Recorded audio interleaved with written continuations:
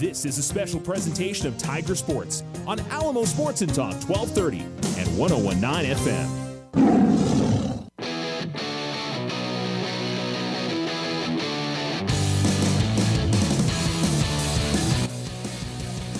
You're listening to Alamo Sports and Talk 1230, 101.9. Welcome to Clovis and another edition of Alamogordo Tiger Football. I'm Charles Winnicky. Thanks so much for joining us here from Leon Williams Stadium and Eric Rodenhouse Field. And they are doing their senior night festivities this evening are Clovis, which they've got a lot of seniors between band and football and dance and cheer.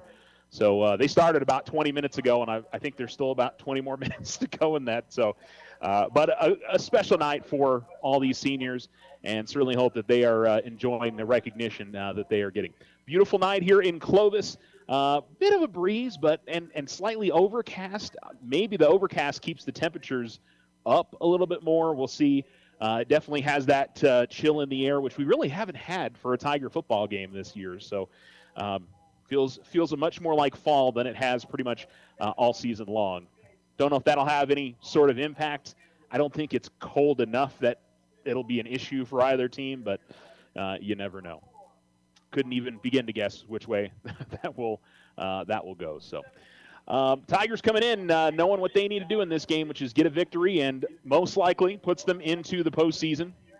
Not a guarantee, but that's all they can control is coming on the road and getting a win here in Clovis tonight, which this is a place that Alamogordo hasn't had a ton of success in over the years. Haven't played here a lot. This will be just the first game since 2015, 2014.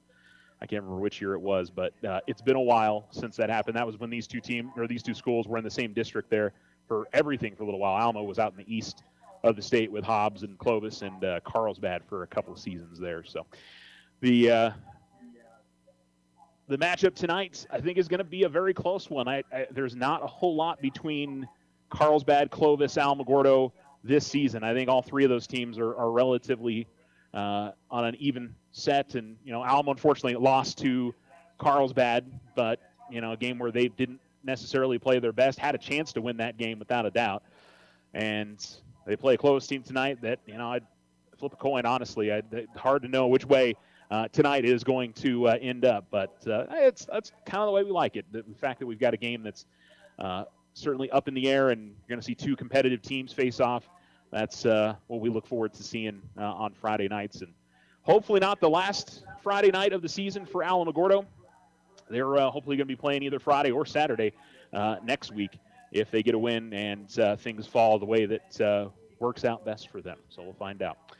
All right, so we're going to hear from Alamogordo Tigers head football coach A.J. Cisco coming up next. This is the Otero Federal Credit Union pregame show, and we appreciate you joining us here from Clovis, or the Purple Place. And, yes, purple track, purple end zones, and look forward to hopefully a good evening for the black and gold tonight. We will take a break and come back. You're listening to Tiger Football on Alamo Sports and Talk, 1230, 101.9. You can also find us on the Alamo Sports YouTube channel and on your phone by downloading the Exciter Media. Ryan Richardson Motor Company wishes the Tigers an amazing winning season. May your efforts match your dreams. Buy, sell, or trade late model cars, trucks, and SUVs. Financing available. Stop by for a test drive and score an amazing deal with Ryan Richardson Motor Company. 318 South White Sands Boulevard, or online at ryanrichardson.company. That's ryanrichardson.company. Remember, if something seems too good to be true, it often is. This is AJ from First National Bank. Trust your instincts and stay vigilant to online fraud. Protect yourself from becoming a victim. Think before you act. If you have any concerns, contact your bank for further assistance. First National Bank, member FDIC. Use the equity in your home to finance your dreams. This is Leanne Bain from First National Bank. Plan that special vacation, those home improvements, or simply pay off high interest rate bills. It's easy. Apply for your home equity line of credit today. Member FDIC, equal housing lender. All loans subject to credit approval.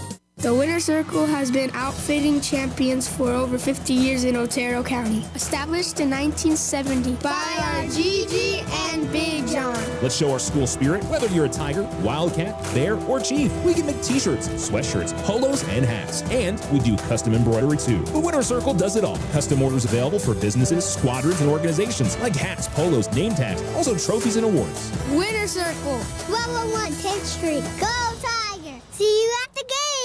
Transform your home with Ochoa Stucco. Whether it's a fresh look or a durable finish, their expert team delivers quality and style. Say goodbye to bland exteriors and hello to stunning curb appeal. Ochoa Stucco, always a flawless finish. 442-6745. If only life had a remote control, you could pause or rewind. Well, life doesn't always give you time to change the outcome, but prediabetes does. Take the 1-minute risk test today at doihaveprediabetes.org. Brought to you by the Ad Council and its Prediabetes Awareness Partners. OSU's Black Friday sale is back.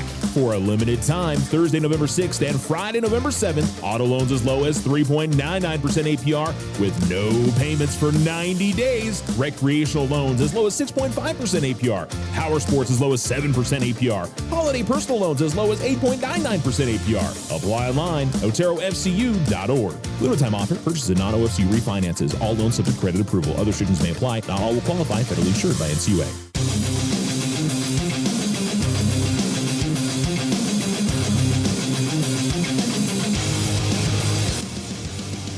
You're listening to Alamo Sports and Talk, 1230, 1019. Welcome back to Clovis, and welcome back to the Otero Federal Credit Union pregame show. And now our weekly interview with Alamogordo Tigers head football coach, A.J. Sisko. You know, I don't know if there's really much to come out of the Cruces game. I thought y'all in the first half played them pretty well, but just made too many mistakes in that game. You know, and Cruces is good. I mean, there's a reason why they are who they are and why they're ranked number 1 and beat Cleveland. I was really happy with how our kids came out and played hard. I mean, we get a stop on the first drive, get a drive going, and then stall out, and then we call a fake punt that we've saved all year for that moment, and our kid just forgets to run it, and it's wide open. So we took our shots at it, but, you know, defensively, we weren't going to let them beat us running the ball, and we forced them to do some things and beat us in one-on-one coverage and man coverage, and they did. That's how they got their 21. But I thought we played hard. We ran to the ball. I thought we got after it. I thought offensively we had success moving the ball. We just couldn't. I thought the big game changer was when it was 14-0 and we get down and have first and goal at the 8 and then totally botch that with a snap and everything else and a penalty. That kind of turned that game over. I mean, because it's about to be 14-7 going into halftime. We screw that up. They go score real fast. It's 21-0. And then we got an injury in the second half that they found real fast and exploited the heck out of it when we put the backup in there. So Cruz is a good team, but, you know, and for us offensively, I wasn't very pleased with how we sustained drives. I thought our offensive line was really bad performance-wise up front. And that just goes back. That's kind of our struggles have been the last 3 weeks with all the injuries we've had offensively, missing 3 guys. So we are healthy finally. So we got all our guys back, so we're excited for Friday. Yeah, not only offensive line, you get Strong back this week as well. Yeah, we do. We get Strong back. We get Kamari back. We get Carter back. So that offensive line is going to be intact just like it was for the previous 3 weeks before. I mean, we haven't had him since Centennial, Carlsbad, and Cruces. Yeah, and that's, I mean, something to know. I mean, we've talked about the offensive line, a couple of those guys, but Kamari is another. I mean, yeah, he hasn't played those 3 weeks either. But he's almost like an extra offensive line. He's like an extra guard for us, and he's done a great job all year in blocking and doing those things. And when he goes down, we had to put Valdez over there, which means he's playing more. And so you get Galbraith back to be the right tackle, which will allow Dominic to go back to his natural home, which will allow Jace to go back to his natural home. So, I mean, it's exciting to get them all back. It was frustrating for those 3 weeks when you got important games and we're just missing kids and we couldn't get it figured out correctly and get it organized. I don't say organized. We just couldn't execute. I mean, the guys we were putting in there couldn't get it done, and hopefully we can get it done on Friday. And you also end up having to play more guys both ways, and that obviously, that adds wears to them the down. Fatigue at the end of the game. And we saw that with Nate. We saw that with Bryson. And so, getting things back to maybe what you expect, maybe a little bit more like we saw over the first few games of the season. This will be the closest we've been to week 3, week 2, week 4 that we've had all year. So it's exciting for us in that regard. The kids know what's at stake going into Clovis. But we're excited to kind of see how we play. I thought the bye week was really good for us. I mean, I hated how late it came in the year. But I thought that was huge for us to get that. And we took the entire week off from physically getting after them with pads on. We did a ton of stuff. We still had them out there in pads moving, doing all their stuff normally. But we had to get them going and getting back into the basic stuff that we kind of move on from as we get through the season. And then we focused a lot with our younger kids. I mean, those younger kids got to go and bang a lot and get after it, while our older kids got to recover and rest a little bit, and that was huge for us. But I thought our kids approached the bye week the right way with the mindset that we told them they had to have for it, and then get into this week. And they've responded with 3 really good days of practice so far. And I think it's also be clear that, I mean, you guys were never using that as an excuse. The guys were going out there and playing hard and doing what they could. But at the end of the day, you know, all those guys that we mentioned are key players for you. And in any high school football team in New Mexico, you take 4 or 5 key players off the table, it's going to be a different situation. I mean, and you go at the 6A level, it's huge. Yeah.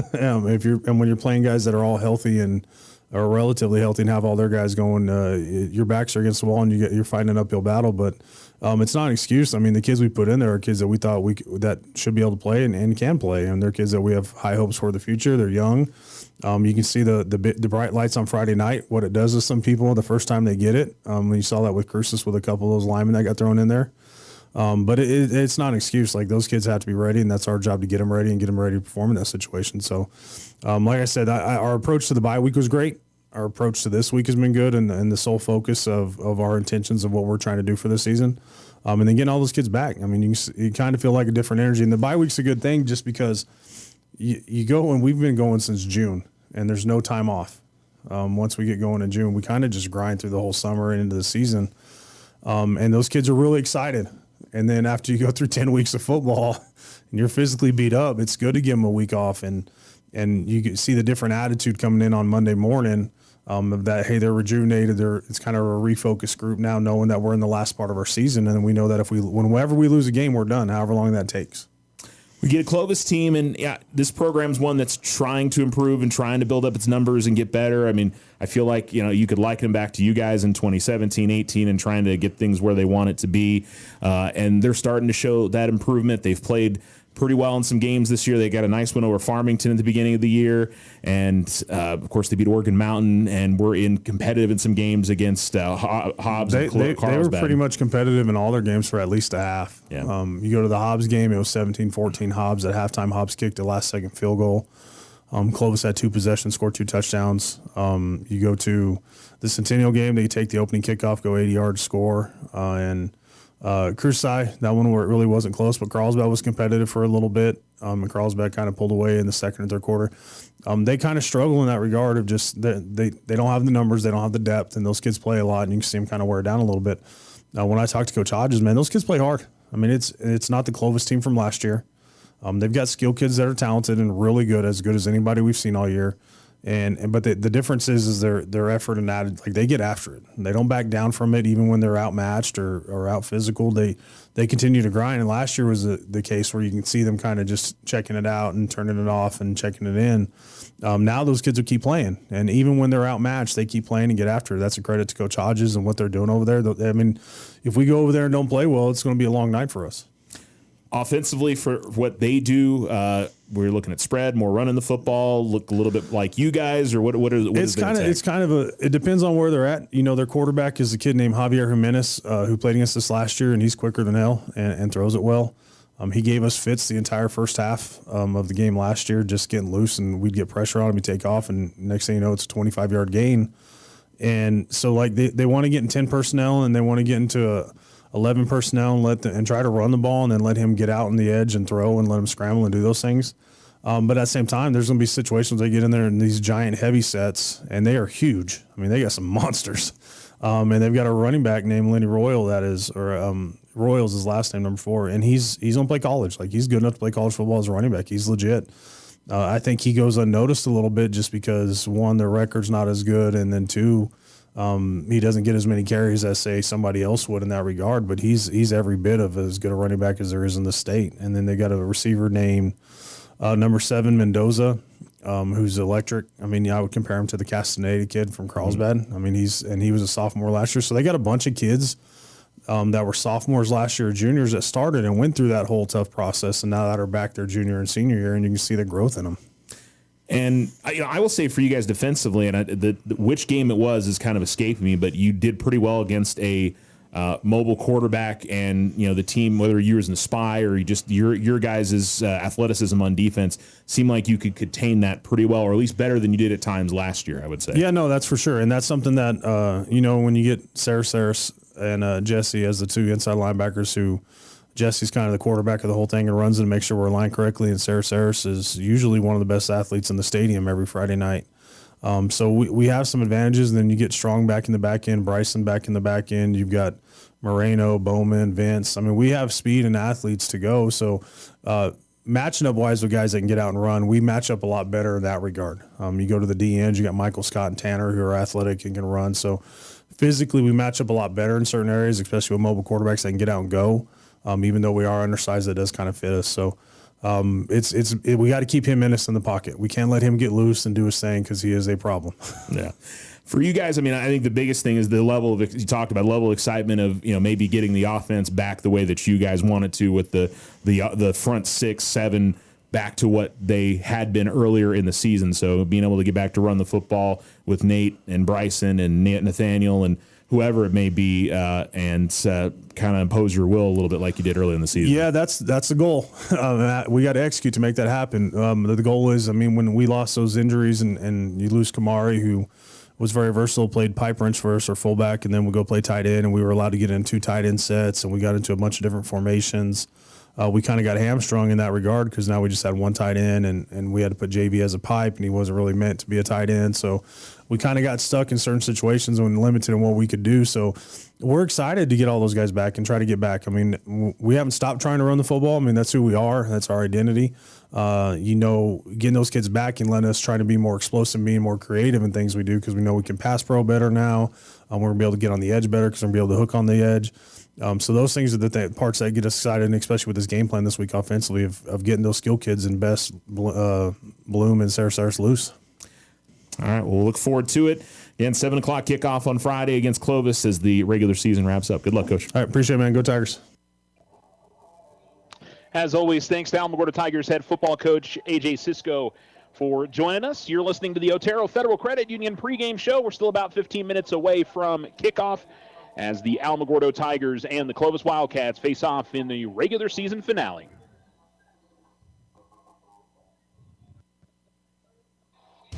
Ryan Richardson Motor Company wishes the Tigers an amazing winning season. May your efforts match your dreams. Buy, sell, or trade late model cars, trucks, and SUVs. Financing available. Stop by for a test drive and score an amazing deal with Ryan Richardson Motor Company. 318 South White Sands Boulevard, or online at ryanrichardson.company. That's ryanrichardson.company. Use the equity in your home to finance your dreams. This is Leanne Bain from First National Bank. Plan that special vacation, those home improvements, or simply pay off high interest rate bills. It's easy. Apply for your home equity line of credit today. Member FDIC, equal housing lender, all loans subject to credit approval. Remember, if something seems too good to be true, it often is. This is Emily from First National Bank. Trust your instincts and stay vigilant to online fraud. Protect yourself from becoming a victim. Think before you act. If you have concerns, contact your bank for further assistance. First National Bank, member FDIC. The Winter Circle has been outfitting champions for over 50 years in Otero County. Established in 1970 by our Gigi and Big John. Let's show our school spirit. Whether you're a Tiger, Wildcat, Bear, or Chief, we can make t-shirts, sweatshirts, polos, and hats. And we do custom embroidery too. The Winter Circle does it all. Custom orders available for businesses, squadrons, and organizations like hats, polos, name tags, also trophies and awards. Winter Circle, 1201 10th Street. Go Tiger! See you at the games! Join the fantastic team at Ochoa Stucco. Full-time positions, on-the-job training, and competitive pay. Start a career in construction. Message Ochoa Stucco on Facebook or call 575-442-6745 to schedule an interview. I didn't ask to be thrown in the streets, but I did ask for help, and Covenant House was there for me. For these kids who didn't ask to be put in this unthinkable situation, Covenant House is there. To learn more, go to safeplacetosleep.org today. OSU's Black Friday sale is back. For a limited time, Thursday, November 6th and Friday, November 7th, auto loans as low as 3.99% APR with no payments for 90 days. Recreational loans as low as 6.5% APR. Power sports as low as 7% APR. Holiday personal loans as low as 8.99% APR. Apply online, OteroFCU.org. Limited time offer. Purchases of non-OFC refinances. All loans subject to credit approval. Other restrictions may apply. Not all will qualify. Federally insured by NCUA.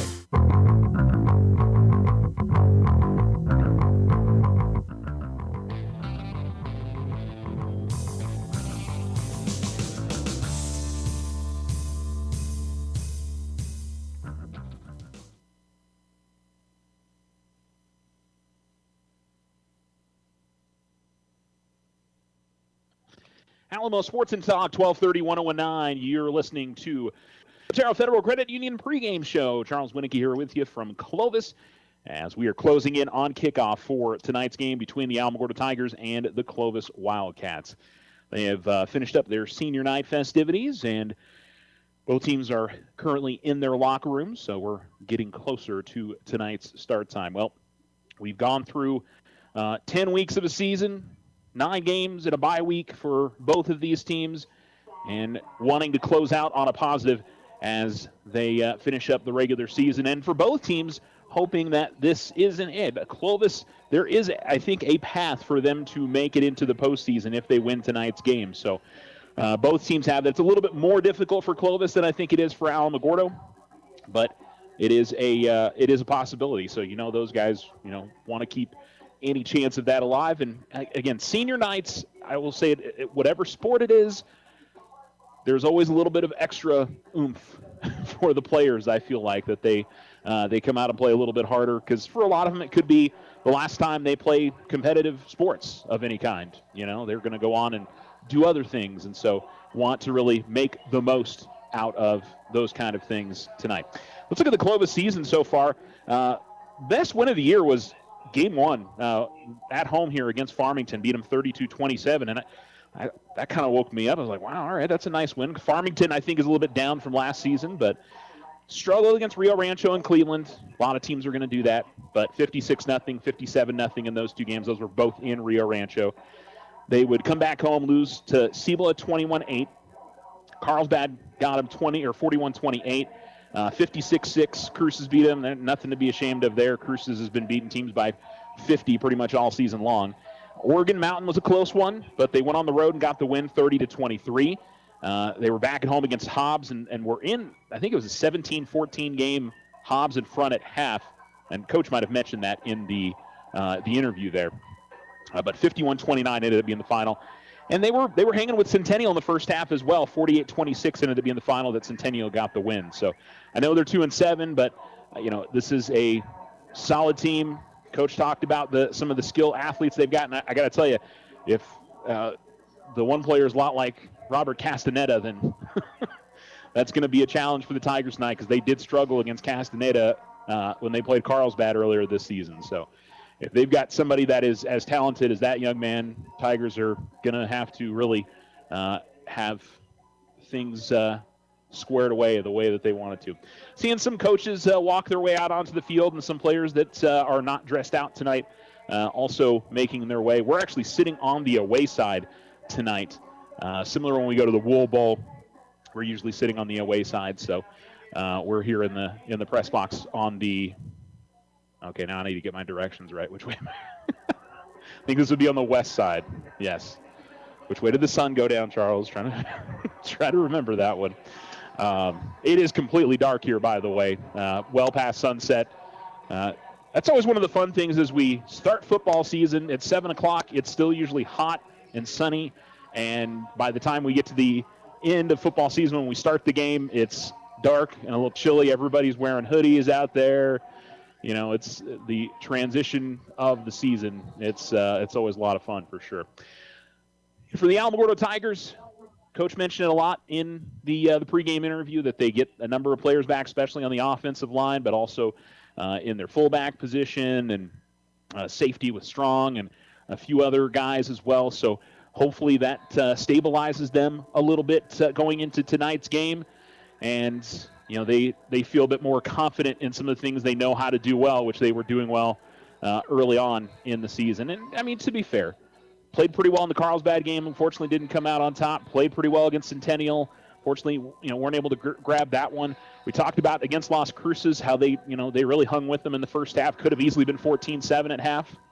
Just didn't quite work out that way. And I'm trying to think of who else in this stretch. Hobbs. I mean, it was that bad quarter, obviously, that caught them. So, I think if they look back at the season, they'll be a little frustrated. I think certainly with the Piedra Vista loss, I think that one especially. If Alamo wins that game, they're probably not as well. No, they would still need to win this game, so it's kind of neither here nor there. But seeding could obviously take a big difference with all of that if they had won that game earlier in the year. But doesn't really matter at this point. Just got to focus on what you got in front of you, and that's 48 minutes of football here against the Clovis Wildcats tonight. Do want to mention just up the road, Tularosa is taking on Texaco in their regular season finale. Tough matchup for the Tularosa Wildcats tonight as they try to lock up a spot in the postseason. If they can pull off the upset there, certainly possible for them to, or I would say for sure they're going to be in the postseason. So both teams making their way out of the locker rooms over here to my left. Clovis is in all black tonight, and Alamogordo is going to be in all white tonight. So the two teams are getting ready to make their way out here in just a little while. We'll go ahead and keep it right here and wait until they get going into their the national anthem. So we'll take a break when we've got that going on. But it's kind of a special thing, I think, for them to wear their black jerseys. I don't think they wear them a whole lot. In fact, it's not the same jersey numbers as they have normally. If anybody out there, I guess, maybe listening here at the game, or maybe if you're watching it on on NFHS Network, those numbers won't match up to the Max Preps jersey numbers. So, see Coach Cisco out onto the field now as well. Tigers are standing in the end zone, getting ready to run out and let out onto the field by Tristan Bowman. And the contingent of Alamogordo fans that have made the trip out, making some noise for their Alamogordo Tigers. Black helmets, white pants and tops, black numerals, and gold outlining for the Alamogordo Tigers on their jerseys tonight.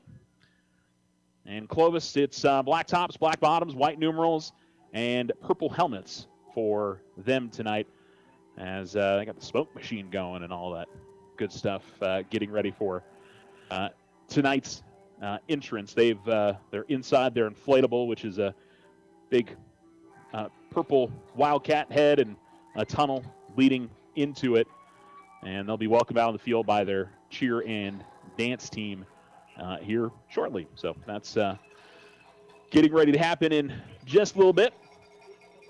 Also, the Alamogordo Tiger student athletic training staff here as well, as they make the road trips and work exceptionally hard to help out with these games as needed. I should check and see if the district cross-country meets results have been posted yet. Alamogordo hosted theirs today.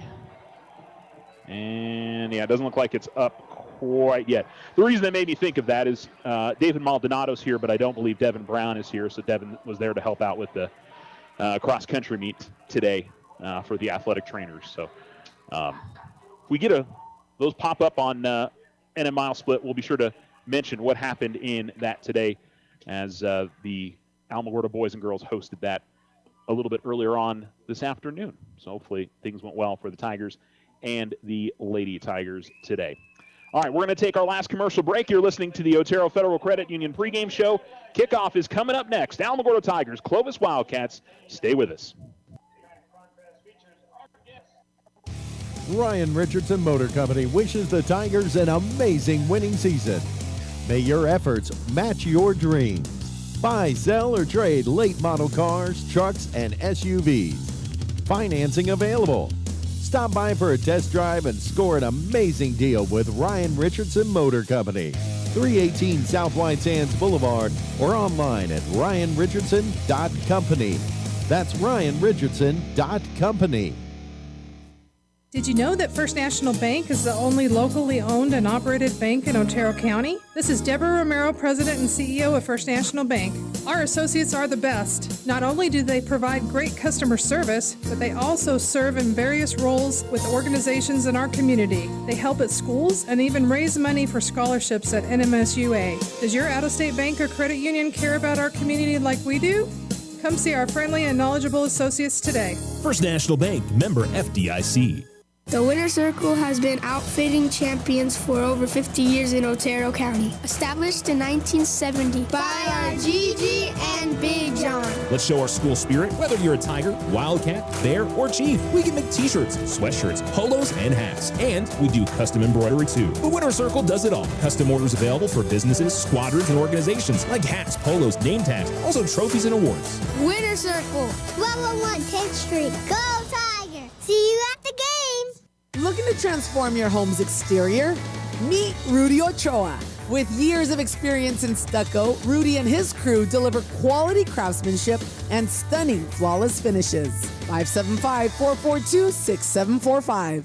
We are the Veterans Health Administration, and our hands provide life-changing care to over 9 million veterans across more than 1,200 facilities nationwide. Join hands with us to make an impact in your community. Learn more at vacareers.va.gov. OSU's Black Friday sale is back. For a limited time, Thursday, November 6th and Friday, November 7th, auto loans as low as 3.99% APR with no payments for 90 days. Recreational loans as low as 6.5% APR. Power sports as low as 7% APR. Holiday personal loans as low as 8.99% APR. Apply online, oterofcu.org. Limited time offer. Purchase of non-OFC refinances. All loans subject to credit approval. Other restrictions may apply. Not all will qualify. Federally insured by NCUA.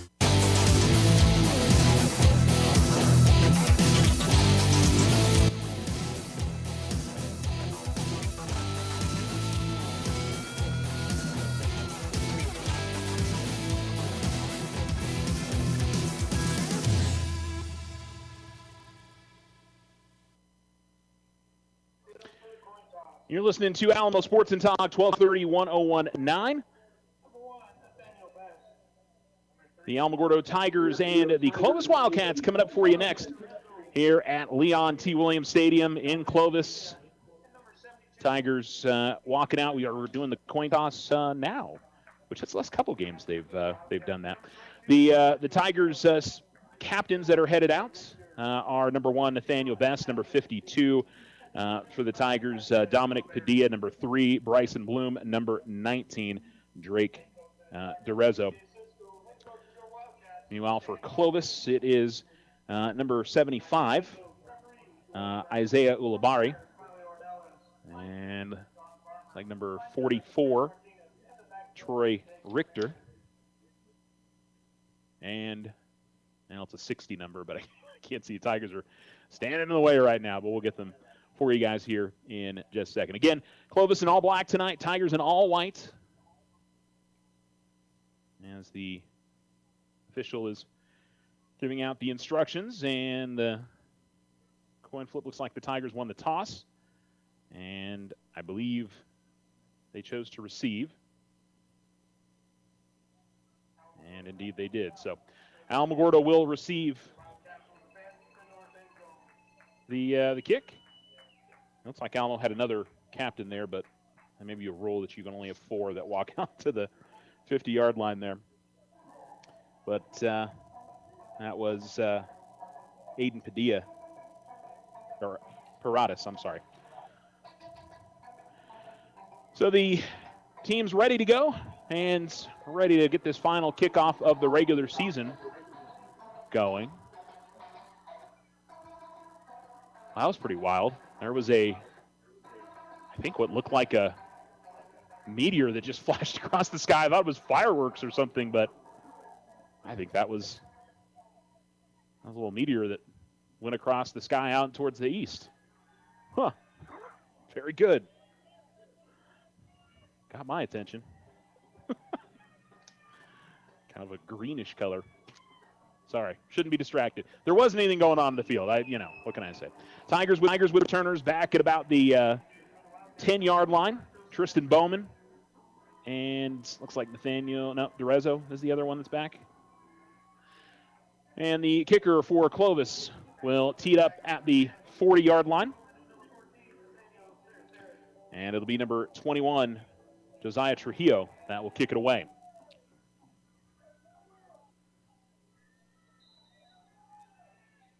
The right-footed kicker puts the boot into it, and it is a short kick, bounce over the head of Saraceris, and unfortunately it's going to go out of bounds.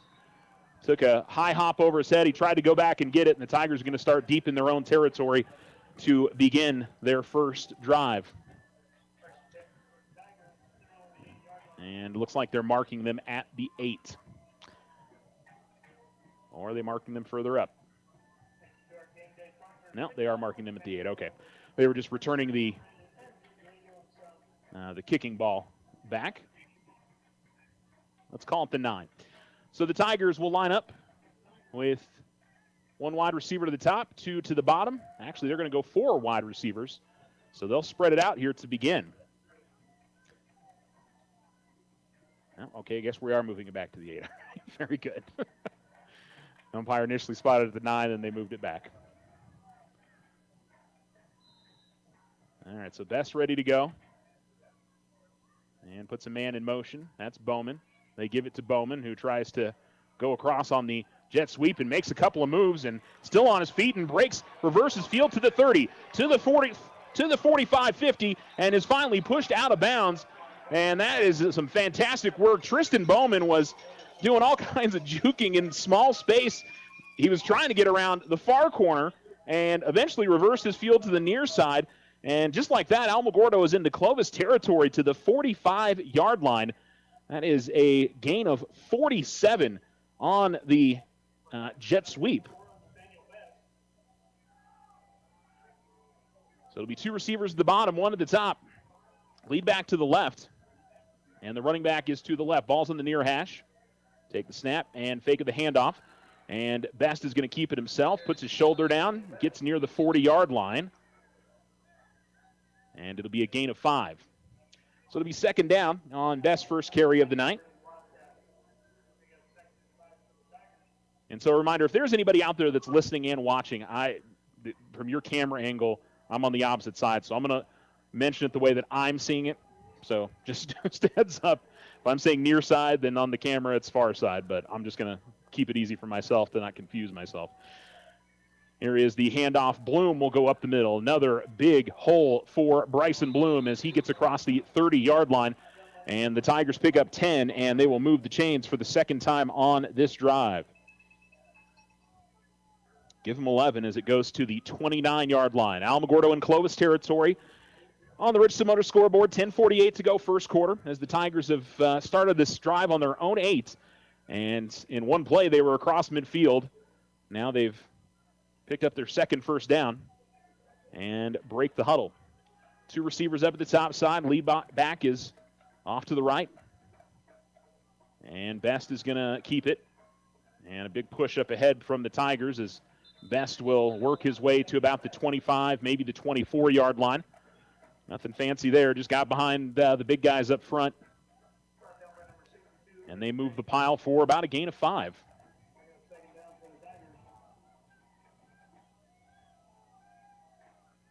Second down and 5 for the Tigers. Ball closer to the near hash.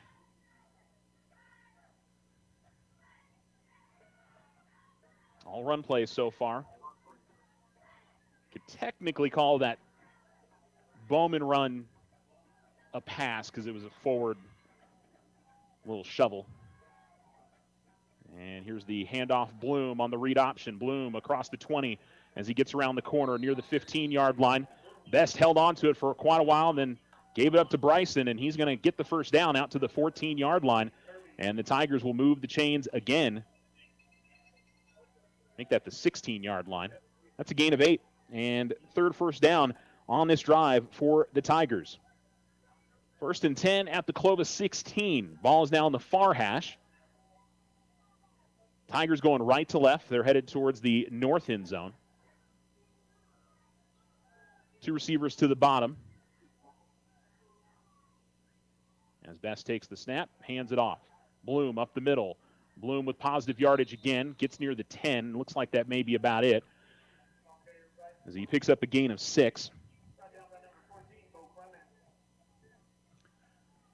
And it'll bring up a 2nd down and 4 for Alamogordo. They need the 6 for a first down. Ball in between the hashes, maybe a little bit closer to the far hash. They'll stay in this formation with 6 on the line, 2 receivers. And Best is going to keep it himself. Use Bloom as a lead blocker. Best working his way towards the end zone. Looks like he's got it. And the Tigers have a touchdown on their opening drive. That's a 10-yard touchdown run for Nate Best. And the Tigers take it 92 yards on the opening drive and lead 6-0 on the Richardson Motors scoreboard. 8:24 to go in the first. And Moreno will be on to kick the extra point. Bowman to hold. Good snap. Kick is up. And looks to be good. It is. Tigers lead 7-0 on the Richardson Motors scoreboard. 8:24 remaining. And you're listening to Tiger Football on Alamo Sports and Talk, 1230, 1019.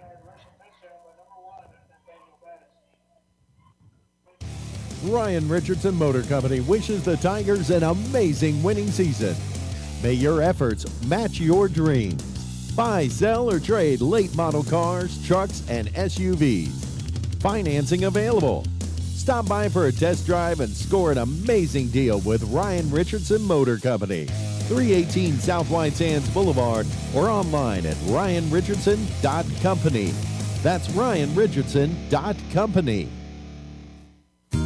Halloween is here with spooky fun, haunted houses, and pumpkin patches. It's also a time to remember to safeguard against identity theft. This is Deborah Romero, president of First National Bank. Helpful tips include protecting your Social Security number, using strong passwords, and practicing internet and computer safety. Don't be spooked. If you have concerns, please visit with our friendly associates. They will help you stay informed. Wishing you a safe and happy Halloween. First National Bank, member FDIC, equal housing lender.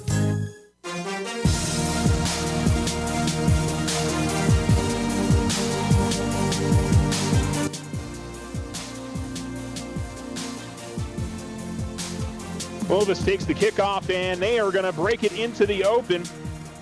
Out to the 50-yard line. Oh, he's still on his feet. Oh, and then a huge hit. That was number 83, Josiah Turner, who was that 83? And he said Josiah Turner. May have been 13. Anyway, it looked like he was spun off, and he kept going, and then one of the Tigers, I think, that was 54 for Alamogordo, Hines, that came in and made the hit. There we go, the Tigers defensively. 4 down linemen, 3 wide receivers to the bottom side, 1 to the top, and they'll run to the near side. We got a penalty flag right away, and the quarterback keeps and working his way out of bounds to about the 30-yard line, but let's wait and see what the call is here. Maybe an illegal formation. That looks to be the case as it'll come back.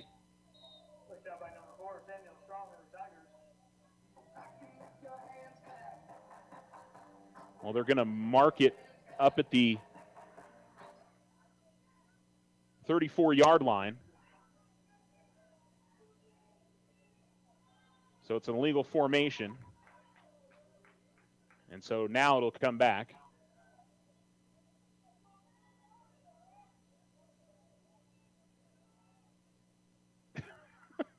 Sorry, I was a little confused. The white hat wanted them to mark the ball where the play ended up at. But I think the official knew, obviously, it was coming back and started running back. And there was just a whole bunch of things going on in the sequence of that. So anyway, it's a 5-yard penalty, and it'll be 1st and 15 here for Clovis.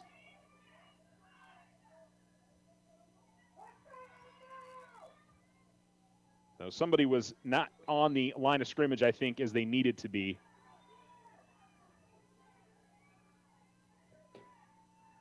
Trips to the top, 1 at the bottom. And the running back lines up in the pistol. And back to pass, and a throw down the middle of the field is going to be too far, as they are looking for Jimenez, or Jimenez was looking down the middle. And it'll be 2nd and 15 as the pass was a little bit too far beyond the intended receiver. Isaiah Curry was the intended receiver, and so it'll be 2nd down and 15.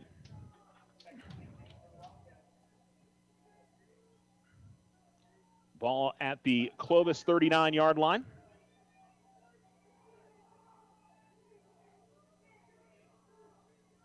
Trips the top, one at the bottom for Clovis. Menace takes the snap, fakes the handoff, back to pass. Now it looks like he's going to run, and he is going to be spun down eventually by Saris. That's something we talked about a lot, was keeping a spy on Jimenez, knowing he would try to run as the Tigers go back and play man-to-man defense against the receivers. Ends up being a gain of 5 up to the 44-yard line. That'll be something to watch tonight, is how well can Saris match up and make plays in those situations when it's essentially man-to-man defense there. Trips the top, one at the bottom. Chance for the Tigers to get off the field here early on a 3rd and 10. Ball's on the near hash. Jimenez takes it, play action, looking to throw. He completes it. It's going to be enough for a 1st down, and working his way across the 40-yard line to down to the 38th. That'll be number 7, Ethan Gutierrez. And he finds it to the Tiger 38-yard line. That's a gain of 18. 1st and 10 for Clovis in Alamogordo territory at the Tigers 38. Ball now moves to the far hash. 6:47 to go here in quarter number 1. One receiver to the bottom, and again trips to the top. Running back is to the left of the quarterback Jimenez. He will, it's the straight quarterback run to the far side, and he gets to the corner and works his way to the boundary and then gets pushed out of bounds. See if he got enough for a 1st down. I think he's going to be just short, or does he have it?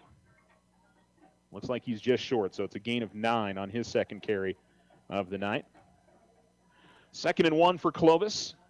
Ball now at the Alamogordo 29-yard line. They go left to right, headed towards the south end zone.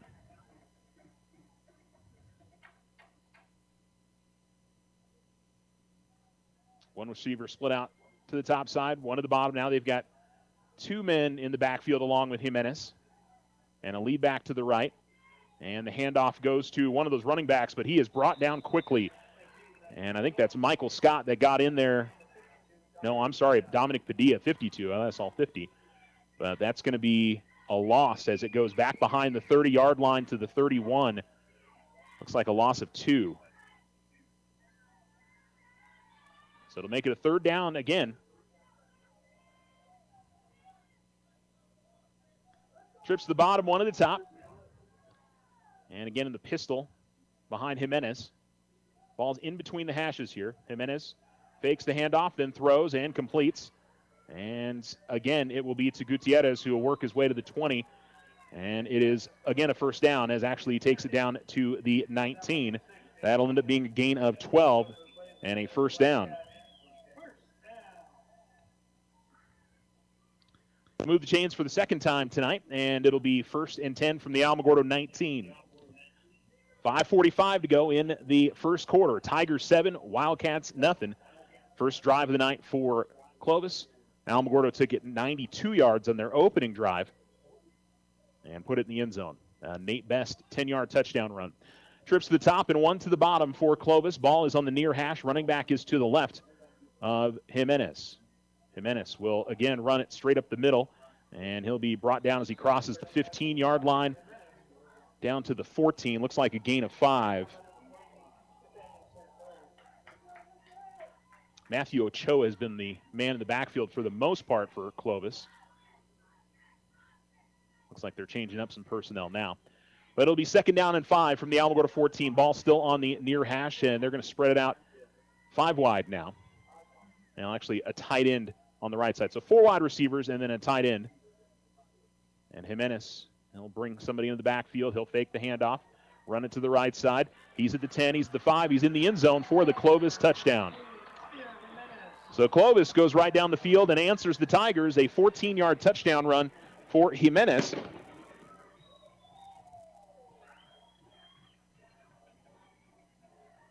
And both teams find the end zone on their opening drive. 7-6 your score. Clovis, swinging gate formation.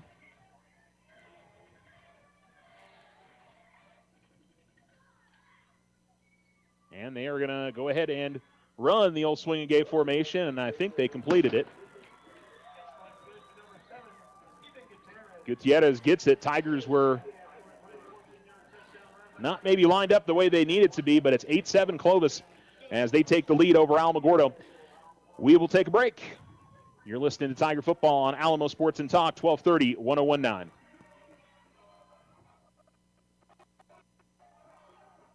The Winner Circle has been outfitting champions.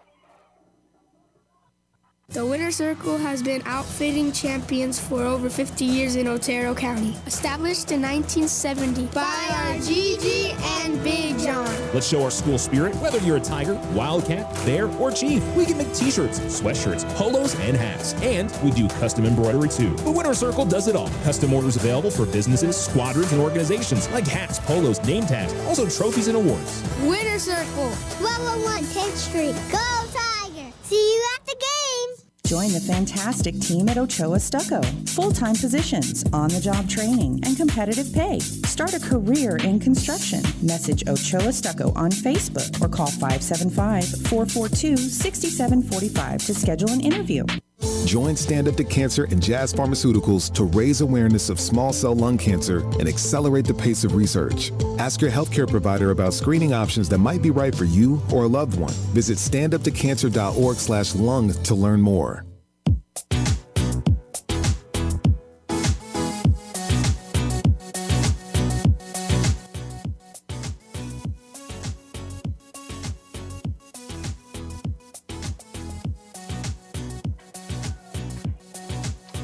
Alamo Sports and Talk, 1230, 101.9.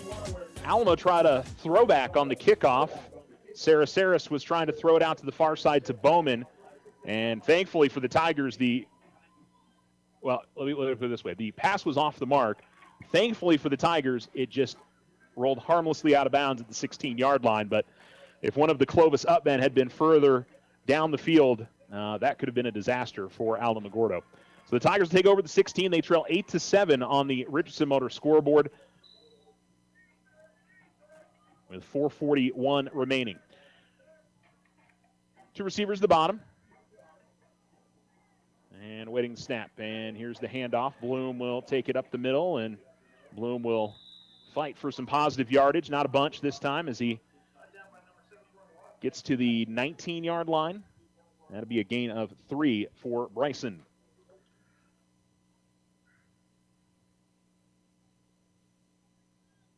Both teams find the end zone to begin the game and see which defense can step up as we progress here. It's going to be DeRezzo and Bowman, the receivers to the bottom. Bloom's the running back to the right of Best. And he takes the snap, and he gives it off to Bloom. Bloom going to work it around the outside. He's to the 25. He's still working to the 30, to the 35, and almost to the 40-yard line. Good blocking up ahead by DeRezzo to allow some extra yardage. Same goes for the guys on the end there. I think Bowman was one of them. Really did some nice work to create some room. And that's going to end up going for a gain of 20. He takes it to the 39-yard line, and the Tigers move the chains.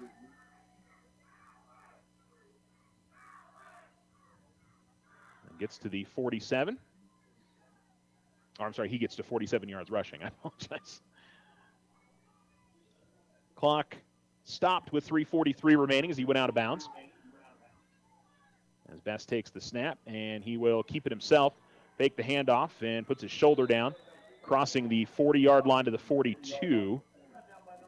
And that'll be a gain of 3.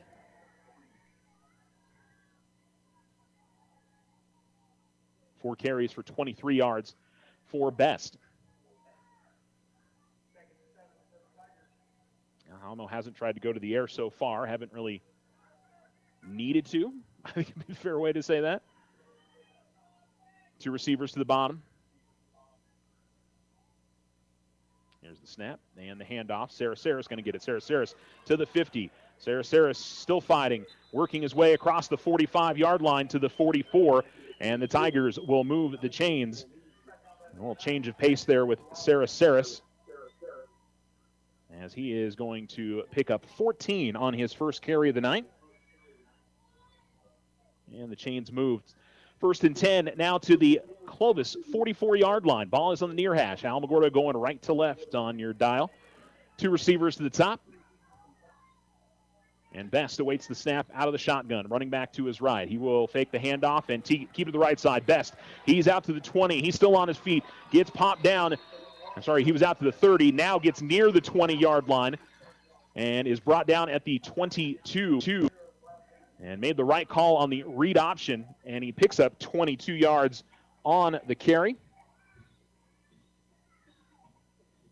And he's up to 55 yards rushing as the Tigers running attack in that offensive line, which is healthy for the first time in a few weeks. Creating some big holes for quarterback, running back, wide receiver, a lot of guys tonight. Best on a speed option to the right. He's going to keep it. Late option out to Saraceris, who puts his shoulder down, crosses the 10, gets down to about the 9-yard line. And Alamogordo looks to have picked up another first down. Indeed, they did. 13 yards for Saraceris. Best probably got 4 or 5 of those before he made the toss to his right. And it'll be 1st and goal for Alamogordo at the Clovis 9-yard line. 2:08 remaining here in the first quarter, with the Wildcats leading the Tigers 8-7.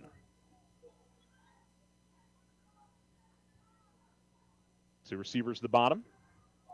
Here's the snap, and Best. Just a quarterback power to the left side. He's to the 5. He's to the corner of the end zone, and he's got the Alamogordo touchdown, 9 yards. And Best with his second rushing touchdown of the night.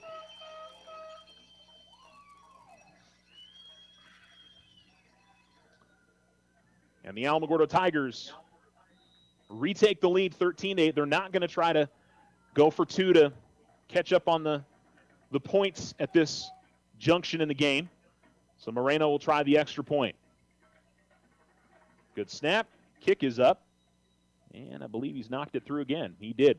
So the Tigers up 14-8. 2:01 remaining in the first quarter on the Richardson Motor scoreboard. We will return to Clovis. You're listening to Tiger Football on Alamo Sports and Talk, 1230, 1019. OSU's Black Friday sale is back. For a limited time, Thursday, November 6th and Friday, November 7th, auto loans as low as 3.99% APR with no payments for 90 days. Recreational loans as low as 6.5% APR. Power sports as low as 7% APR. Holiday personal loans as low as 8.99% APR. Apply online, oterofcu.org. Limited time offer. Purchase of non-OFC refinances. All loans subject to credit approval. Other restrictions may apply. Not all will qualify. Federally insured by NCUA. Ryan Richardson Motor Company wishes the Tigers an amazing winning season. May your efforts match your dreams. Buy, sell, or trade late model cars, trucks, and SUVs. Financing available. Stop by for a test drive and score an amazing deal with Ryan Richardson Motor Company. 318 South White Sands Boulevard or online at ryanrichardson.company. That's ryanrichardson.company.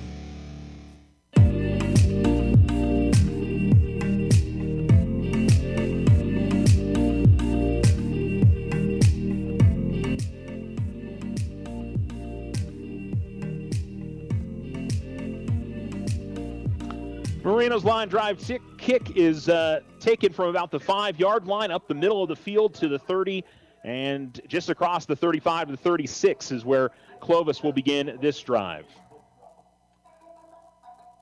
Wildcats went down the field, scored, and then got in a 2-point conversion, which, by the way, when I said the Tigers weren't aligned right, so if you don't know what the swinging gate is, if you're just listening on the radio tonight, they had most of their offensive line on one side, the center, the quarterback. They had a wide receiver on the near side, and it was basically man-on-man with the receiver. He got open, and the man who was snapped to threw it to him for the 2-point try.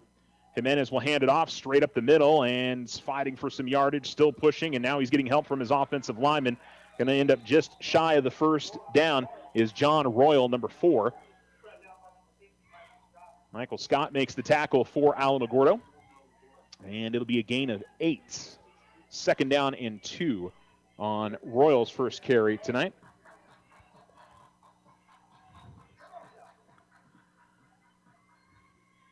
So at the 44-yard line now on the far hash. 4 wide receivers, 2 split out to the near side, 2 to the top. And running back is behind Jimenez. Here's the fake of the snap, or fake of the handoff. Jimenez going to roll to his left, looking to throw, and he will throw it short. He's able to get it past the line of scrimmage. His intended receiver was number 81. That was Kaisen Ulabari, but really nobody in the area. But out of the pocket, past the line of scrimmage, no grounding, and it'll be 3rd down and 2.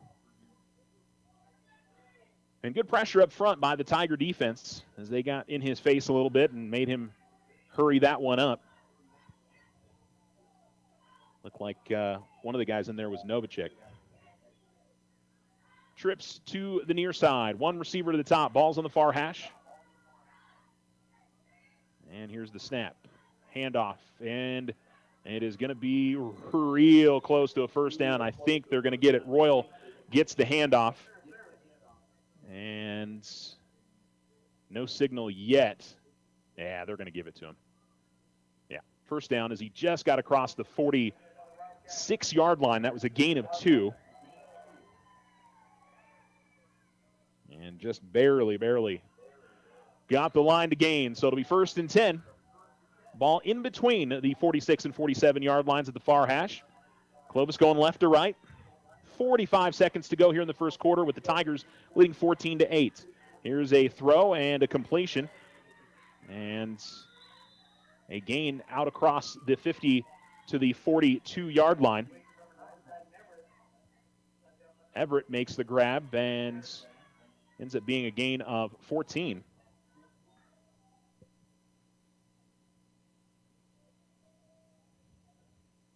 Number 9 on the reception.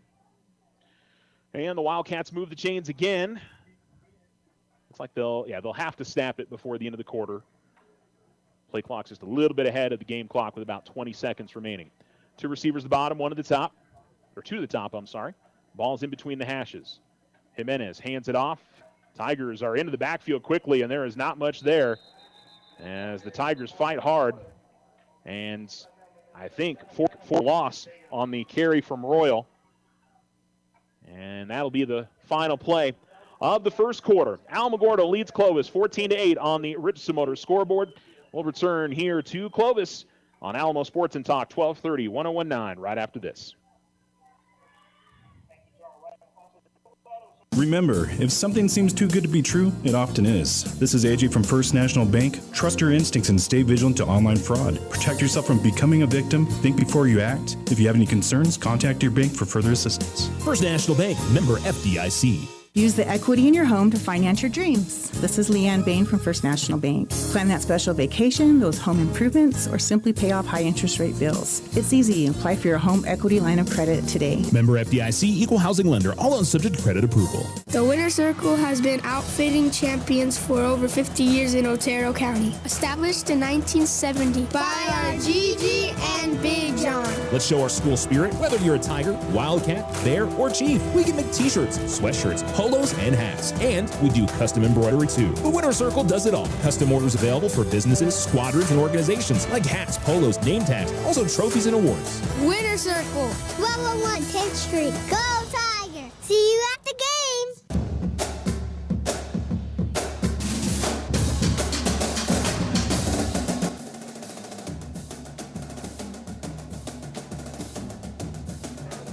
Ethan Gutierrez is going to get the reception on a play action. It's not going to be quite enough for a first down as Jimenez hits him in space out at about the 35-yard line, and he makes a move and gets to the 34, and so it's a gain of 9, his 3rd catch of the night. 3rd and 2, more like 1 probably. Trips to the near side. Clovis now going right to left, headed towards the north end zone. One receiver out to the top. Jimenez will fake the handoff, and he'll throw. Gutierrez has got it again, and he will work his way across the 30-yard line and near the 25. He's got the first down pretty easily to the 26, and that's a gain of 8 on his.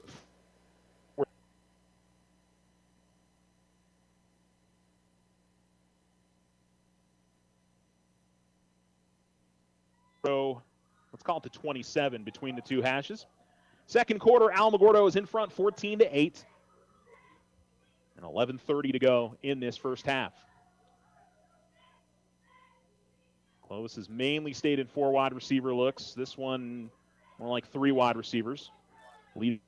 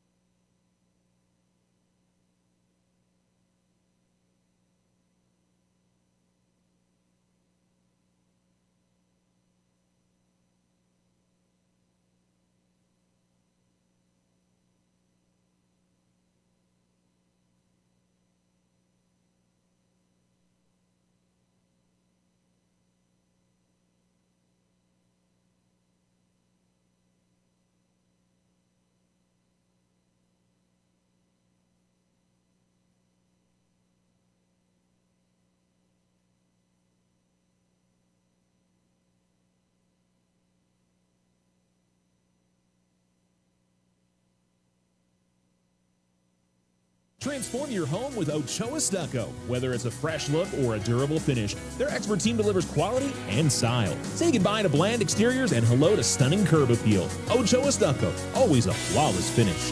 442-6745. If only life had a remote control, you could pause or rewind. Well, life doesn't always give you time to change the outcome, but prediabetes does. Take the 1-minute risk test today at doihaveprediabetes.org. Brought to you by the Ad Council and its Prediabetes Awareness Partners. OSU's Black Friday sale is back. For a limited time, Thursday, November 6th and Friday, November 7th, auto loans as low as 3.99% APR with no payments for 90 days. Recreational loans as low as 6.5% APR. Power sports as low as 7% APR. Holiday personal loans as low as 8.99% APR. Apply online, oterofcu.org. Limited time offer. Purchases and non-OFC refinances. All loans subject to credit approval. Other restrictions may apply. Not all will qualify. Federally insured by NCUA.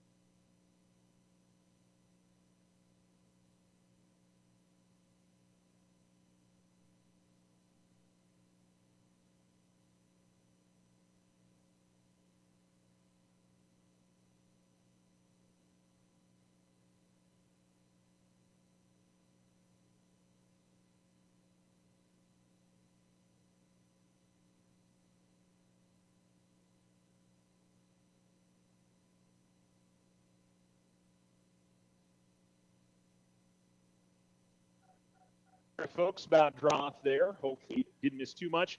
But you're going to get a Nate Best 25-yard touchdown run just as we come back from our technical issue there. Tigers had taken it to the 25-yard line of Clovis. Just before that, Bryson Bloom had a 26-yard run to get it into Clovis territory. And then Best with his third rushing touchdown of the night. Tigers racking up the rushing yards in bunches. Best has got 96. Bloom has got 78.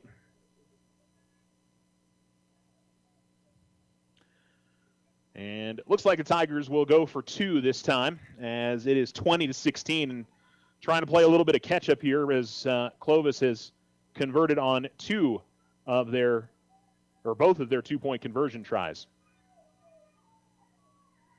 And Best is going to work it to the left side, and looks like he'll get in there easily. And so the Tigers have pushed it back out to a 6-point advantage. 22-16, 9:17 remaining here in the second quarter. Tigers go down the field in about 2 minutes and retake the lead on the Wildcats. You're listening to Tiger Football on Alamo Sports and Talk, 1230, 1019. Ryan Richardson Motor Company wishes the Tigers an amazing winning season. May your efforts match your dreams.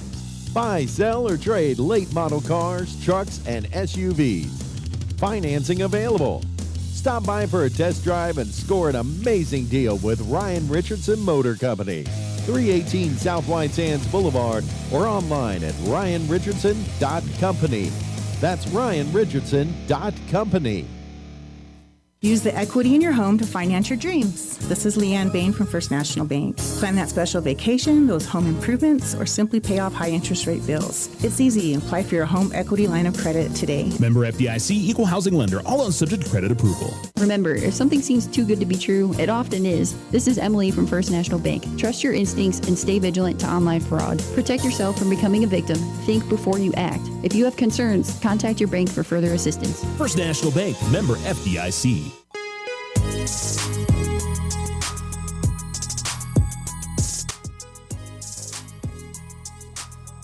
You're listening to Alamo Sports and Talk, 1230, 1019. Moreno kickoff goes through the end zone. It's a touchback.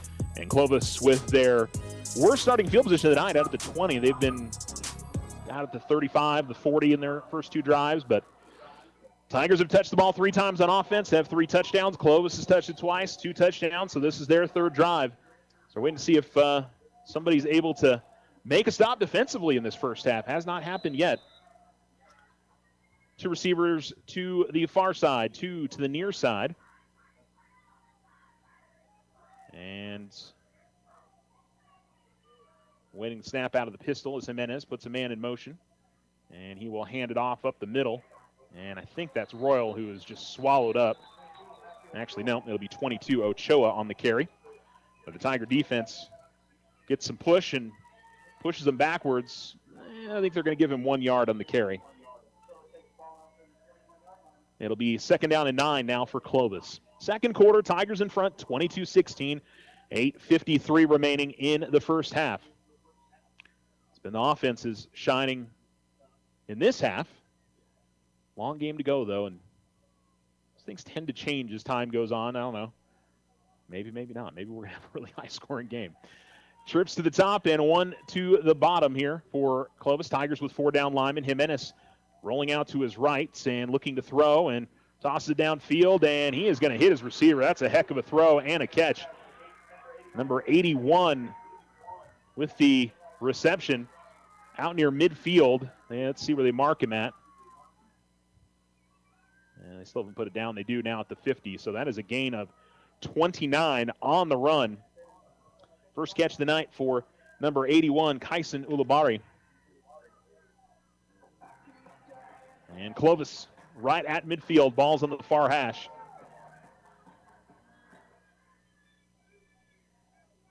Clovis trips to the bottom, 1 to the top.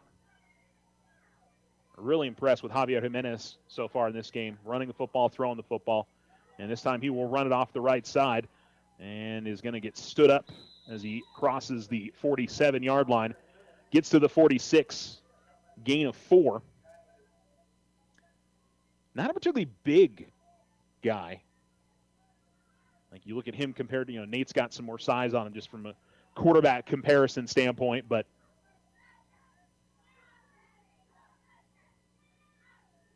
he's put his shoulder down and gone up against these defenders a few times, so no fear there. 4 wide receivers again. Ball's on the far hash. Trips to the near side. Jimenez, play action. Back to pass. Standing in the pocket. Throwing it deep up the near sideline. And he finds Gutierrez again, and Gutierrez able to stay on his feet and gets into the end zone for a touchdown. There is a penalty flag. I think it's probably going to be holding on Alamogordo. I'll be surprised if it's a penalty on Clovis, but we'll see. So Gutierrez right now has a 46-yard touchdown. Unless they're going to call an offensive pass interference.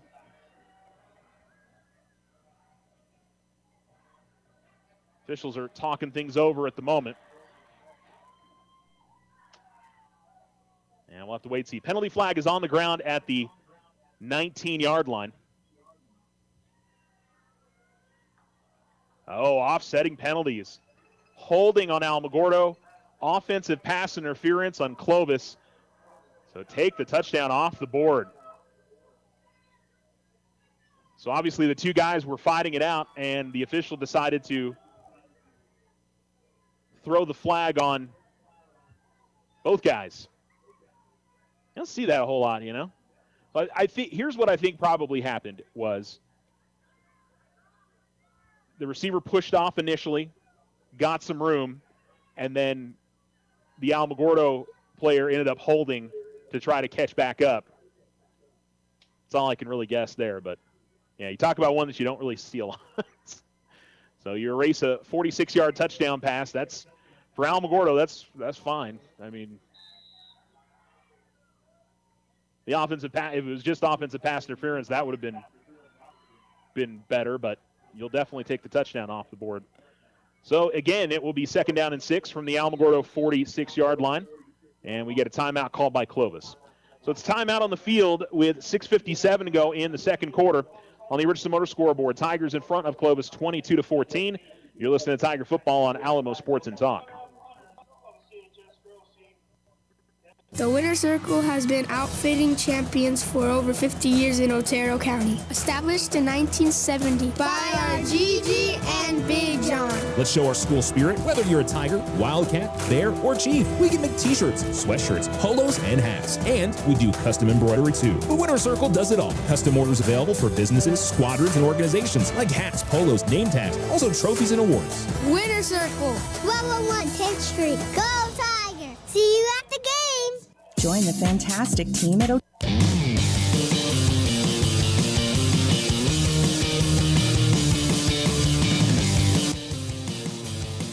Clovis football at the Alamogordo 46-yard line, 2nd down and 6 after a penalty, offsetting penalties, erased a 46-yard touchdown pass. Tigers in front 22-14. As Jimenez takes the snap, and it's a quick pass to the outside. Gutierrez, again, the recipient, and he continues fighting for a positive yardage. I don't think he's going to get quite enough for the first down. But they are definitely getting it to number 7 as much as humanly possible. We talked about somebody similar to Robert Castaneda of Carlsbad, and so far Gutierrez has lived up to that billing that Coach Cisco gave him in our interview. Go down as just a gain of 4.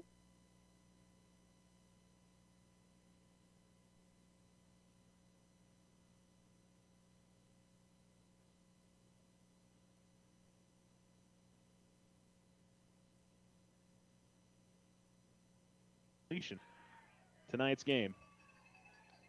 Jimenez will hand it off. Royal on the quarterback's, or I should say on the running back sweep, and he will get the first down easily. They sealed the right side very well, and he gets across the 40 down to the 32-yard line. That's a gain of 10.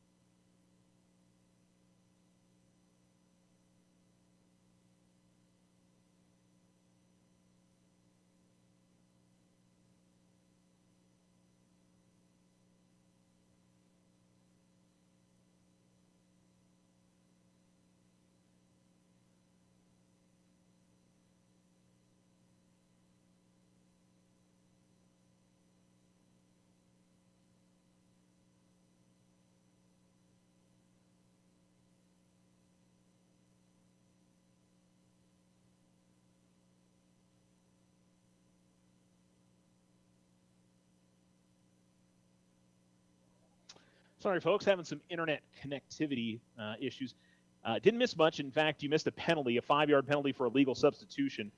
Clovis had too many men in the huddle after they had just picked up a first down. Royal had run it for 10 yards, and then a carry there for the Wildcats gets it out to the 31, so gain of 6. Second down and 9. 22-16, Alamogordo leads, 5:08 to go here in quarter number 2. Clovis moving guys from the far side of the line to the near side of the line. And here is the handoff, and Royal is able to spin away from one tackle and push forward, and he's got the first down. Clovis going a little bit bigger here and just running the football. And it'll go to the 17-yard line. 12 yards on the carry.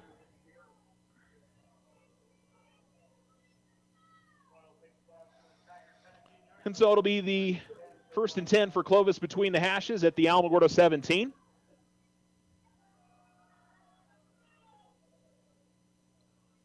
Two receivers to the bottom. Here's the snap. And a fake by Jimenez. He'll run off to the right side. He's at the 10. He's at the 5, and he's into the end zone for the touchdown. Well, so far, neither team's defense has had an answer. And Clovis puts it in, extra point away from tying it. However, they've gone for 2 every time so far. Let's see if Alamogordo can get a stop if they go for 2 again to keep the game tied. Or does Clovis actually kick an extra point? Well, they toss it over to the left side. And that is good. That is interesting. The snapper did not snap it through his legs. He tossed it to his left. And so, again, a 2-point conversion for Clovis. And they're up by 2 again, 24-22. 4:23 remaining in the second quarter. Tigers really need a score here before the end of the half. Otherwise, Clovis has a chance to go up by 2 scores when they get the ball first in the second half. We'll be back. Join the fantastic team at Ochoa Stucco. Full-time positions, on-the-job training, and competitive pay. Start a career in construction. Message Ochoa Stucco on Facebook or call 575-442-6745 to schedule an interview. I didn't ask to be thrown in the streets, but I did ask for help, and Covenant House was there for me. For these kids who didn't ask to be put in this unthinkable situation, Covenant House is there. To learn more, go to safeplacetosleep.org today. OSU's Black Friday sale is back. For a limited time, Thursday, November 6th and Friday, November 7th, auto loans as low as 3.99% APR with no payments for 90 days. Recreational loans as low as 6.5% APR. Power sports as low as 7% APR. Holiday personal loans as low as 8.99% APR. Apply online, oterofcu.org. Limited time offer. Purchase of non-OFCU refinances. All loans subject to credit approval. Other restrictions may apply. Not all will qualify. Federally insured by NCUA.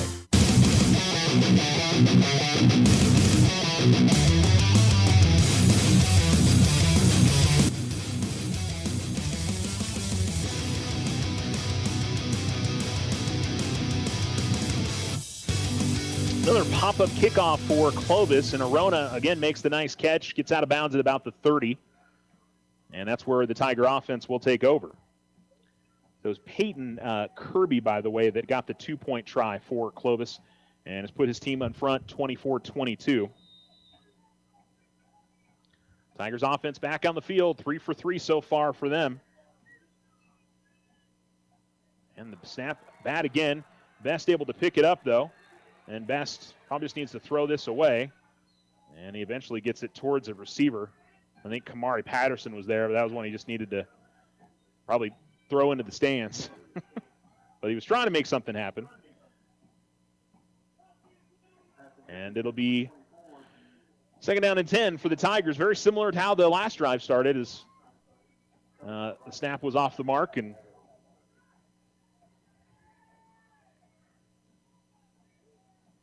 Tigers will go second down and 10. Tigers had 2 or 3 plays tonight that could have been very bad. Thankfully ended up not being that. Here is the handoff for Bloom. Bloom up the middle. Bloom's got the first down and carries defenders with him out to the 43-yard line. That's a gain of 13. And yet again, a big push up front by the offensive lineman. 91 yards rushing for Bloom. Best has got 96 tonight. No hurry here for the Tigers. They've got all 3 timeouts. I'm sure would love to get in the end zone and not leave much time or any time for Clovis to do anything. 2 receivers to the top. Tigers realigning on the offensive line. Now they're set up correctly. Ball at the 44. And Best will hold on to it. Late pull from Bloom, and Best is still running and finally is brought down out of bounds at the far sideline, but he's going to have the first down. Just sort of kept pushing a defender back. So started there at the 44 on his own side, ends up on the 42 on the Clovis side. It's a gain of 14, and the Tigers move the chains. Up over 100 yards rushing in the first half.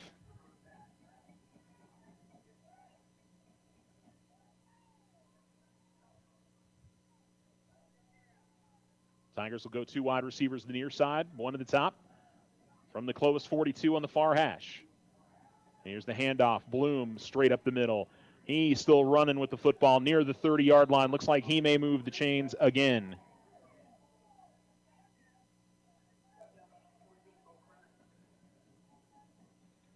And it will be another first down for the Tigers as they go to the 32-yard line this run. And that's a 10-yard gain for Bloom. He's over 100 yards rushing in the first half. 3 minutes to go in quarter number 2. 2 receivers to the near side, 1 to the far. Ball closer to the far hash as Best will give it to Bloom. Bloom straight ahead again across the 30. And then tried to help push him further, but not going to get a bunch. And there is a penalty flag from the near line judge.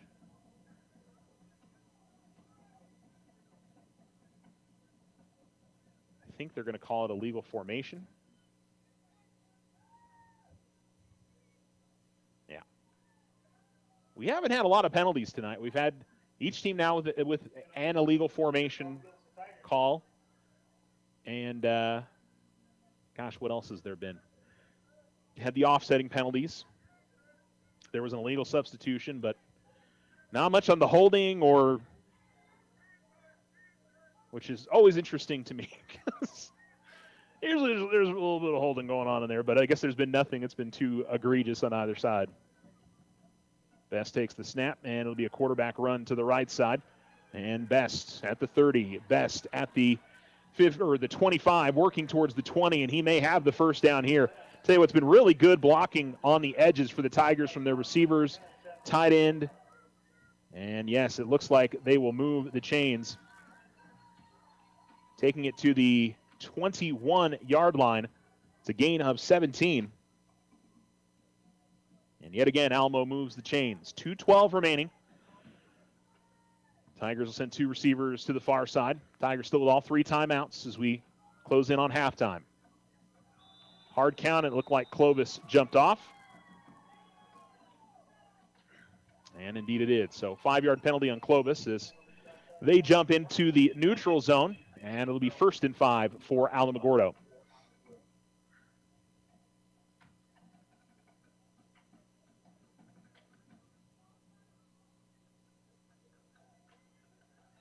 And they'll roll the clock here. Ball to the Clovis 16-yard line on the near hash. Tigers going left to right in this second quarter. Moving towards the south end zone. It's been the running game all tonight for Alamogordo. Best will give it to Saris, who's the running back this time. Saris up the middle. He will cut to the end zone for an Alamogordo touchdown. 16 yards for Nathaniel Saris. 1:36 to go. And he's got the touchdown.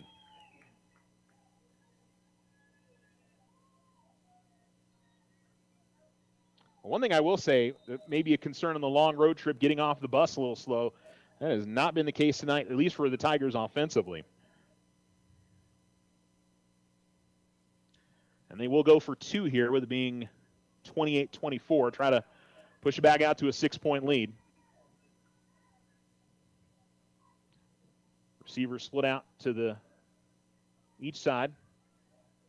And Best is in the backfield, still fighting for it, and he's not going to get it. And makes it 28-24, so Alamo not having the success that Clovis is.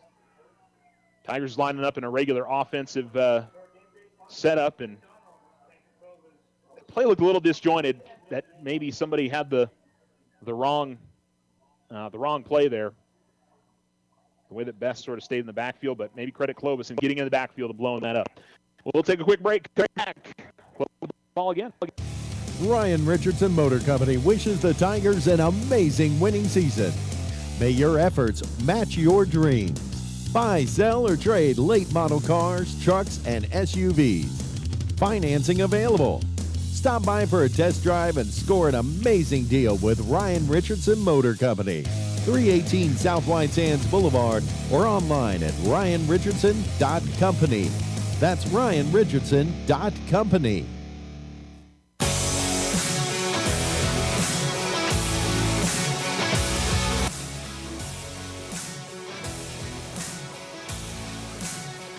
Almost Sports and Talk, 12:30, 101.9, and a kickoff return out to about the 25-yard line, and that'll be about it, maybe a yard or two past. Again, the returner 83, Isaiah Curry.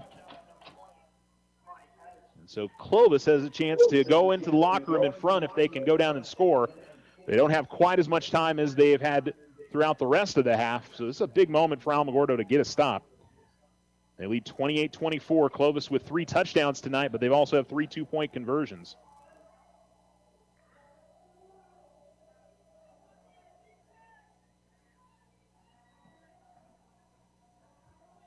Clovis lines up 3 wide receivers to the near side and 1 wide receiver to the far side.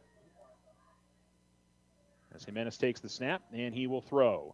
Jimenez in the pocket, now trying to get out of there. Tigers are going to get to him in the backfield. And then there's a late penalty flag that comes in, as Scott was the one who got it. Let's see what they're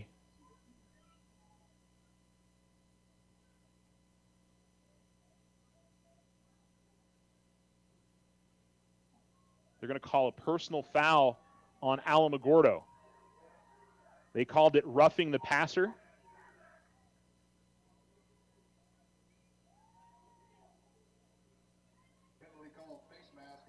Okay, they call it a face mask. I'm sorry. I can't. He's doing the penalty, so I couldn't tell if that was roughing the passer or if it was a face mask penalty. They were trying to bring him down, and I guess one of the Tigers got a grasp on the face mask, so it would have been a huge play on first down there. Ends up putting Clovis out to the 41-yard line. They're still on their own side of the field. Jimenez going to run to the far side. Jimenez will be pushed out of bounds. Not quite enough for a first down. I'd like to tell you if Clovis got into field goal range, if their kicker could actually kick one, but I haven't seen it yet because they've gone for 2 each time, so I have no idea. 1:15 to go. The clock stops as it went out of bounds. It ends up being a gain of 7.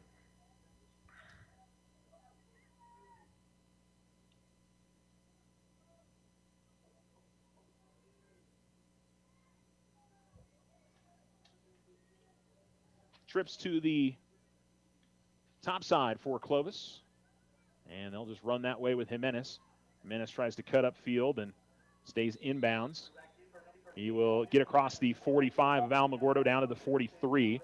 They'll stop the clock for the meantime to move the chains, and now they'll roll the clock.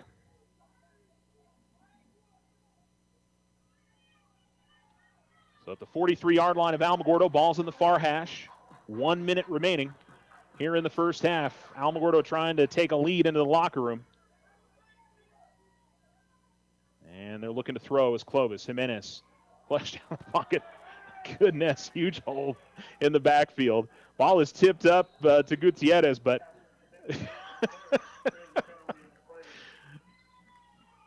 there's a hold on one of the Clovis players. One of those that you could just see from up here in the press box so clearly. That's why I was laughing there. Is The shoulder pads were kind of turned up. It was 17 for the Tigers. Ethan Putafong, who was getting into the backfield and couldn't tell who the offensive lineman was for Clovis, but yeah, he had a good hold.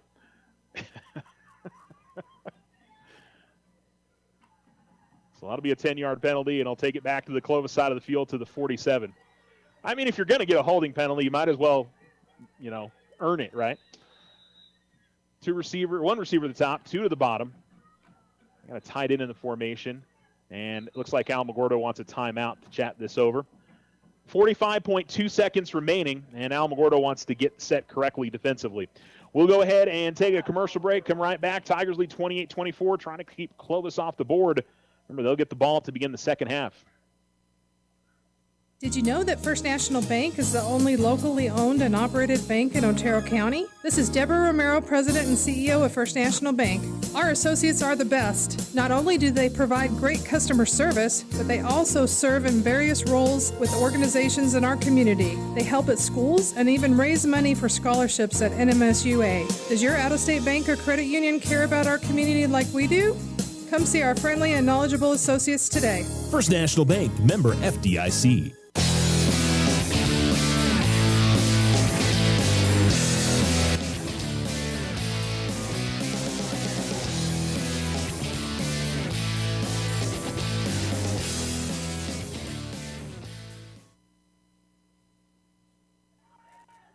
Clovis ready to snap it out of the timeout.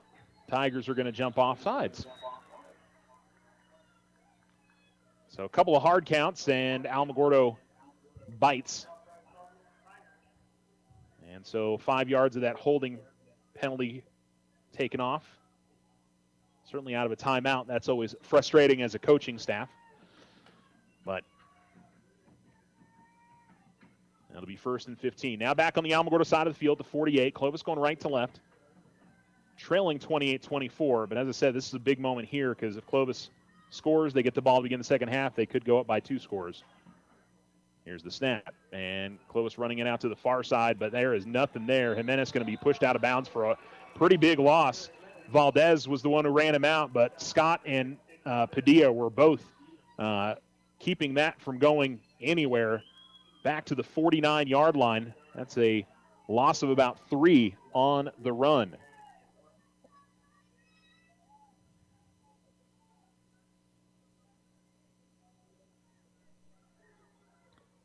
Second down and long here for Clovis. 2nd and 16 from their own 49.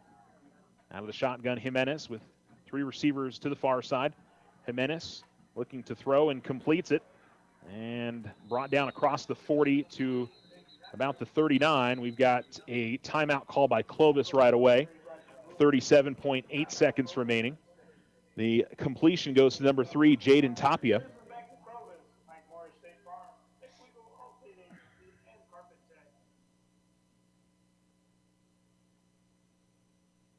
So the ball to the 39-yard line. And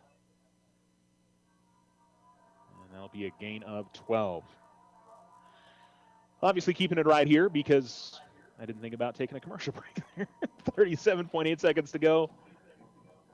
28-24, Alamogordo leads here in the second quarter.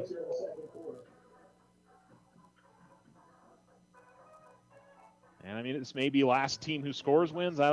You have to imagine both teams are going to be looking to make big adjustments in the halftime locker room defensively, because so far nobody's come up with a stop. But big moment here for the Tigers if they can keep Clovis off the scoreboard. And you throw in the 2-point conversions. That's been the thing that's hurt the Tigers as well. And Jimenez, play action, looking to throw. And that one is popped up in the air. Gutierrez almost came up with it. It was pretty well defended out on the far side. And it is going to bring up a 4th down. Couldn't tell if that was Best or Moreno that first popped it up in the air and had the good positioning. And then one or the other came across and knocked the ball loose after Gutierrez was able to get in his hands on the tip and then knocked it out. 31.4 seconds to go. First time that Clovis has gone for it on a fourth down. They've been able to convert the third downs all night. Maybe a chance for the Alamogordo defense to get off the field. 4 wide receivers, 2 to each side. Check that, there's 3 to the top side. Now they put a man in motion. And Jimenez will fake the handoff and throw down the middle of the field. Ball was deflected and then caught at the 10, at the 5, and just shy of getting into the end zone. It'll be down to the 2. Man, what a bad break there for Alamogordo. The catch was made by number 14 for Clovis.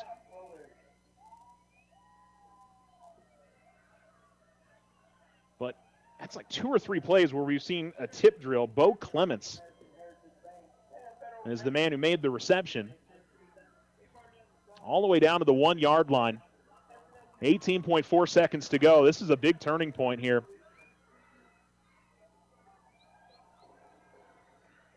Clovis trying to hurry up. Wait a second. Now the play clock was run on. Well, wait a second.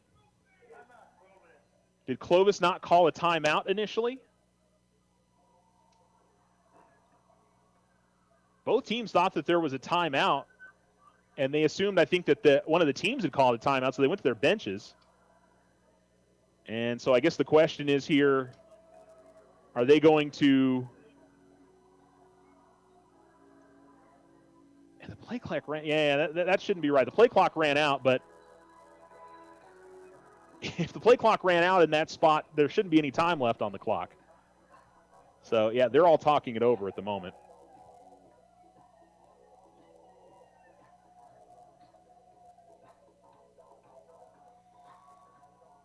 Ball is at the 1-yard line. Alamo going to try to make a goal line stand here. 28-24. Clovis comes out with 10.3 seconds to go. Yeah, the game clock should be reset here. But I'm not sure it really matters. Clovis is going to go under center. Alamogordo is going to call a timeout. And I think Coach Cisco is frustrated by them not being lined up, Alamogordo not being lined up correctly.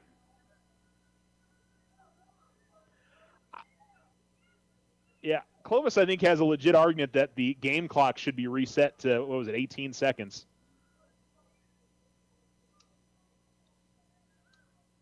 Which could, genuinely could matter here, depending on what happens, because I think they're out of timeouts now.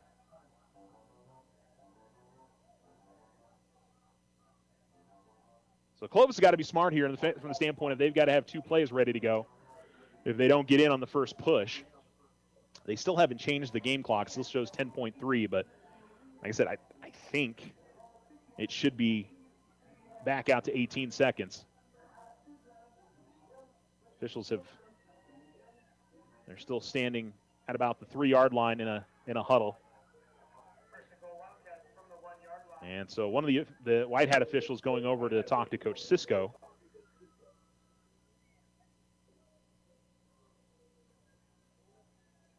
And Coach Cisco didn't seem to be too upset about the explanation that he got there.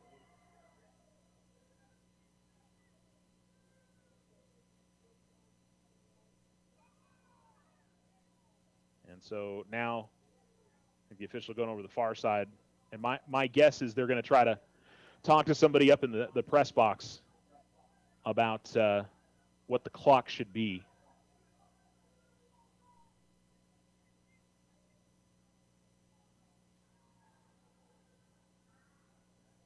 But haven't said anything yet, so.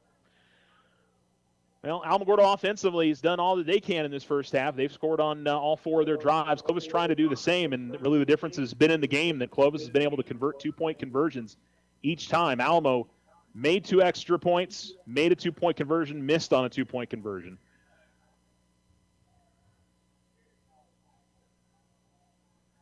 And I think, are we waiting to get this reset? Or yeah, 18 seconds. There we go. So that's what it is. They just needed to reset the clock. So yeah, what happened is Clovis had called a timeout, and the game clock started running, which I'm not really sure why that happened, and the official might have signaled it, but Anyhow. It's just showing 0 on the play clock, which, anyway. Clovis going to go under center here for the first time tonight. Jimenez will hand it off, and into the end zone goes Royal for the touchdown.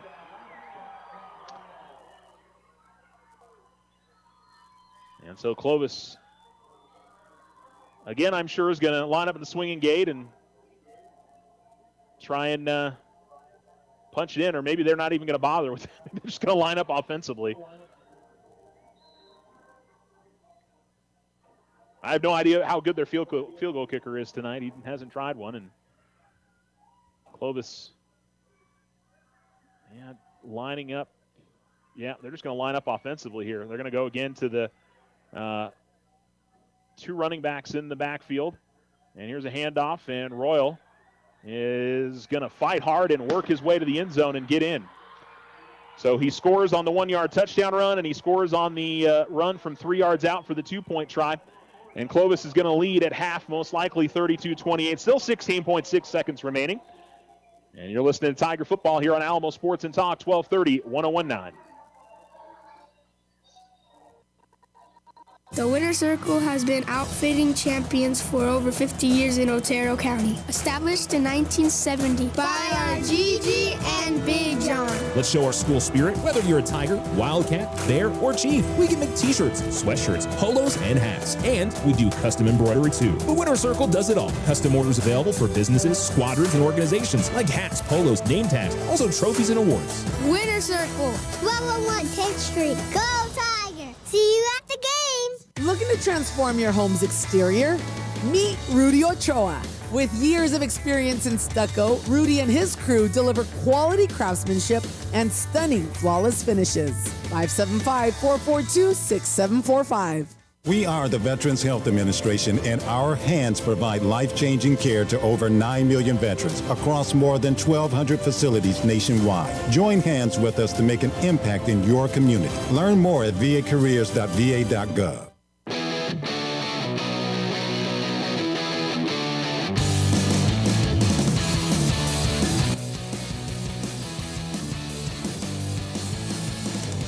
The Wildcats to kick it away, 16 seconds remaining. They'll again do the high pop-up kickoff. And Arona is going to fair catch it. So shouldn't have had, well, they do take some time off the clock there. They should reset that to 16.6. But I guess the question is, how crazy do the Tigers want to get here with as little time left on the clock? They do have, let's see. The scoreboard unfortunately doesn't have, oh no, they does have timeouts. However, that's correct, because it still shows Clovis has 2. I don't think Clovis has any timeouts left. I think Alamo has 2.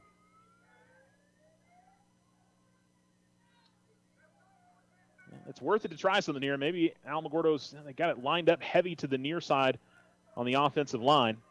Clovis is playing deep here to not allow anything to happen, and Sarah Saris is going to make the catch at about the 45 and brought down. Alamogordo, I imagine, will call a timeout. Clovis player is slow to get up on that. And that stops the clock with 8.9 seconds remaining. Now, credit to the DB. He tried to go over the top to make the pick, and when he did, he sort of got tangled up in the shoulder pads and the helmet with Sarah Saris. And I thought Sarah Saris was going to be the one that was going to be worse for wear there, but unfortunately the DB for Clovis, looks like he's going to get up now. That is number 6 for Clovis, Josiah Burton. And he will run off the field, but it was just an awkward fall for both players. And so the Tigers do have a first down, 8.9 seconds remaining. And they'll go 4 wide receivers, trips to the top, 1 to the bottom.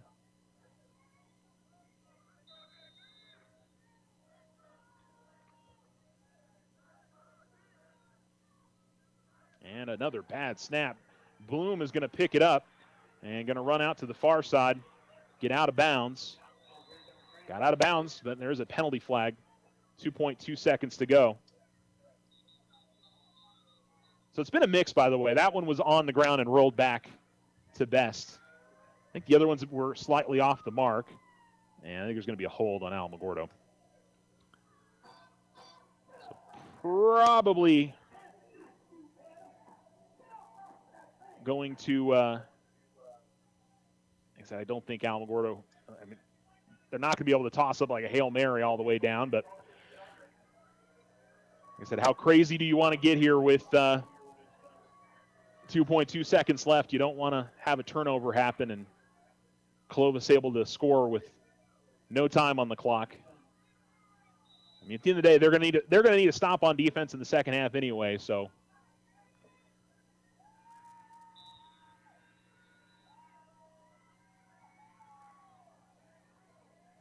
Well, the clock ran out. It shouldn't have. The play went out of bounds. It should stay 2.2 seconds.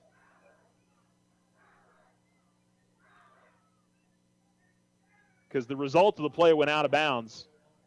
It shouldn't. The clock should not have started on the official's whistle.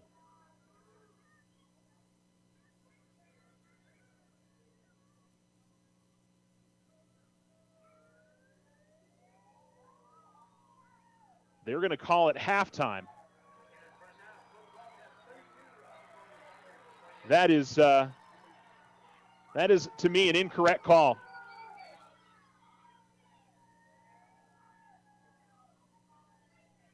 Because the play went out of bounds on the far side. And I guess now they're going to explain it to Coach Cisco.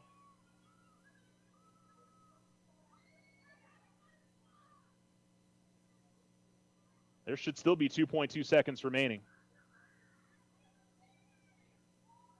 Tigers probably weren't going to be able to do anything in terms of scoring there before the end of the half, but that's still, to me, that's still the incorrect call, I believe, unless because the penalty happened during the run of the play that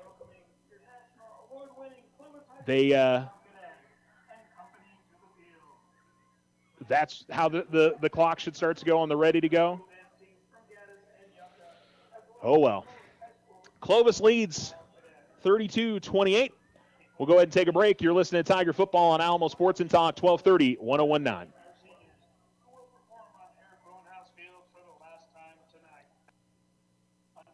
Black Friday sale is back. For a limited time, Thursday, November 6th and Friday, November 7th, auto loans as low as 3.99% APR with no payments for 90 days. Recreational loans as low as 6.5% APR. Power sports as low as 7% APR. Holiday personal loans as low as 8.99% APR. Apply online, OteroFCU.org. Limited time offer. Purchase of non-OFC refinances. All loans subject to credit approval. Other restrictions may apply. Not all will qualify. Federally insured by NCUA.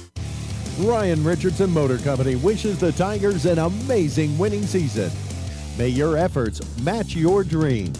Buy, sell, or trade late model cars, trucks, and SUVs. Financing available. Stop by for a test drive and score an amazing deal with Ryan Richardson Motor Company. 318 South White Sands Boulevard or online at ryanrichardson.company. That's ryanrichardson.company. Halloween is here with spooky fun, haunted houses, and pumpkin patches. It's also a time to remember to safeguard against identity theft. This is Deborah Romero, President of First National Bank. Helpful tips include protecting your Social Security number, using strong passwords, and practicing internet and computer safety. Don't be spooked. If you have concerns, please visit with our friendly associates. They will help you stay informed. Wishing you a safe and happy Halloween. First National Bank, member FDIC, equal housing lender.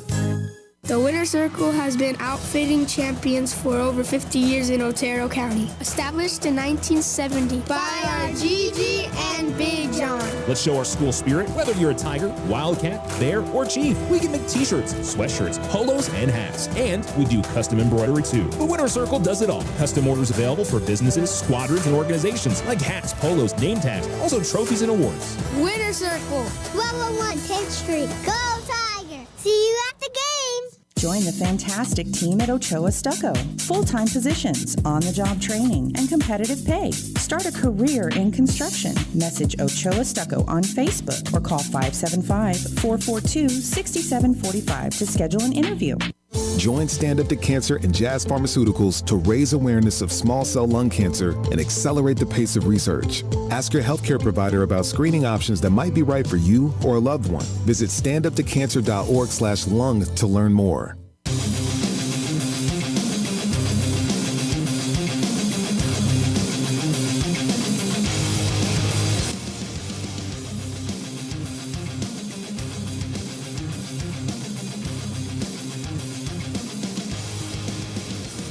Welcome back. You're listening to Alamo Sports and Talk, 1230, 1019. The Alamogordo Tigers trail the Clovis Wildcats 32-28 at half.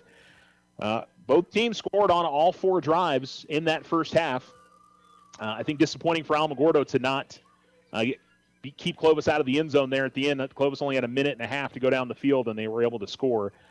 And then the two-point conversions, Alamo just has not had an answer tonight. The first three, the Wildcats line up in a trick formation, so they'll have the center and then usually the quarterback, and I think it ends up being one other guy back there, and then a receiver split out to the far side, and then everybody else. So you have essentially the remainder of the offensive line plus three other guys to the near side.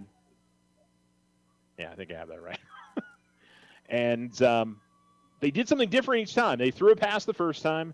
They just ran it straight ahead the second time, and then they did the snap where you don't have to snap it between your legs. You can toss it out to your left, and they did that and scored. And then they just lined up offensively there at the end of the half and ran it in. So that's really been the difference in why Clovis is in front by 4 going into the second half. And the obvious other question is, can either one of these defenses get a stop in the second half? Who's able to either make an adjustment or just make some big plays when needed to be? Clovis has done it in the air and on the ground. It's been a good combination between the two. Alamo's been all on the ground that they've been able to do it. Nate Best has got 3 touchdown runs, and Nathaniel Saraceris has got the other one. And I think Best has the 2-point run for the Tigers. And then for Clovis, it's, like I said, been a mixed bag offensively for them. Jimenez had a 14-yard touchdown run, then a 29-yard touchdown pass to Ethan Gutierrez. Jimenez with another 17-yard touchdown run, and then John Royal ran in the last touchdown there previously. So I've been impressed how balanced that Clovis has been. I feel like for all week I've been telling you guys that this was going to be a close game, and without a doubt, we'll see. Clovis has been a better first-half team than a second-half team most of the season. Whether that holds true here, Alamo, it kind of is dependent on the game.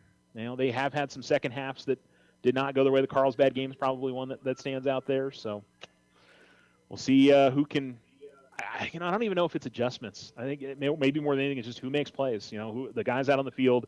Who can make a big open field tackle, who can force a turnover, things like that are going to really make any type of difference on who comes out on top in tonight's game. So it'll be curious to see what we get. So we are at halftime, 32-28. Clovis in front, 4 touchdowns and 2-point conversion, and 4 2-point conversions for them. The Tigers with 4 touchdowns as well, but 2 extra points, a 2-point conversion, and a missed 2-point conversion.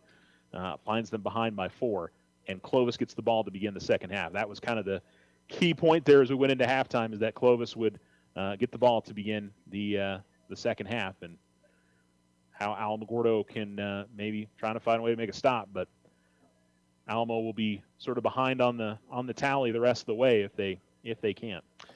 We will take a break. We'll come back. This is the Otero Federal Credit Union halftime show.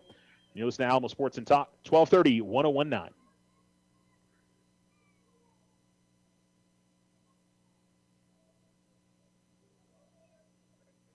OSU's Black Friday sale is back.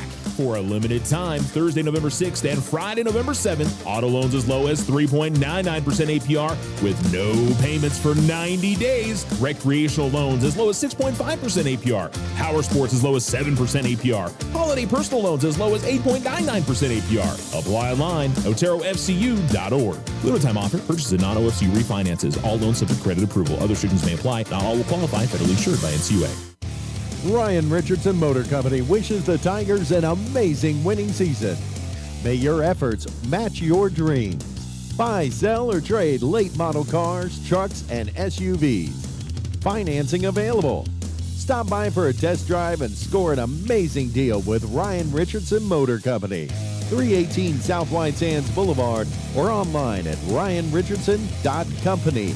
That's ryanrichardson.company.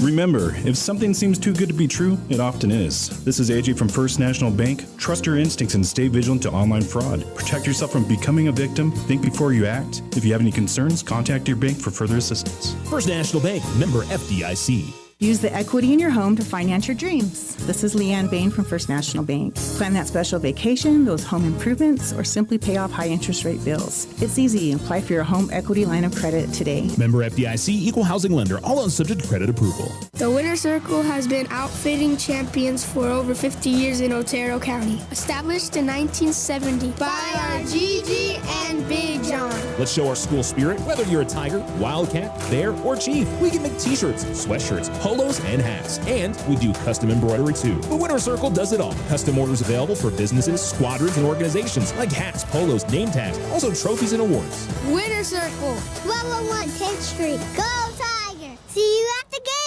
Transform your home with Ochoa Stucco. Whether it's a fresh look or a durable finish, their expert team delivers quality and style. Say goodbye to bland exteriors and hello to stunning curb appeal. Ochoa Stucco, always a flawless finish.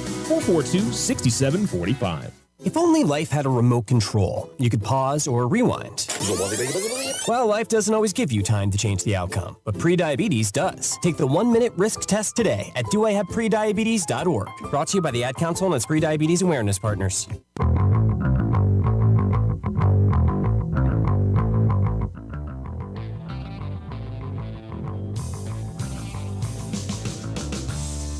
Alamo Sports and Talk, 1230-1019 as the Alamogordo Tigers trail Clovis Wildcats 32-28 half. Other scores from around the state. Moriarty's already beaten Kirtland Central 47-0. Logan over Floyd 66-0. That's six-man playoffs. Manal beat Clayton 64-20 in the eight-man postseason. Fourth quarter, Portales 28, Chaparral 27. And Escalante beat Alamo Navajo 38-0. That's eight-man playoffs there. Roswell and Goddard showing 0-0. I'm not sure that one's been updated or not. Nimmi's up on Cathedral from El Paso 21-14. Texaco in the third quarter leading Tularosa 47-0. Taos leading Bernalillo 20-0. Farmington and Piedra Vista are tied up at 7 in the second half. Cruz is up on Centennial 21-7 in the third quarter. Artesia 48-0 on Mayfield at half. Eunice 48-13 beating Jow. That's in the second half. Dexter over Socorro 50-0. Theroux 20-6 over Crown Point. Hobbs up on Carlsbad 17-7. Bloomfield beat Grants 50-0. I wondered if that was going to be an interesting game or not. Grants, I think, is ranked third or fourth in 4A. I guess not. Oh, well. We did have some scores from yesterday as well. Legacy Academy got a big win over Santa Rosa 6-0. They win that district now. All season we thought Santa Rosa was going to be the 1 seed. That flips things around. I mean, they're probably still going to be a 4, but that was a big win for Legacy. Navajo Prep 30-22 over Newcomb. Cleveland beats Rio Rancho 49-14. Poake Valley over West Las Vegas 19-16. Belen beat Capital 22-14. West Mesa 34-30 over Santa Fe. Highland 48-14 over Del Norte. El Dorado 70-43. They beat Atrisco Heritage. Academy beats Valencia 34-0. And Gallup over Shiprock 40-20. We'll tell you about the Alamogordo cross country meets. Rather, the District 358 meet that was in Alamogordo. But good news for the Tigers and Lady Tigers, as it looks like they'll be headed to state. But we'll give you some more details on that when we return. Here on the Otero Federal Credit Union halftime show, it's Clovis 32, Alamogordo 28. And we will be right back here to Clovis after this.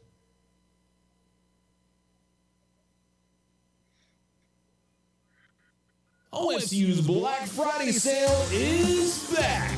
For a limited time, Thursday, November 6th and Friday, November 7th, auto loans as low as 3.99% APR with no payments for 90 days. Recreational loans as low as 6.5% APR. Power sports as low as 7% APR. Holiday personal loans as low as 8.99% APR. Apply online, OteroFCU.org. Limited time offer. Purchase of non-OFC refinances. All loans subject to credit approval. Other restrictions may apply. Not all will qualify. Federally insured by NCUA. Ryan Richardson Motor Company wishes the Tigers an amazing winning season. May your efforts match your dreams. Buy, sell, or trade late model cars, trucks, and SUVs. Financing available. Stop by for a test drive and score an amazing deal with Ryan Richardson Motor Company. 318 South White Sands Boulevard or online at ryanrichardson.company. That's ryanrichardson.company. Use the equity in your home to finance your dreams. This is Leanne Bain from First National Bank. Plan that special vacation, those home improvements, or simply pay off high interest rate bills. It's easy. Apply for your home equity line of credit today. Member FDIC, equal housing lender. All loans subject to credit approval. Remember, if something seems too good to be true, it often is. This is Emily from First National Bank. Trust your instincts and stay vigilant to online fraud. Protect yourself from becoming a victim. Think before you act. If you have concerns, contact your bank for further assistance. First National Bank, member FDIC. The Winner's Circle has been outfitting champions for over 50 years in Otero County. Established in 1970 by our Gigi and Big John. Let's show our school spirit. Whether you're a Tiger, Wildcat, Bear, or Chief, we can make t-shirts, sweatshirts, polos, and hats. And we do custom embroidery too. The Winner's Circle does it all. Custom orders available for businesses, squadrons, and organizations like hats, polos, name tags, also trophies and awards. Winner's Circle, 1201 10th Street. Go Tiger! See you at the game! Join the fantastic team at Ochoa Stucco.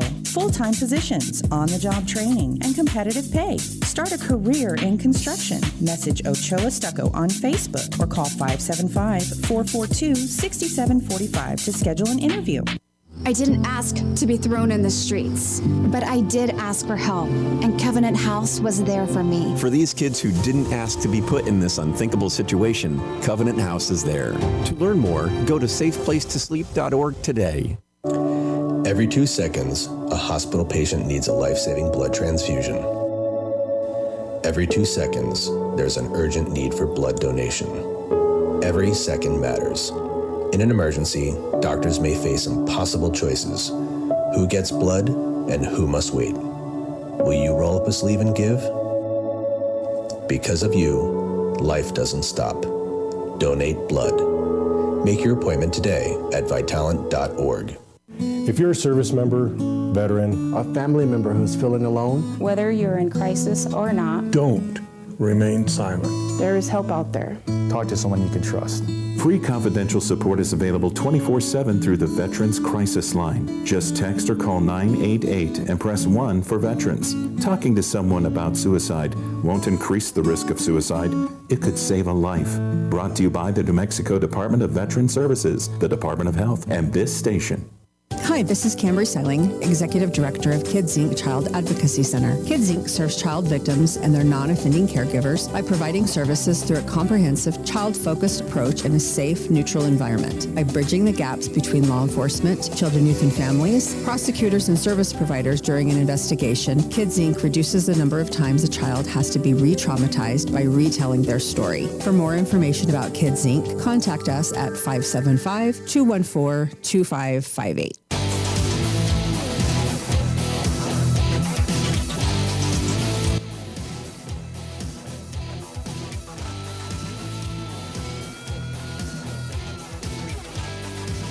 Alamo Sports and Talk, 1230, 101.9. Still at halftime. It's 32-28 Clovis in front of Alamogordo on the Richardson Motor scoreboard. You're listening to the Otero Federal Credit Union halftime show.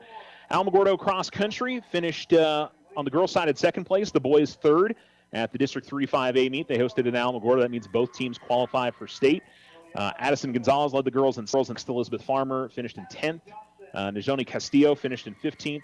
Aurora Van Busham finished 22nd, and Juliana Centrello was 24th. So there's the top five for them. For the boys, Matthew Snyder was 5th, Dakota Suggs 9th, Austin Stauffacher 10th, Aaron Borrego 11th, and Rylan Maroon finished in 17th place. We'll post the full results up here. I'm trying to do that as much as I can here during halftime and get that up on our Facebook and stuff. But if you want to view the results, you can go to nm.milesplit.com and find them on there as well if you want to just peruse through those for yourself.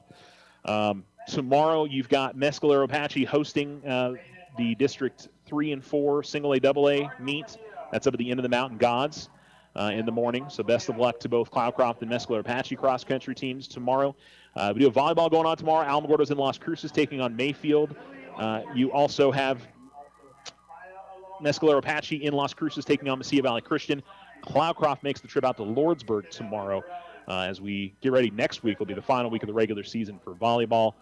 And I think that's all we have tomorrow. Yeah, no more football on Saturday, so that's what's going on. Clovis recognizing their band seniors right now. Alamogordo looks like they're coming back out onto the field, and they'll get into their warm-ups here shortly. And about 2 minutes left on the clock, and then we get the next 3 minutes after that for warm-up. So we're about 5 minutes away from tonight's second half kickoff. Clovis will have the ball to begin the second half, and they've got the lead on the Richardson Motor scoreboard, 32-28. You're listening to the Otero Federal Credit Union halftime show, and this is Tiger Football on Alamo Sports and Talk, 1230, 1019.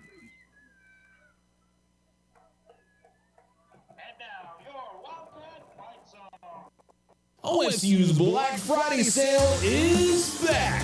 For a limited time, Thursday, November 6th and Friday, November 7th, auto loans as low as 3.99% APR with no payments for 90 days. Recreational loans as low as 6.5% APR. Power sports as low as 7% APR. Holiday personal loans as low as 8.99% APR. Apply online, oterofcu.org. Limited time offer. Purchases non-OFC refinances. All loans subject to credit approval. Other restrictions may apply. Not all will qualify. Federally insured by NCUA. Ryan Richardson Motor Company wishes the Tigers an amazing winning season. May your efforts match your dreams. Buy, sell, or trade late model cars, trucks, and SUVs. Financing available. Stop by for a test drive and score an amazing deal with Ryan Richardson Motor Company. 318 South White Sands Boulevard or online at ryanrichardson.company. That's ryanrichardson.company. Did you know that First National Bank is the only locally owned and operated bank in Otero County? This is Deborah Romero, President and CEO of First National Bank. Our associates are the best. Not only do they provide great customer service, but they also serve in various roles with organizations in our community. They help at schools and even raise money for scholarships at NMSUA. Does your out-of-state bank or credit union care about our community like we do? Come see our friendly and knowledgeable associates today. First National Bank, member FDIC. The Winner Circle has been outfitting champions for over 50 years in Otero County. Established in 1970 by our Gigi and Big John. Let's show our school spirit. Whether you're a Tiger, Wildcat, Bear, or Chief, we can make t-shirts, sweatshirts, polos, and hats. And we do custom embroidery too. The Winner Circle does it all. Custom orders available for businesses, squadrons, and organizations like hats, polos, name tags, also trophies and awards. Winner Circle, 1201 10th Street. Go Tiger! See you at the games! Looking to transform your home's exterior?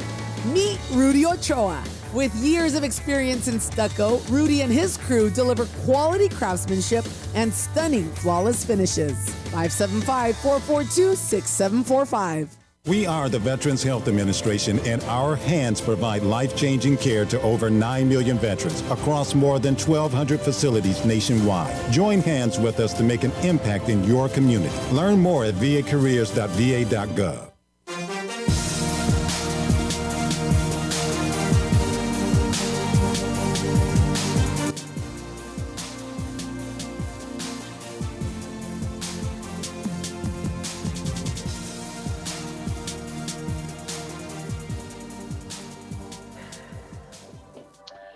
Welcome back to Clovis. Both teams are back out onto the field. 32-28 is your score with Clovis in front. Again, the Wildcats will have the ball to begin the second half and have a chance to go up by 2 scores. It's been a 1-score difference the whole game. So Alamogordo's defense has to have a stop, and they probably needed one anyway in the second half. Maybe. I mean, it just would have depended on who had the ball last possibly, but yeah, this has been all offense tonight, and neither defense has been able to get off the field. Alamo's probably had the better chances. Just they got Clovis to a 4th down and a few more 3rd downs. But I guess the question is, can Alamo get something figured out here in the second half and make it happen? For the Tigers, running the football really well, 127 yards rushing for Best, 101 for Bloom, 43 for Saraceris, 47 for Bowman. So the Tigers have 300 yards rushing that first half. But the Wildcats, pretty similar numbers offensively. They got to be near 300 yards total. It's not all running the football. 66 from Jimenez, 13 from, Ochoa, 27 from Royal. And then they've passed for about 150 yards tonight. I haven't tallied all that up, but we'll see what we get. As Moreno will tee it up, kicking off right to left. He'll go line drive, and it'll bounce at about the 15 to the 10. It's bobbled just a little bit, and then running up the far sideline and almost breaking out of the pack. They've been really impressed with the speed of number 83, Nazea Curry. He's really been running the football well, and I feel like every time he gets it, I'm a little nervous for the Tigers' kick return side. Just one of those kind of players speed-wise. Like, better get to him fast. He's got a seam. He's probably gone. So the Wildcats started their own 36. Again, going left to right. That's towards the south end zone here at Leon T. Williams Stadium, Eric Roanhouse Field. Tigers needing a win to keep their playoffs alive. Wildcats line up with 2 wide receivers to the top. Move the lead back from the far side to the near side. And here's the handoff. Royal trying to cut up field and fights across the 40, and Tigers pursued pretty well, but still a pretty decent gain on first down. It's a gain of 6 for Royal. Has been getting more of the carries as the game has progressed here for Clovis. It has gotten oddly quiet here in the stadium, and the stands over on the far side are like a lot more empty. Very odd. Anyway, 2 receivers at the top. Here's the snap, and handoff again goes to Royal. Royal dancing around the backfield. He is not going to get out of there as the Tigers swallowed him up. Scott was in there. Looked like Padilla again. Maybe Putfong was also in on the gang tackle, and here's the 3rd down.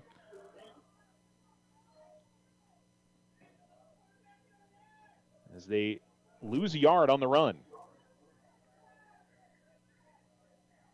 A little surprised at the strategy here for Clovis to start, mainly trying to go to the run and not leaving Jimenez's hands, but see if Alamogordo can get a stop here. They've had Clovis on 3rd down numerous times, have not been able to get the stop. Clovis trying to realign here. They have their receivers to the near side, now putting them out to the far side. Still plenty of time on the play clock. Jimenez going to roll to his left. He's looking to throw. He's got a man in his face, and he is going to toss it up, and it is going to be just in front of that receiver at about the 40. And the Tigers may have their stop. Let's see. I got to tell you, if I'm Alamogordo, I am watching for a fake punt. They haven't run a single extra point yet. I don't. It's one of those I don't believe you. You're actually going to be, and I don't think Alamo does either, the way that they're lining up. Yeah, Clovis is going to punt it. Okay, so Tigers get the stop they needed. Bowman makes the catch at about the 20 to the 25 to the 30, spins to stay inbounds and is brought down right about that same spot, about the 32. So the Tiger defense makes the stop. Okay, credit Michael Scott, by the way, on that incompletion. He was the one with the pressure and getting in Jimenez's face and really blew up that play.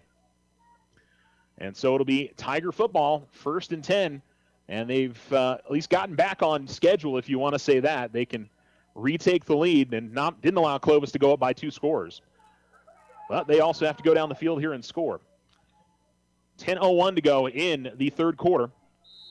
2 receivers to the bottom for Alamogordo. Ball's on the near hash as Best awaits a snap out of the shotgun.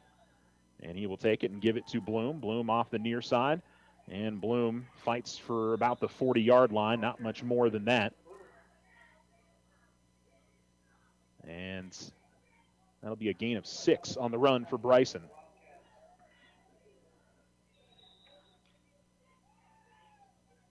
And we've got a stoppage here on the near side. Did we not start the clock or something, or is the play clock out? Yeah, the play clocks are not on, so maybe that's what they're asking about. I mean, they can keep it on the field, but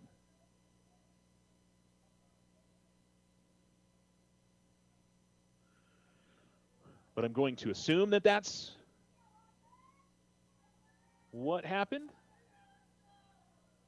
Or maybe they're not sure how much game clock should have run, or couldn't tell you.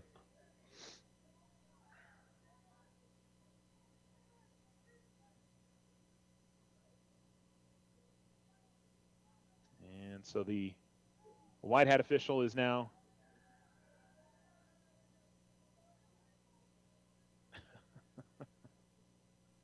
well, they've got the play clocks back on.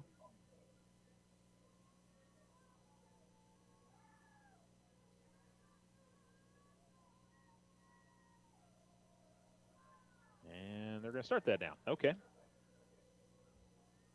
Interesting. So the play clock running again. They'll roll the game clock as well.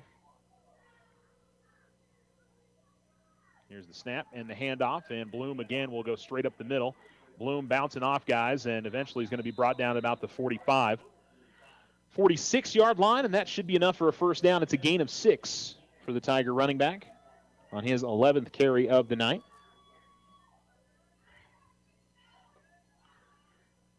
As I said, both him and Best are over 100 yards rushing. Bloom now to 113. It's a rare night. I've been keeping pretty good stats, mainly because for Alamo it's been pretty easy. It's just been run, run, run, run, run. Tigers have not thrown a pass tonight. Oh, wait, no, I take that back. They have. 1, 2, 2. I think it's 2, actually. Both of them incomplete. Best again to Bloom. Bloom, 50, 45, still on his feet to the 40. Still running, 35-30. Bloom continues up the far sideline, 10-5. He's in for the Tiger touchdown. 54 yards on the run for Bryson Bloom. And Alamogordo retakes the lead as they go in front, 34-32. Tigers will go for 2.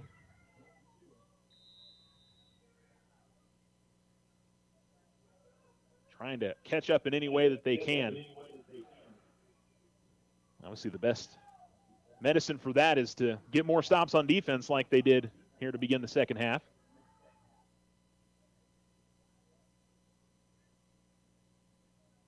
Best trying hard count initially. Looks to the sideline now. We'll move it around. 5 on the play clock.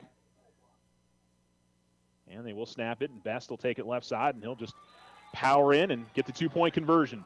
So the Tigers get a defensive stop, then go right down the field and score, and they go up by 4, 36-32, 8:45 to go in the third quarter. You're listening to Tiger Football here on Alamo Sports and Talk, 1230, 1019.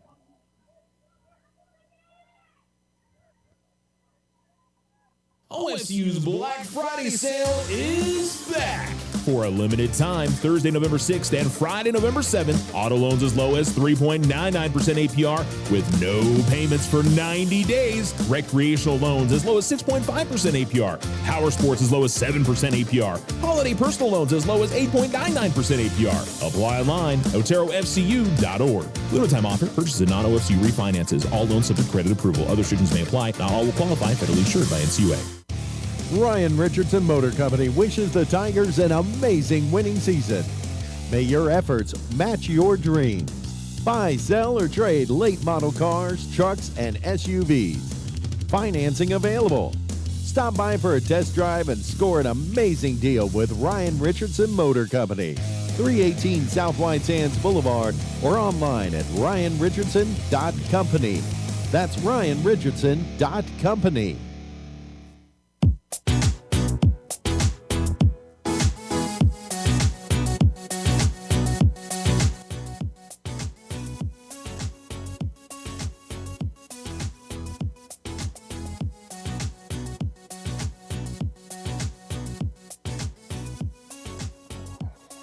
Alamo Sports and Talk, 1230, 1019.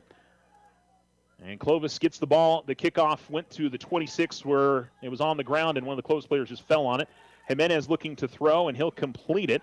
And it goes to the 34-yard line. Bloom will come up and make the – no, I'm sorry, Gilles will come up and make the tackle. And then one of the Clovis receiver there who made the catch is still down on the ground. It's Kyson Ulabari, number 81. So Gilles makes the tackle. I'll tell you what, the Tigers are fired up. After the kickoff team, when they ran on the field, they were all jumping around. And I think since the half began, they've really been trying to keep the energy up and stay fired up and be pumped about getting that defensive stop and then scoring and trying to, keep the positives going here. 7 yards on the completion, by the way, to Ulabari. So no kidding, when after the band and the dance team and the cheer team performed at half, I would say a good half of the stands on the far side have gone for Clovis. Wild. 2 receivers at the top and 1 at the bottom. 2nd and 3. Here's the snap. Rolling to his left and throwing and completing. Gutierrez makes the catch, avoids 1 defender, crosses to 50. That defender went flying out of bounds and took out the official over there as well. So it goes to the 46-yard line. And so that'll end up being a gain of 18 and a first down for Clovis. That's why I was really surprised that they had gone specifically to the run there to begin that drive the last half. And I mean, I'd keep it in 19's hands as much as possible, whether he's running it or throwing it. And also trying to get it to 7. I mean,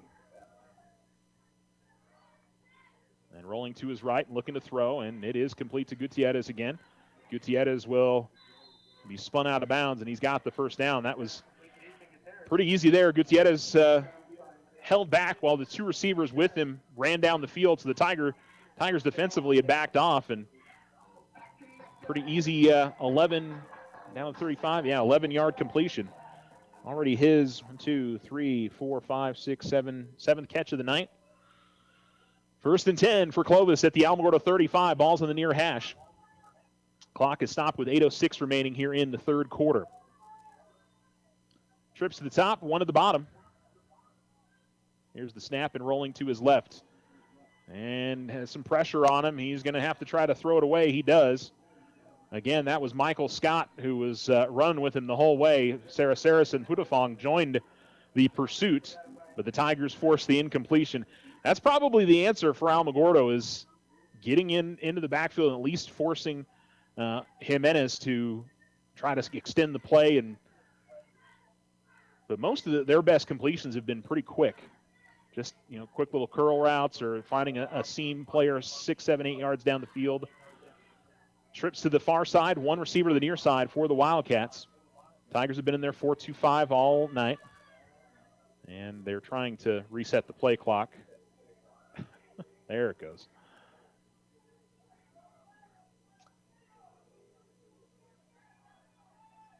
Running back is behind Jimenez as he stands in the pistol. Here's the snap. Jimenez standing in the pocket looking to throw. Goes down the middle of the field, and it is incomplete. Good defense there by, I think that was Moreno that was sticking with Gutierrez, and then coming across late, I believe, was Bowman to help on the coverage. But a big 3rd down and 10 here for Alamogordo. You certainly would believe that Clovis is going to go for it on 4th down if they don't get it on 3rd, unless something really disastrous happens on the play and they lose a bunch of yards. So 2 plays to try to get a stop, 2 plays to try to get a first down if you're Clovis. Trips to the top, 1 at the bottom. Running back is to the left. Awaiting the snap is Jimenez. He will roll to his left, and he's running the whole way. Tigers have that really well stopped, though, as they swarm to the ball, and that is going to be either no gain or, no gain. It looks like may have lost a yard, and so it'll be 4th down and 11. Talk about a huge, huge moment in this game right here. If Alamogordo can get off the field on a 4th and 11.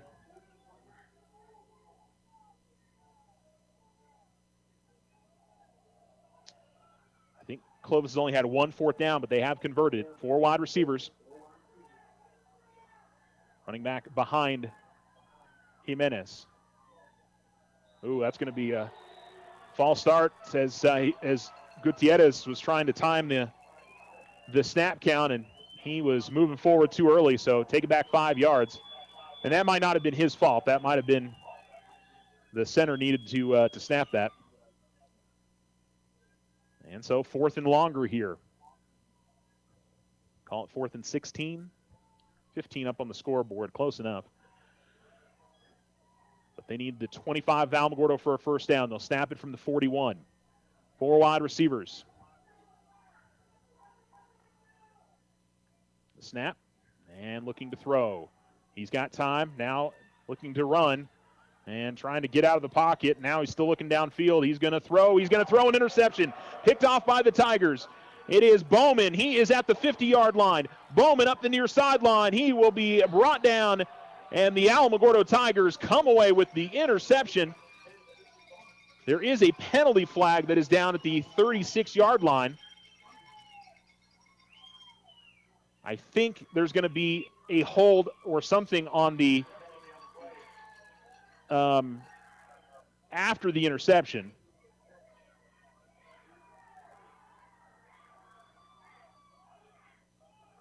Tigers get a defensive stop and then get an interception.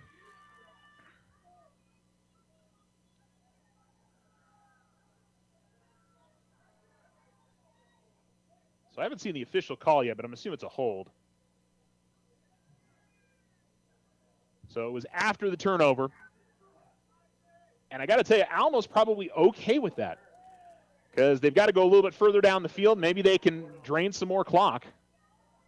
But they've got to be excited about they got the stop they wanted and can now go up by 2 scores themselves. 6:16 to go here in the third quarter. Tigers leading 36-32.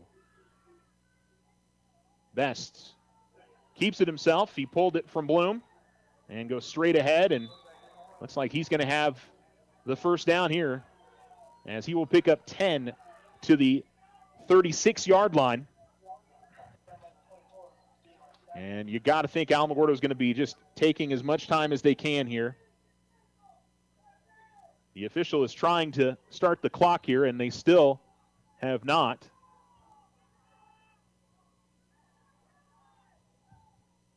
Now they finally start the game clock.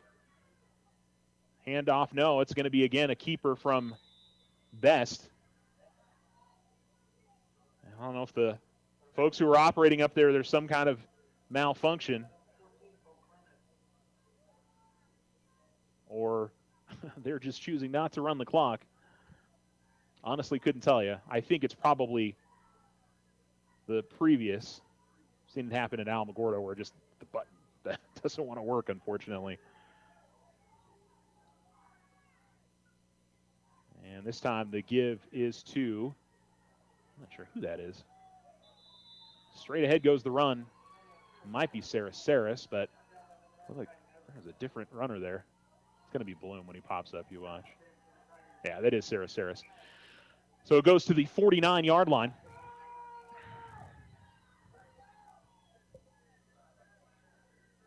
Tigers line it up quickly and run, and Saris will go straight up the middle.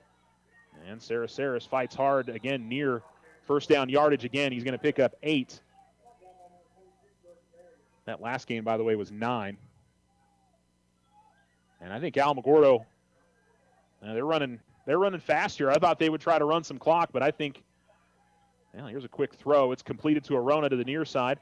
Arona going to be spun, and he's going to keep going, and he's going to get the first down. That was a 2nd down and 1.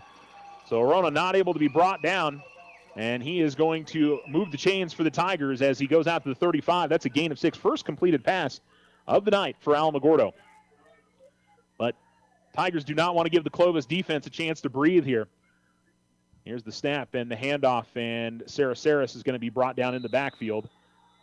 Maybe, I think he's going to lose a yard. He may have gotten back to the line of scrimmage, but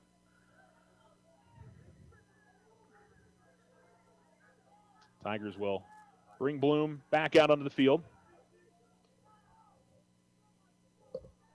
4:05 to go here in the third quarter. And Best will get behind Bloom and run it up the near side. He is to the 25 and will be brought down at about the 23-yard line. And that should be enough for an Alamogordo first down. It's a gain of 11.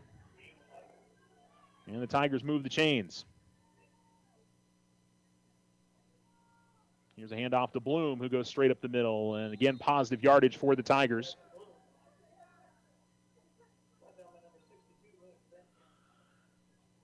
Bloom will take it to the 18-yard line. It's a gain of 5, and Tigers right back, lined up.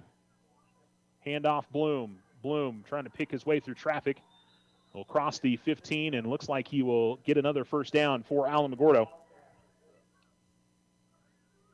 And indeed, they move the chains again.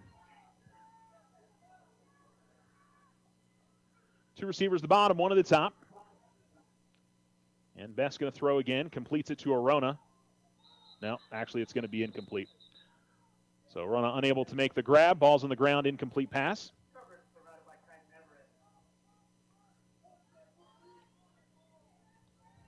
.306 remaining now here in the third quarter. Tigers, again, quickly. I think the big thing is they just don't want to allow any substitutions here for Clovis defensively. They do have a player that's running off who's a bit banged up.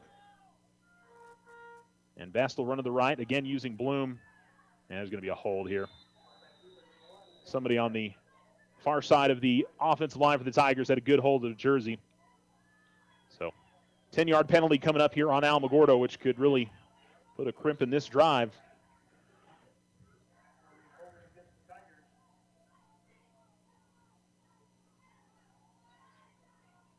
So it'll take it back to the 23. Tigers need the 3 for a first down, so it's a 2nd and 20.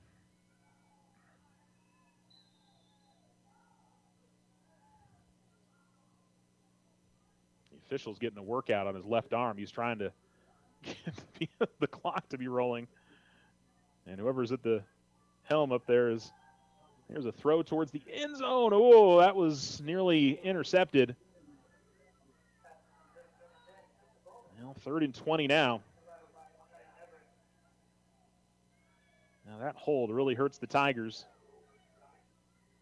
Surprised Alamo's been going to the air as much as they have. I mean, I know that's only the 3rd throw on the drive, but you do have to sort of offset, what the defense is expecting a tad, but and the way Alamogordo's been running the football this evening.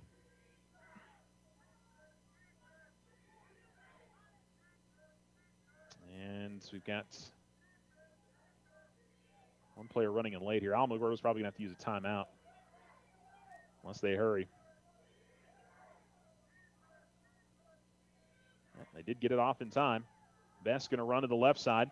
Best to the 15. Best to the 10. He is going to be very close to first down yardage. Got back the penalty yardage plus a little bit more. Makes this 4th and much more manageable for the Tigers as he takes it all the way down to the 8-yard line. It's a gain of 15, so it'll be 4th and 5.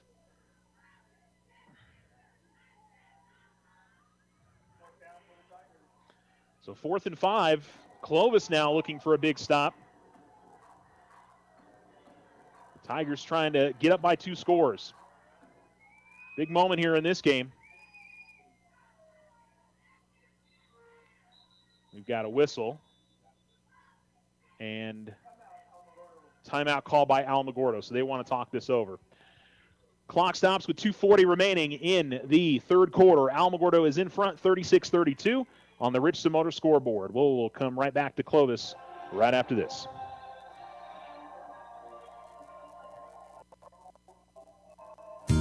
Halloween is here with spooky fun, haunted houses, and pumpkin patches. It's also a time to remember to safeguard against identity theft. This is Deborah Romero, President of First National Bank. Helpful tips include protecting your Social Security number, using strong passwords, and practicing internet and computer safety. Don't be spooked. If you have concerns, please visit with our friendly associates. They will help you stay informed. Wishing you a safe and happy Halloween.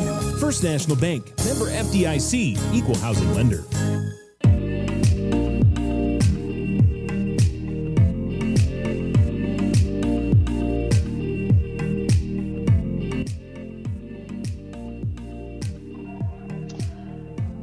Tigers going to line up with trips to the top and one to the bottom. It's a 4th and 5 from the Clovis 8-yard line. Tigers leading 36-32 here in the third quarter.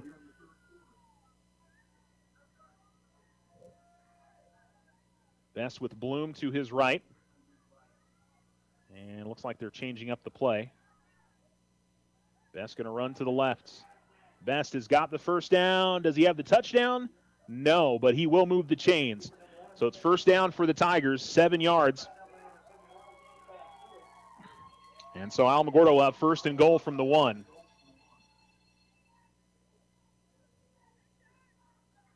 Now you felt like after Alamo got that 15 yards on that best run before, you'd have been really surprised if they were going to be able to get the 5 on a run, but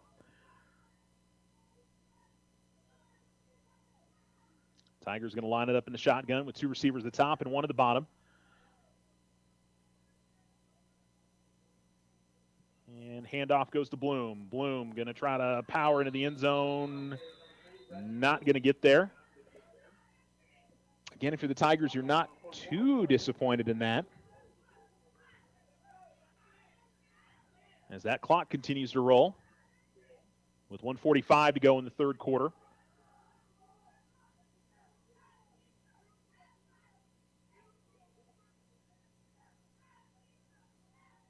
Tigers will line it up, 2 receivers at the bottom, 1 at the top. Best in shotgun.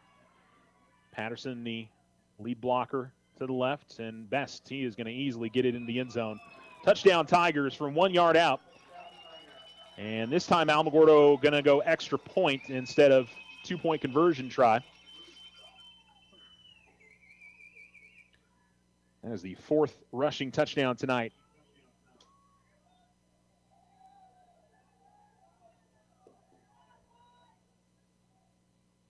For Nathaniel Best.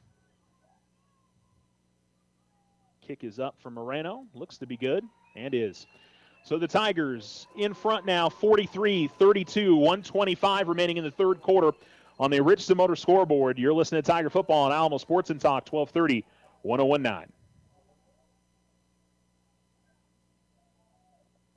The Winter Circle has been outfitting champions for over 50 years in Otero County. Established in 1970 by our Gigi and Big John. Let's show our school spirit. Whether you're a Tiger, Wildcat, Bear, or Chief, we can make t-shirts, sweatshirts, polos, and hats. And we do custom embroidery too. The Winter Circle does it all. Custom orders available for businesses, squadrons, and organizations like hats, polos, name tags, also trophies and awards. Winter Circle, 1201 10th Street. Go Tiger! See you at the game!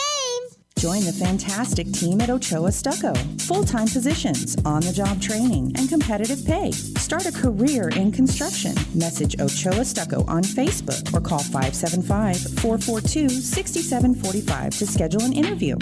Join Stand Up to Cancer and Jazz Pharmaceuticals to raise awareness of small cell lung cancer and accelerate the pace of research. Ask your healthcare provider about screening options that might be right for you or a loved one. Visit standuptocancer.org/lung to learn more.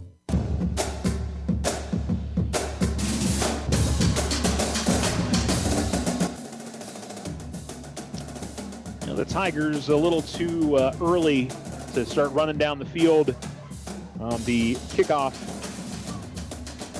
after the score, and so they'll kick it off from the 35 now instead of the 40. 43-32, Alamogordo in front. Minute 25 to go here in the third quarter.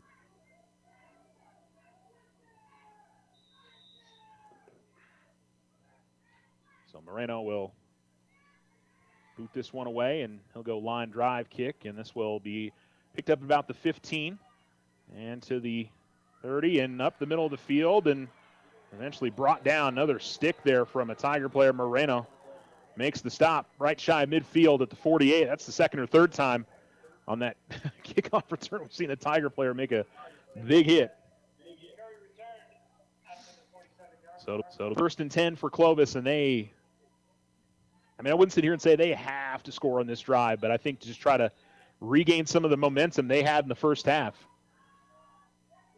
A turnover on downs and an interception, which probably was going to be a turnover on downs as well, but the Tigers, Clovis got into, oh no, I'm sorry, it was a punt the first time around, then the interception. Clovis trying to find that offensive prowess they had in the first half. 4 wide receivers, and Jimenez will throw and pass a little bit behind his intended receiver, looking for Jaden Tapia at about the 45, and that goes incomplete.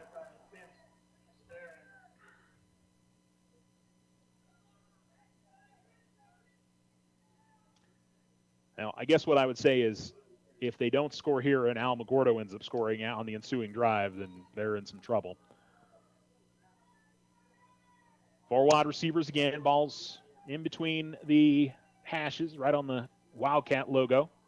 Here's the play action again, and it is complete.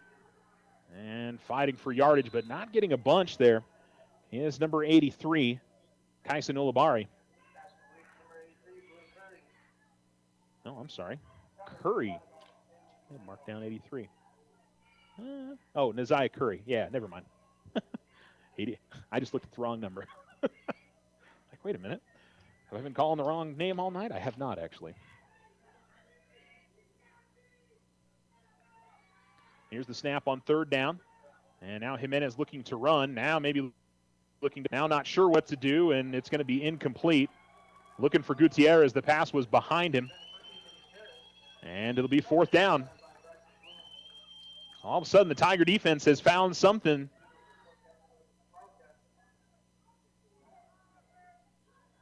But no surprise here, Clovis is going to keep their offense on the field.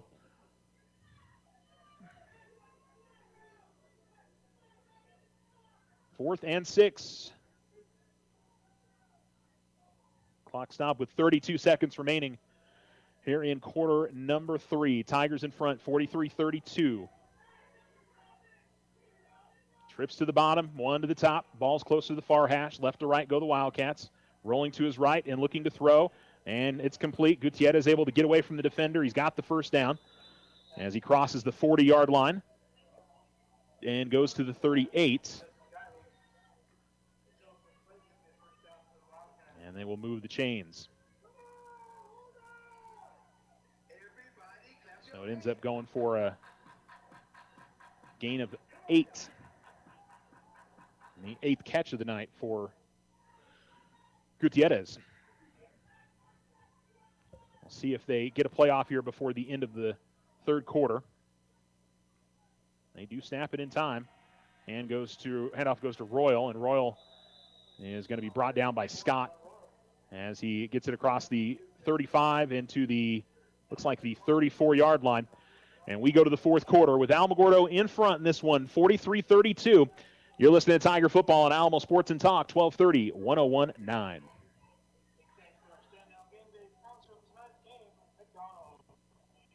OSU's Black Friday sale is back. For a limited time, Thursday, November 6th and Friday, November 7th, auto loans as low as 3.99% APR with no payments for 90 days. Recreational loans as low as 6.5% APR. Power sports as low as 7% APR. Holiday personal loans as low as 8.99% APR. Apply online, oterofcu.org. Limited time offer. Purchases of non-OFC refinances. All loans subject to credit approval. Other restrictions may apply. Not all will qualify. Federally insured by NCUA.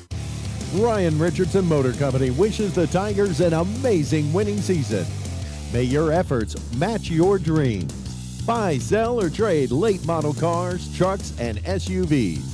Financing available.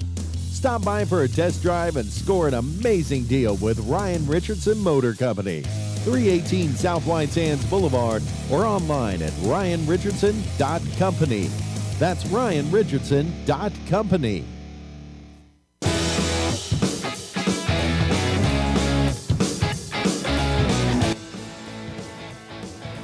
Jimenez rolls to his left looking to throw. He is being chased. He tosses it down the field. Almost intercepted by Bowman as he stepped in front of it. He was looking for Kaiden Everett, number 9. And that was almost a pick, but it gets popped up in the air and out of bounds and incomplete. That was 2nd down and 6. It'll be 3rd down and 6. We're starting the 4th quarter with Alamogordo in front, 43-32 on the Richardson Motor scoreboard. And another 3rd down here for Clovis. It's definitely been harder sledding overall for Clovis offensively than I would say for Alamogordo. Alamo has not had a lot of 3rd downs. I think they had their first 4th down on that last drive that they scored on. But Clovis they stalled out on their last drive right around this part of the field. 4 wide receivers as the snap and the fake of the handoff, and the throw is complete. And it looks like they've got the first down as Jaden Tapia, number 3. And thought maybe one of the Tiger players was a little banged up, but it looks like he pops up and is okay. That was Vince Esteron that looks to be all right after that. The ball goes to the 24-yard line, and that's enough for a first down.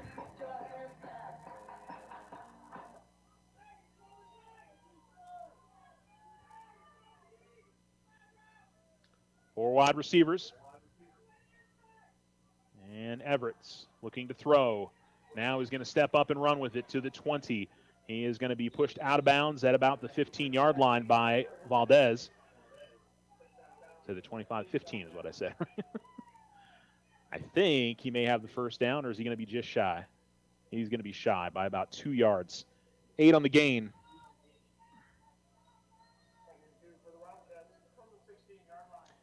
Ball in the 16 of Alamogordo. Clock stop here with 11:18 to go in the game. And the Tigers in front by 11. Trips to the top, one at the bottom. Out of the pistol. Menace takes the snap, and he's back to throw, and they try to screen. That's a great tip there from Scott. He just got a fingertip up, and he disrupted the pass. And that'll make it third down, and he was pumped up after that.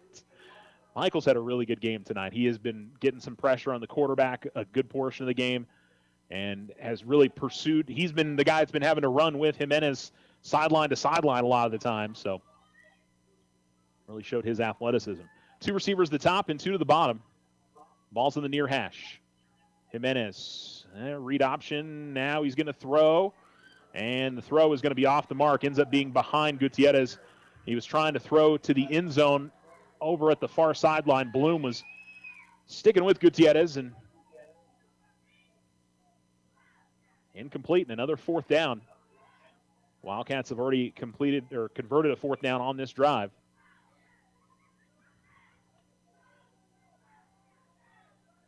(11-11) remaining in this game. Tigers up by 11. Looking for a fourth down stop here to get the ball back and maybe have an opportunity to go up by 3 scores. Trips to the top, 1 to the bottom. Running back is to the left of Jimenez. They just need 2. Handoff Royal. He goes to the right side. He is going to get it looks like. Not much there, but they do pick up enough for the first down. It's a gain of 4. And so the Wildcats move the chains.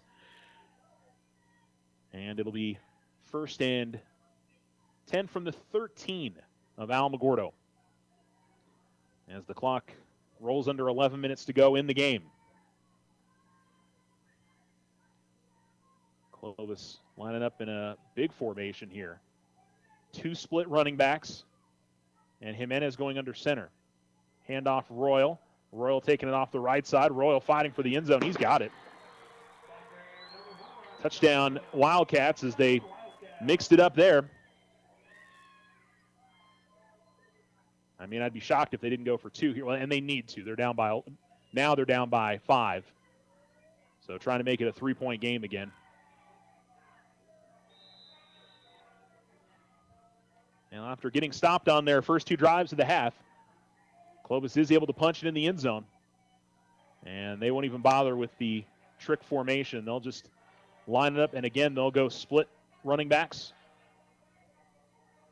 And the handoff going to go to Royal, and he is going to get into the end zone for the touchdown. Or I'm sorry, for the 2-point conversion try. He just scored the touchdown. Anyway, so another 8 points there for Clovis. They scored 5 touchdowns tonight, and they've gotten 2 points every time. They've got 40 on the scoreboard. Alamogordo still leads, though, 43-40. You're listening to Tiger Football here on Alamo Sports and Talk, 1230, 1019.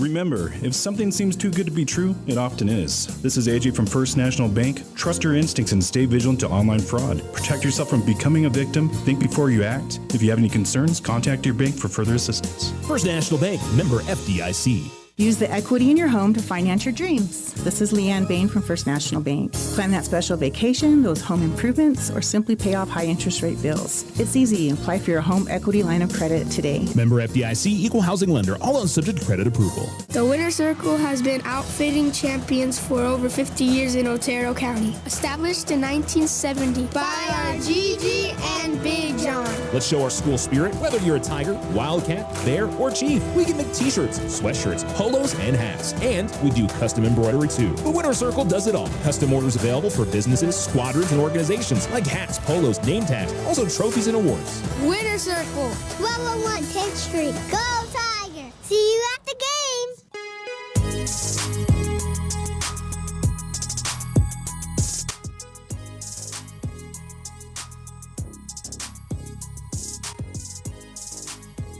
But the Tigers were lined up close, expecting an on-the-ground onside kick. Here's my question, though. It looked like the Clovis player didn't have possession before he went out of bounds, but I think they're going to say that he did. He touched it, and then when he gathered it in, he was out of bounds, I thought.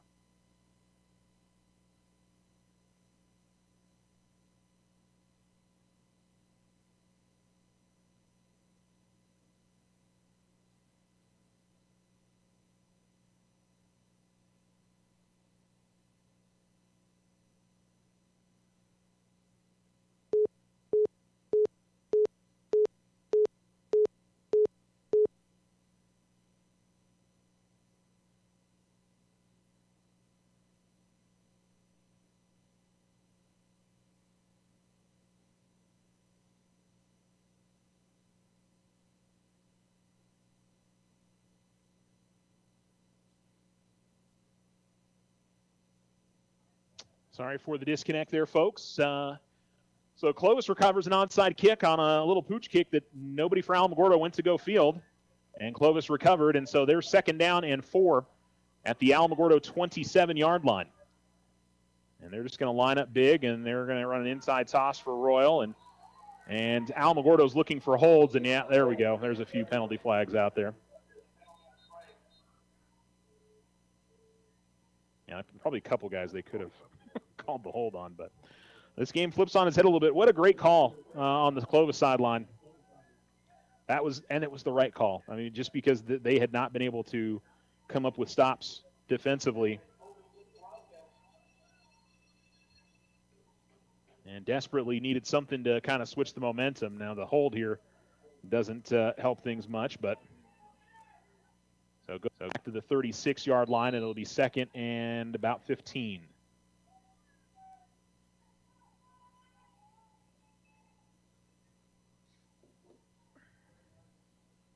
Game clock stop with 9:53 to go in the 4th quarter. The Clovis will have a chance to take the lead here if they score. Clovis trying to get lined up. They've got 4 on the play clock. 1. I don't know if they got it off in time. Jimenez going to run it, bounces it to the outside, and Jimenez going to get spun backwards. I think that was Michael Scott again. Now, Padilla actually. Him and both Michael Scott and Dominic Padilla, he was the one who really slowed that down. Looked like Jimenez was going to get into some space there, but it ends up being only a gain of 2. And it'll bring up a 3rd down and long for Clovis. Yet again, it's 4-down territory for them.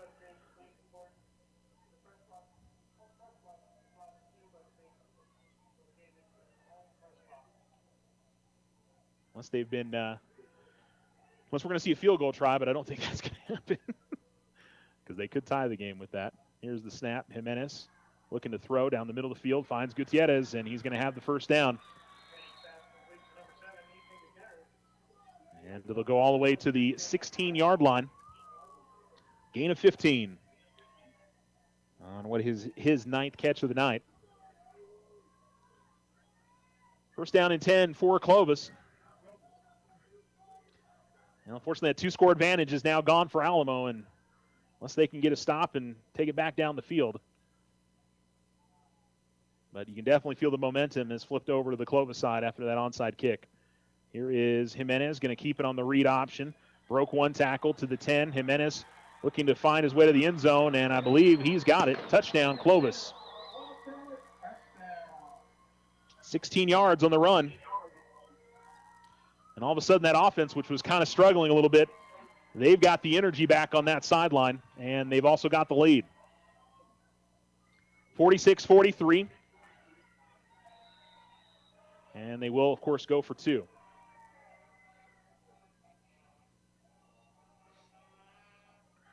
Tigers have not had an answer when Clovis lines up in this heavy set. And they're going to do it again here. Split running backs. As Jimenez goes under center. And handoff Royal, and he's going to get in. And Clovis up by 5 now. 48-43, 8:39 remaining in the game. You're listening to Tiger Football on Alamo Sports and Talk, 1230, 101.9.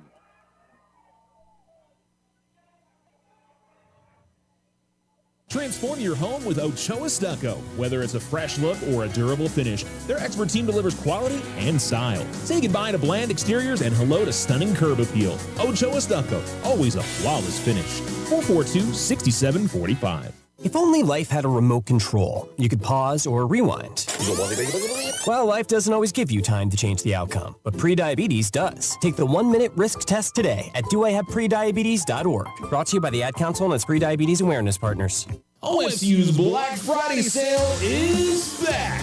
For a limited time, Thursday, November 6th and Friday, November 7th, auto loans as low as 3.99% APR with no payments for 90 days. Recreational loans as low as 6.5% APR. Power sports as low as 7% APR. Holiday personal loans as low as 8.99% APR. Apply online, oterofcu.org. Limited time offer. Purchase of non-OFCU refinances. All loans subject to credit approval. Other restrictions may apply. Not all will qualify. Federally insured by NCUA.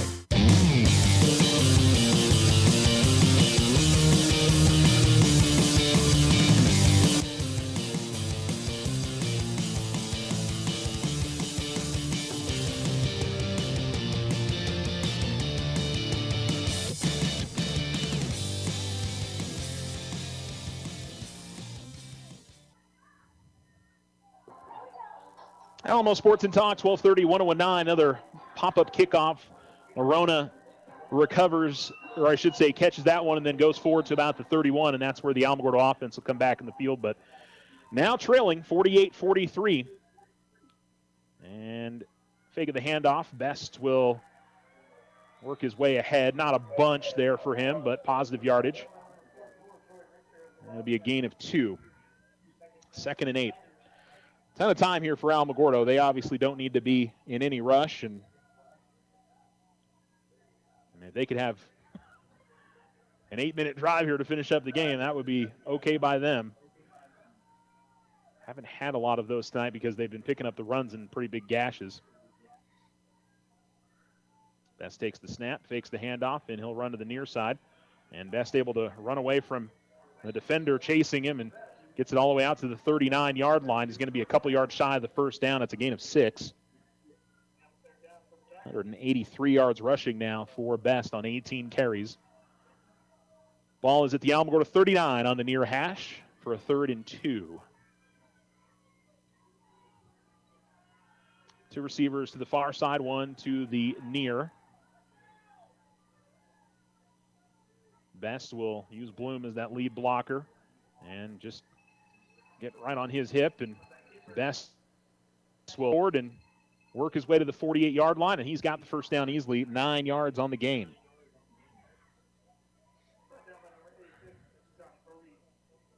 So it'll be 1st and 10 for the Tigers at their own 48-yard line. They go left to right here in this fourth quarter, and the clock continues to roll with 7 minutes remaining. Tigers still in their huddle with 20 on the play clock, and now they break it. 2 receivers at the bottom, 1 at the top. Lead back off to the right, running back to the left. And the handoff goes to Bloom. Bloom will get it off the near side of the 50 and just tripped up. That was a nice tackle.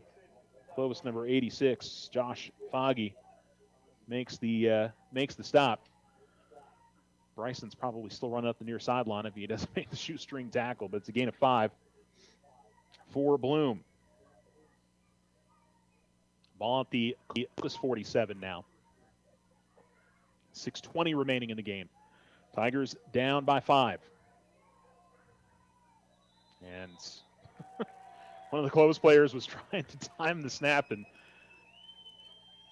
missed it wildly. Let's put it that way. He came 4 yards in the backfield. Nobody had snapped. They were trying to jump the count and did not.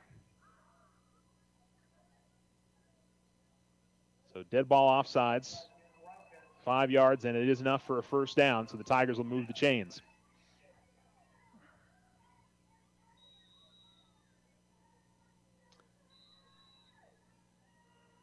Two receivers to the bottom side, one to the top. Ball is on the near hash. And here's the handoff. Saris will get it straight up the middle. And he will backpedal and try to push for another yard or two. Takes it out to the 35-yard line. No, I take that back. That was Bloom. I could have sworn I saw 14. Check my eyes or something. 7 yards for Bloom.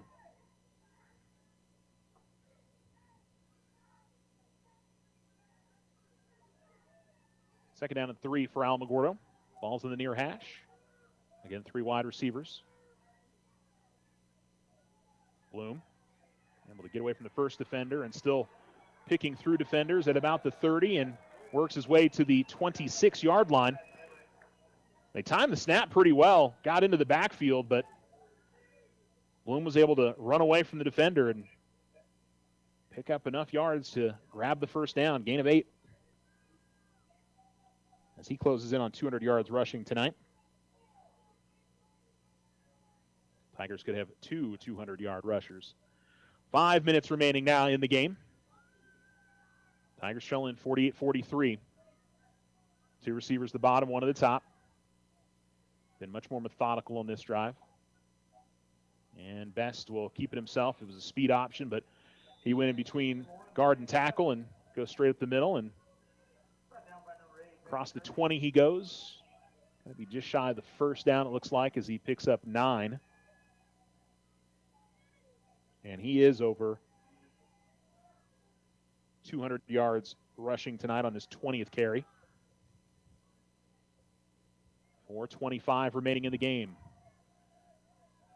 2nd and 1 for Alamogordo. Ball's in the near hash at the 16.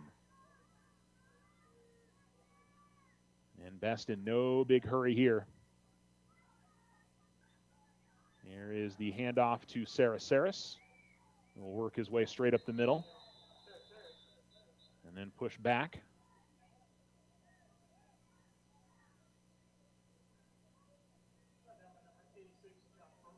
And Josh Fogarty with the tackle. And the ball works its way down to the 13-yard line. And that's enough for a first down for Alamogordo.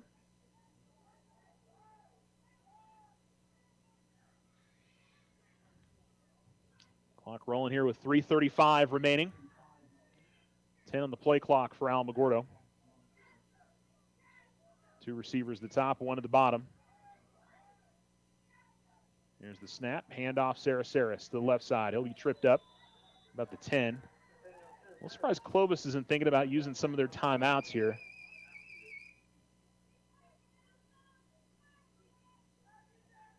Inside the 10, it's a gain of 6, and it'll be 2nd down and 4. Not to be outdone, Saris has got 77 yards rushing tonight. Tigers are going to end up racking up about 500 yards rushing tonight.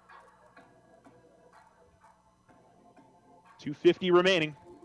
Tigers down 48-43, but on the doorstep at the Clovis 7-yard line.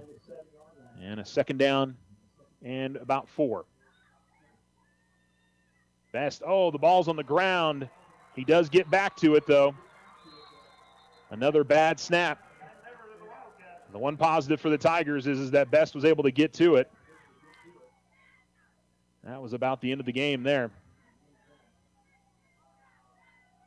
And Clovis does use one of their timeouts. So it'll be a 3rd and 11. So it's not completely disastrous there for the Tigers, but stops the clock with 2:29 remaining. And so Clovis will have 2 timeouts to possibly work with here towards the end of the game. But barring something like that, Alamo has really moved the yards or the ball in chunks tonight. Clovis coaching staff is having a deep discussion with the head official there. Obviously, we decided to keep it right here. Big shout out to all of our sponsors. First National Bank, the Winner Circle, Ochoa Stucco, our scoreboard sponsor, Ryan Richardson Motor Company, and of course, Otero Federal Credit Union for helping us bring you Tiger Sports. And now we've got the official coming over and talking to Coach Cisco.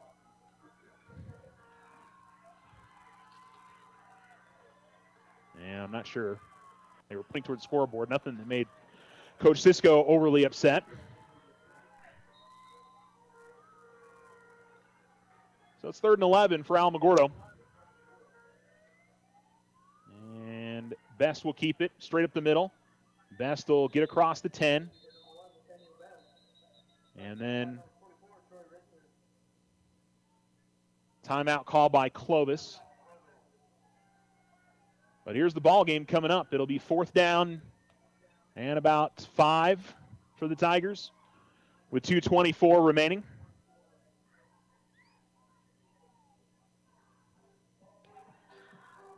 Obviously, it will be the end of the ball game if they don't get it. Tigers still have all 3 timeouts, but they would need a quick stop. So, yeah, I should restate that. Tigers have all 3 timeouts? Now I'm questioning it. They may only have 2. But it wouldn't be over, but it would be putting Alamogordo in dire straits. And you know Clovis is going to be fired up to try to get a stop here on 4th and about 5. Tigers can get a first down without a touchdown.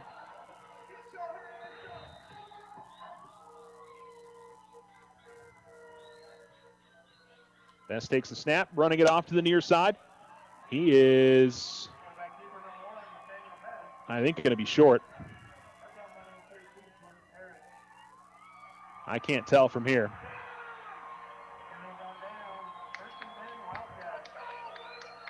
Are they not going to measure it? No, they're not. It's going to be Clovis football. Tigers do not get the first down. It'll be at the 4-yard line. And they needed the 3.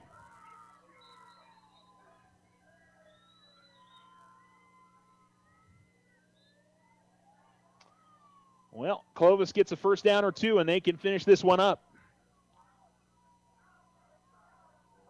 That bad snap basically spelled the end of that drive for the Tigers. And Alamo ends up 1 yard short, but now the question obviously is, can the defense make something happen here? Yeah, trying to get the right football out there. Does it? I guess each team gets their own football, or what? I don't know. Shouldn't have been a kicking football out there to begin with, but all right. Looks like we're ready to go.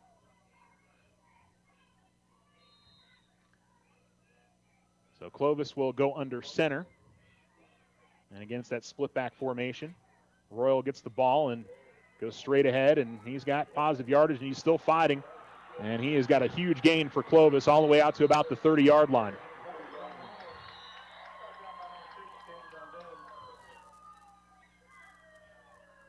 So he'll take it to the 29.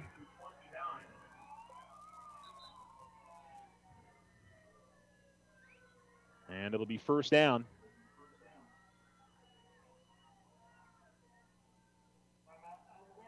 So the Tigers needing stops now, and unfortunately not happening for them. And unless something crazy happens, the Tigers' season may end up coming to a close here tonight. But credit to Clovis. That onside kick really changed the game, and then Alamo goes down the field, had a long, sustained drive, but could not get the first down when they needed it right at the end. They'd been picking it up in chunks all night, and credit to Clovis' defense. They got to stop when they needed it. So it'll be 1st and 10 for Clovis at the 29. And Tigers still with 2 timeouts, so it's not another first down probably does it. Clovis again going with that big formation, 1 wide receiver, and then the split backs. And the handoff Royal, and he is going to be brought down in the backfield. Looked like Padilla is the man who got back there, and the Tigers will quickly call a timeout.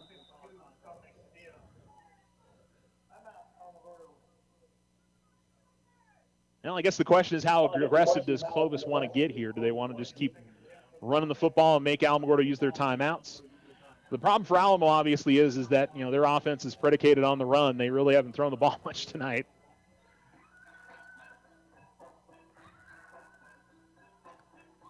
So it'll be 2nd down and 10 from the 29-yard line. Yes, the 29-yard line. After the run from Royal goes for no gain.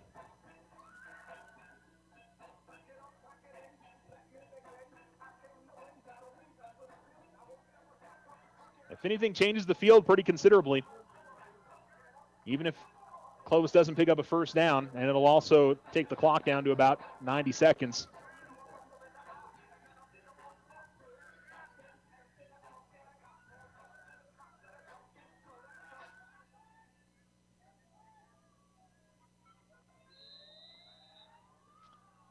So it'll be, again, the split back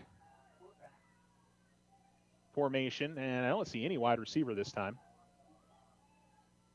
And again, the handoff. Royal's got it. Royal working his way on the far side, and he's got not first down yardage, but getting pretty close as he carries it out to the 36-yard line. And here is the game. 3rd and 3. The Tigers need the stop. Alamogordo does not use the timeout here, but doesn't really matter. If they don't get the stop now, this one will be Clovis's. Yeah, just stunning. I mean, because all the momentum was on Alamogordo's side after they'd gone up by 11, and boy, totally flipped. Here's the ball game, folks. 3rd and 3. There is the handoff. Royal over the far side. I think he's got it. Yeah, looks like he's got it, and Clovis will win this ball game.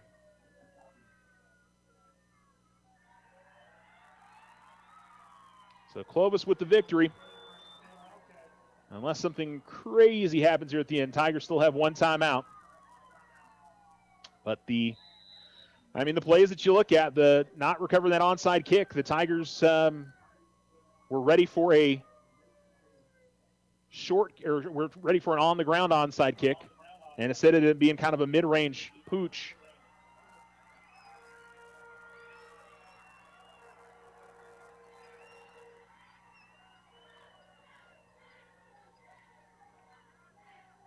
and that was where the game ended. And turning.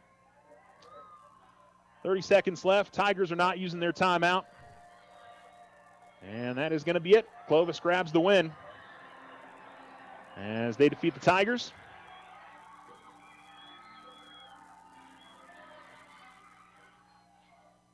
And their guys are celebrating over on the far side. And the Tigers lining up to shake their hands. Now, that's pretty heartbreaking for Alamogordo, as they certainly had the chance to go in and, without a doubt, go ahead. Not a guarantee that they would have won the game. There probably still would have been 2 minutes to 90 seconds or so for Clovis to go down the field, but just didn't pan out for the Tigers. Final score, 48-43. Clovis defeats Alamogordo. And we'll come back and wrap it up here from Clovis as the Tigers come up a bit short here on the road. You're listening to Tiger Football. Otero Federal Credit Union postgame shows coming up. Ryan Richardson Motor Company wishes the Tigers an amazing winning season. May your efforts match your dreams. Buy, sell, or trade late model cars, trucks, and SUVs. Financing available. Stop by for a test drive and score an amazing deal with Ryan Richardson Motor Company. 318 South White Sands Boulevard or online at ryanrichardson.company. That's ryanrichardson.company. Use the equity in your home to finance your dreams. This is Leanne Bain from First National Bank. Plan that special vacation, those home improvements, or simply pay off high interest rate bills. It's easy. Apply for your home equity line of credit today. Member FDIC, equal housing lender, all loans subject to credit approval. Remember, if something seems too good to be true, it often is. This is Emily from First National Bank. Trust your instincts and stay vigilant to online fraud. Protect yourself from becoming a victim. Think before you act. If you have concerns, contact your bank for further assistance. First National Bank, member FDIC. The Winter Circle has been outfitting champions for over 50 years in Otero County. Established in 1970 by our Gigi and Big John. Let's show our school spirit. Whether you're a Tiger, Wildcat, Bear, or Chief, we can make t-shirts, sweatshirts, polos, and hats. And we do custom embroidery too. The Winter Circle does it all. Custom orders available for businesses, squadrons, and organizations like hats, polos, name tags, also trophies and awards. Winter Circle, 1201 10th Street. Go Tiger! See you at the game! Join the fantastic team at Ochoa Stucco. Full-time positions, on-the-job training, and competitive pay. Start a career in construction. Message Ochoa Stucco on Facebook or call 575-442-6745 to schedule an interview. I didn't ask to be thrown in the streets, but I did ask for help, and Covenant House was there for me. For these kids who didn't ask to be put in this unthinkable situation, Covenant House is there. To learn more, go to safeplacetosleep.org today. OSU's Black Friday sale is back. For a limited time, Thursday, November 6th and Friday, November 7th, auto loans as low as 3.99% APR with no payments for 90 days. Recreational loans as low as 6.5% APR. Power sports as low as 7% APR. Holiday personal loans as low as 8.99% APR. Apply online, oterofcu.org. Limited time offer. Purchases non-OFC refinances. All loans subject to credit approval. Other restrictions may apply. Not all will qualify. Federally insured by NCUA.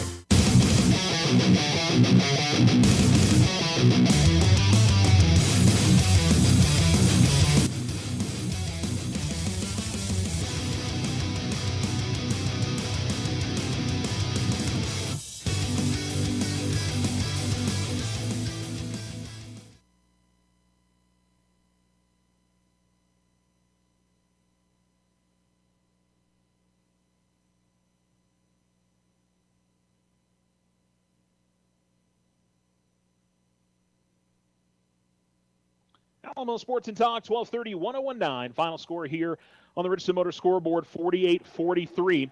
The Tigers fall to Clovis.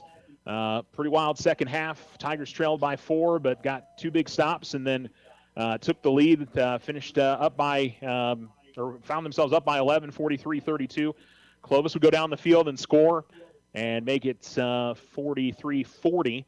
And then an onside kick, which was, they had been doing this pooch kick most of the night. And they did it again. Alamogordo was expecting an onside kick on the ground, and unfortunately nobody went back to try and recover it. And Clovis was able to grab it. They went down the field and scored. Tigers, though, went right down the field and had it inside the Clovis 10-yard line. A bad snap on a 2nd down and 4. Made it 3rd and 11. They got to a 4th and 5, and unfortunately got stopped a yard short of the first down. And Clovis was able to pick up a couple of first downs and wrap up the game. So Tigers 4-6 and 1-5 in district. Unfortunately, this will be where their season ends. Really not a scenario where Alamogordo gets in, unfortunately, now. So heartbreaking loss. You know, they had the momentum and unfortunately couldn't quite close it out. Credit to Clovis and those guys, and that's a big win for that team. They've got to be excited about that, and as they should be. You know, it's been a bit of a struggle for Clovis in some of the recent years. You know, they had a nice playoff run a couple of years ago that was unexpected, but you know, they've had to fight through some stuff. Last year was a tough season for them, and so, you know, happy for those young men and their effort that they put out there tonight. They certainly be excited about that. You definitely feel for Alamogordo and this senior class, who a lot of really talented young guys that are likely played their final game tonight. So that's tough to see for those guys for sure. Other final score tonight was Texaco beating Tularosa 53-0. I'm really not sure about Tularosa and their playoff possibilities. Honestly, I just wait and see for the brackets to come out. I think it depends on where they end up in the Max Preps rankings, in all honesty, whether they get in or not. So I would just kind of wait and see. And then, again, want to congratulate Alamogordo boys and girls cross country for qualifying for state. The girls finished second. The boys finished third in their meet today that happened back in Alamogordo. So congrats to them. That's going to do it for our broadcast. Thanks for tuning in. This has been the Otero Federal Credit Union post-game show. And our next Tiger Sports broadcast will, I believe, be Alamogordo boys basketball coming up on the 25th of November. I believe they host Silver. So that'll be the next time we're on the air with Tiger Sports for you guys. Of course, we'll have the roundup and recap everything on Monday from 2 to 3 p.m. And certainly look forward to talking to y'all then. But unfortunately for the Tigers, they come up short here on the road. 48-43. Clovis gets the win on the Richardson Motor scoreboard. Again, shout out to Richardson Motor Company, Otero Federal Credit Union, Ochoa Stucco, the Winner's Circle, and First National Bank for bringing you Tiger football all season long. From Clovis, so long. Stay tuned here to Alamo Sports and Talk, 1230, 101.9.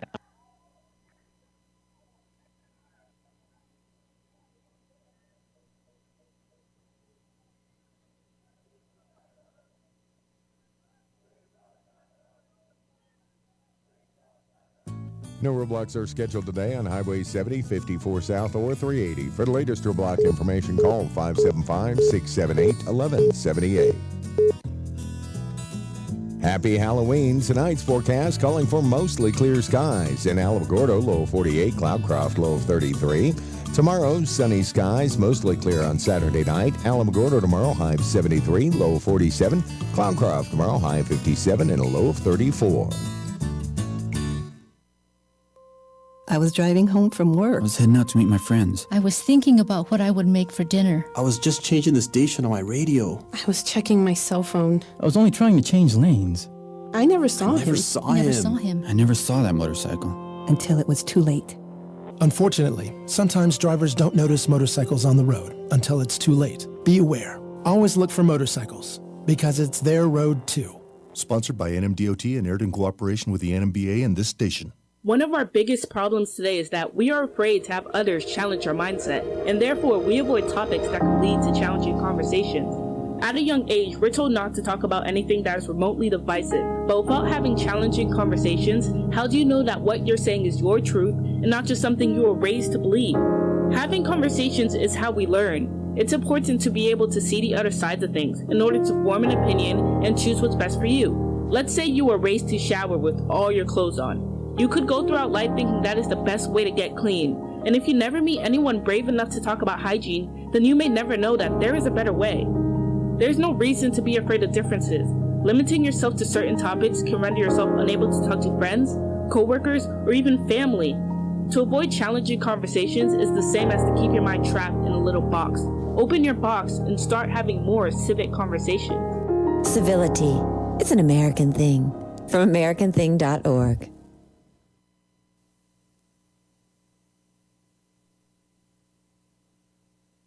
This is SportsCenter.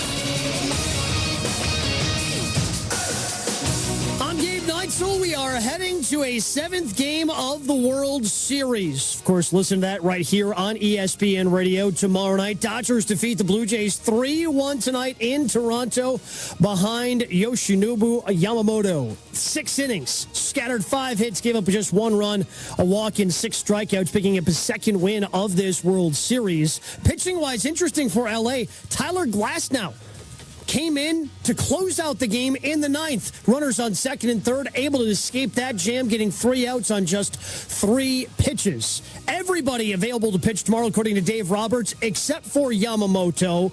If the Dodgers do want Shohei Ohtani to pitch and still DH in the game, he would have to start game number 7. Blue Jays, meanwhile, saying everybody, including tonight's starter, Kevin Gausman, going to be available on the mound tomorrow night. College football, one top 25 team in action. Number number 25, Memphis defeating Rice 38-14 tonight. Brendan Lewis, 225 yards passing, also had 87 yards rushing and a touchdown on the ground. Lakers putting the finishing touches on an NBA Cup win over the Grizzlies tonight. A 40-burger for Luka Doncic, 44 points, 12 rebounds. Lakers lead 117-110, 7.5 seconds remaining in that game. Bulls still undefeated. They defeated the Knicks tonight, 135-125. Josh Giddey almost poured in a triple-double, 32 points, 10 rebounds, 9 assists. The 76ers lose for the first time tonight to the Celtics, 109-108. For more stats and info, you can always check out ESPN.com or the all-new ESPN app. More game night with myself and Q Myers coming up next. Coming up on the Monday edition of Unsportsmanlike with Chris Canty, Michelle Smallman, and me, Evan Cohen. We look ahead to a huge Monday Night Football game for the Cowboys, plus Damian Woody in studio at 7:30 a.m. Eastern, and all of the reactions around Week 9 of the NFL. It's Unsportsmanlike, 6 a.m. Eastern, right here on ESPN Radio, ESPN2, and ESPNU.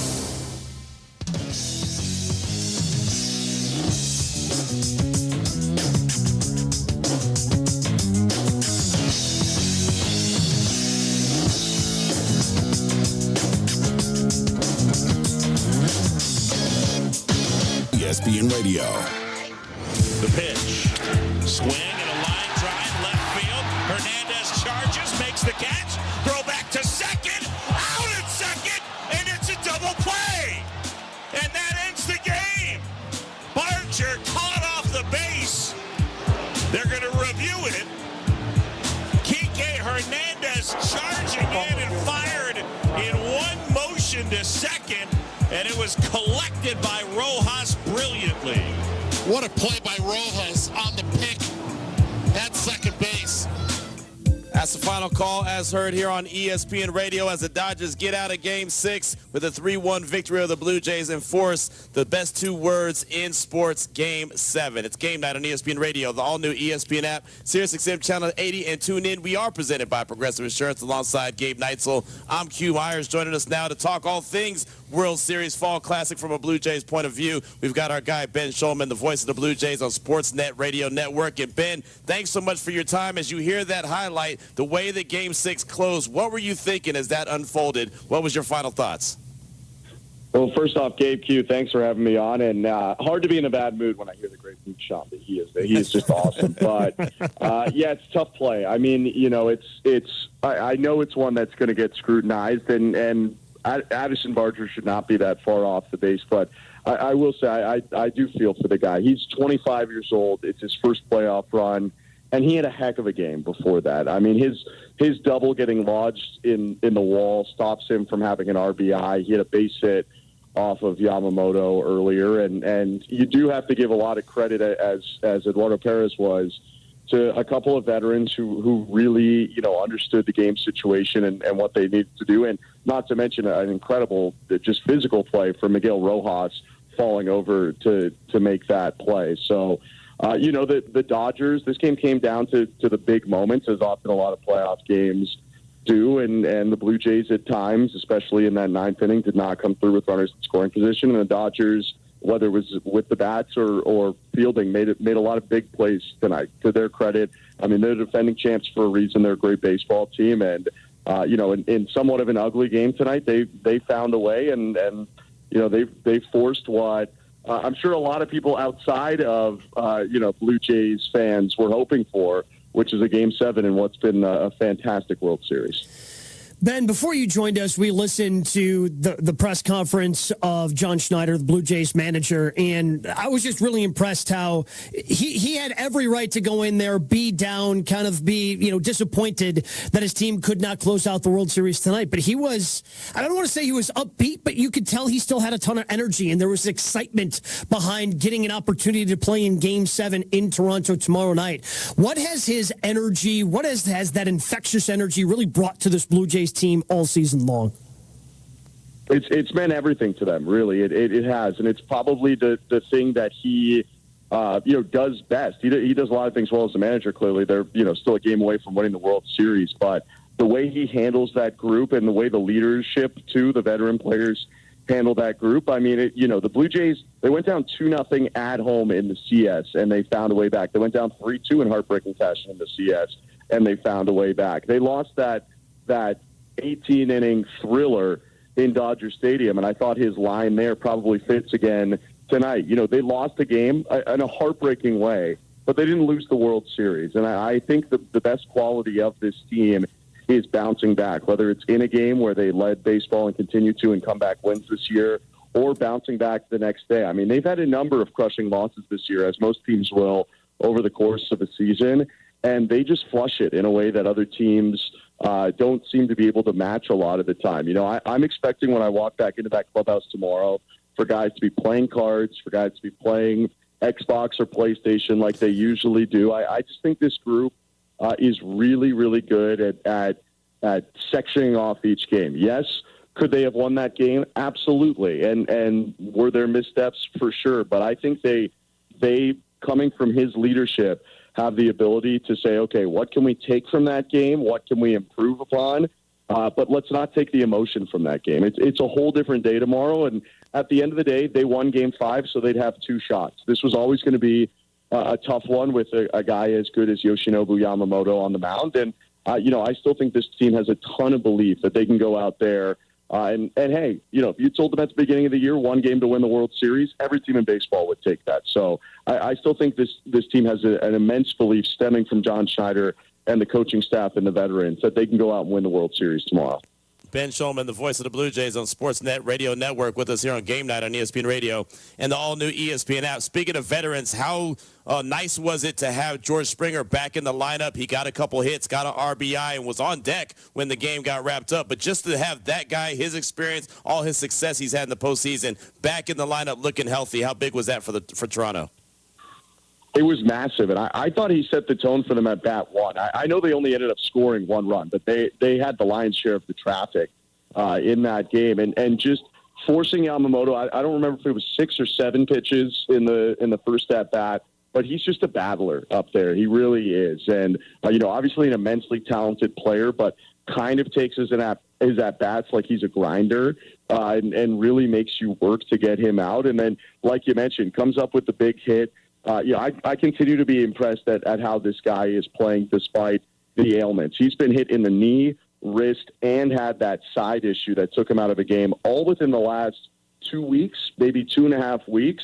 And, you know, as he would admit, and as John Schneider jokes about all the time, he's not 25 right now. You know, he is, yes, he's DHing, but, you know, he is in the latter stages or at least in the back half of his career, and he's fighting through, and he's hurting right now. And apparently, you know, there's a lot more, I'm sure, like a lot of guys that we'll find out in the offseason that he's been dealing with, and he still finds a way to be competitive. He really drove that cutter on the outer third for that RBI single, and, you know, the Blue Jays don't end up winning, but if they didn't score in that third, I think they would have been wiped out of that game a lot quicker. So it's massive. It lengthens the lineup. He's so calm in big moments, and he really sets the tone for that offense. I think having him puts them in a great position every time that he's starting in a postseason game. And, you know, obviously I think the biggest letdown for the Blue Jays not getting doubled off, pardon me, near the end of that game is that, you know, the bat gets taken out of George Springer's hands when who knows, considering what he did in the ALCS in a similar spot, who knows what he might have been able to do. But I expect him to be a big impact player coming up for them tomorrow. And to me, he looked pretty healthy for a guy that walked right out of a game just a couple days ago. Ben, we know that Game 7 belongs to Max Scherzer. He's going to get the start for Toronto. But we also know that everybody available, apparently even Kevin Gossman, is potentially available, according to John Schneider tonight, if they can find a role for him tomorrow. With having everybody available because, well, there is no tomorrow after Game 7, what do you think the leash is going to be like for Max Scherzer? I think it'll be pretty tight, to be honest. You know, he has done well for them in this postseason, so I really don't think that it has a ton to do with him. But at the end of the day, you have everyone available. They didn't go to Jeff Hoffman tonight. Short outings for a couple of their other high-leverage guys. You know, I think Trey Savage is fully in play for them coming up tomorrow. And from talking to him, he is determined to be in play for them, as is Shane Bieber. So I think when you know you have all these options and there's no tomorrow, there's no reason to save pitches on a guy. If he's pitching well, you leave him out there 100%. Trust what he's doing. But if there's a bit of a stumble as we've seen, 1 or 2 runs in this series can be a huge deal in the grand scheme of things. And so I do think they'll be pretty quick.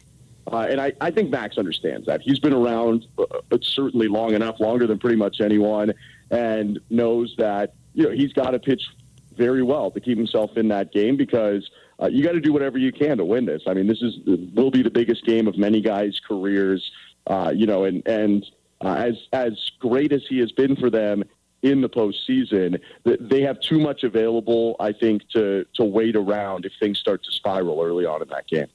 Well, Ben, we'll close out with this. It's been fantastic. We definitely appreciate you this evening here on Game Night on ESPN Radio and the all-new ESPN app. Why does this feel like to me that this is setting up for Vlad Guerrero Jr. just to have a heroic-type night and be the hero? I mean, he's already the hero of the team anyway, but really be the hero and kind of write his own story. Yeah, I mean, it's out of a movie right now to get to this Game 7, and I think you feel that way because he's already shown it so many times this postseason. I mean, if they do go on and get fortunate enough to win this, it would take a really big moment from someone else to take another, playoff MVP award away from him. He seems to rise to these moments, especially right now in this postseason. And, the one guy who's really flummoxed him in this series is Yamamoto. He did get the double off of him, but that's the one guy that's really held him down. I think everyone else, I wouldn't even be shocked if they don't really pitch much to Vladdy tomorrow because, he's come up so many times. So if he came up again, I would be far from shocked, really. He has been the heartbeat of this postseason run. A lot of guys have contributed, but he's had a ton of moments already, and I just think he's the kind of guy that gets better when the lights get brighter rather than shrinks away. Yeah, it really feels like that. We're looking forward to it. There's no doubt. No two better words than Game 7, and we got a Game 7 in the Fall Classic. Ben, fantastic stuff. Thanks so much for your time. We definitely appreciate you.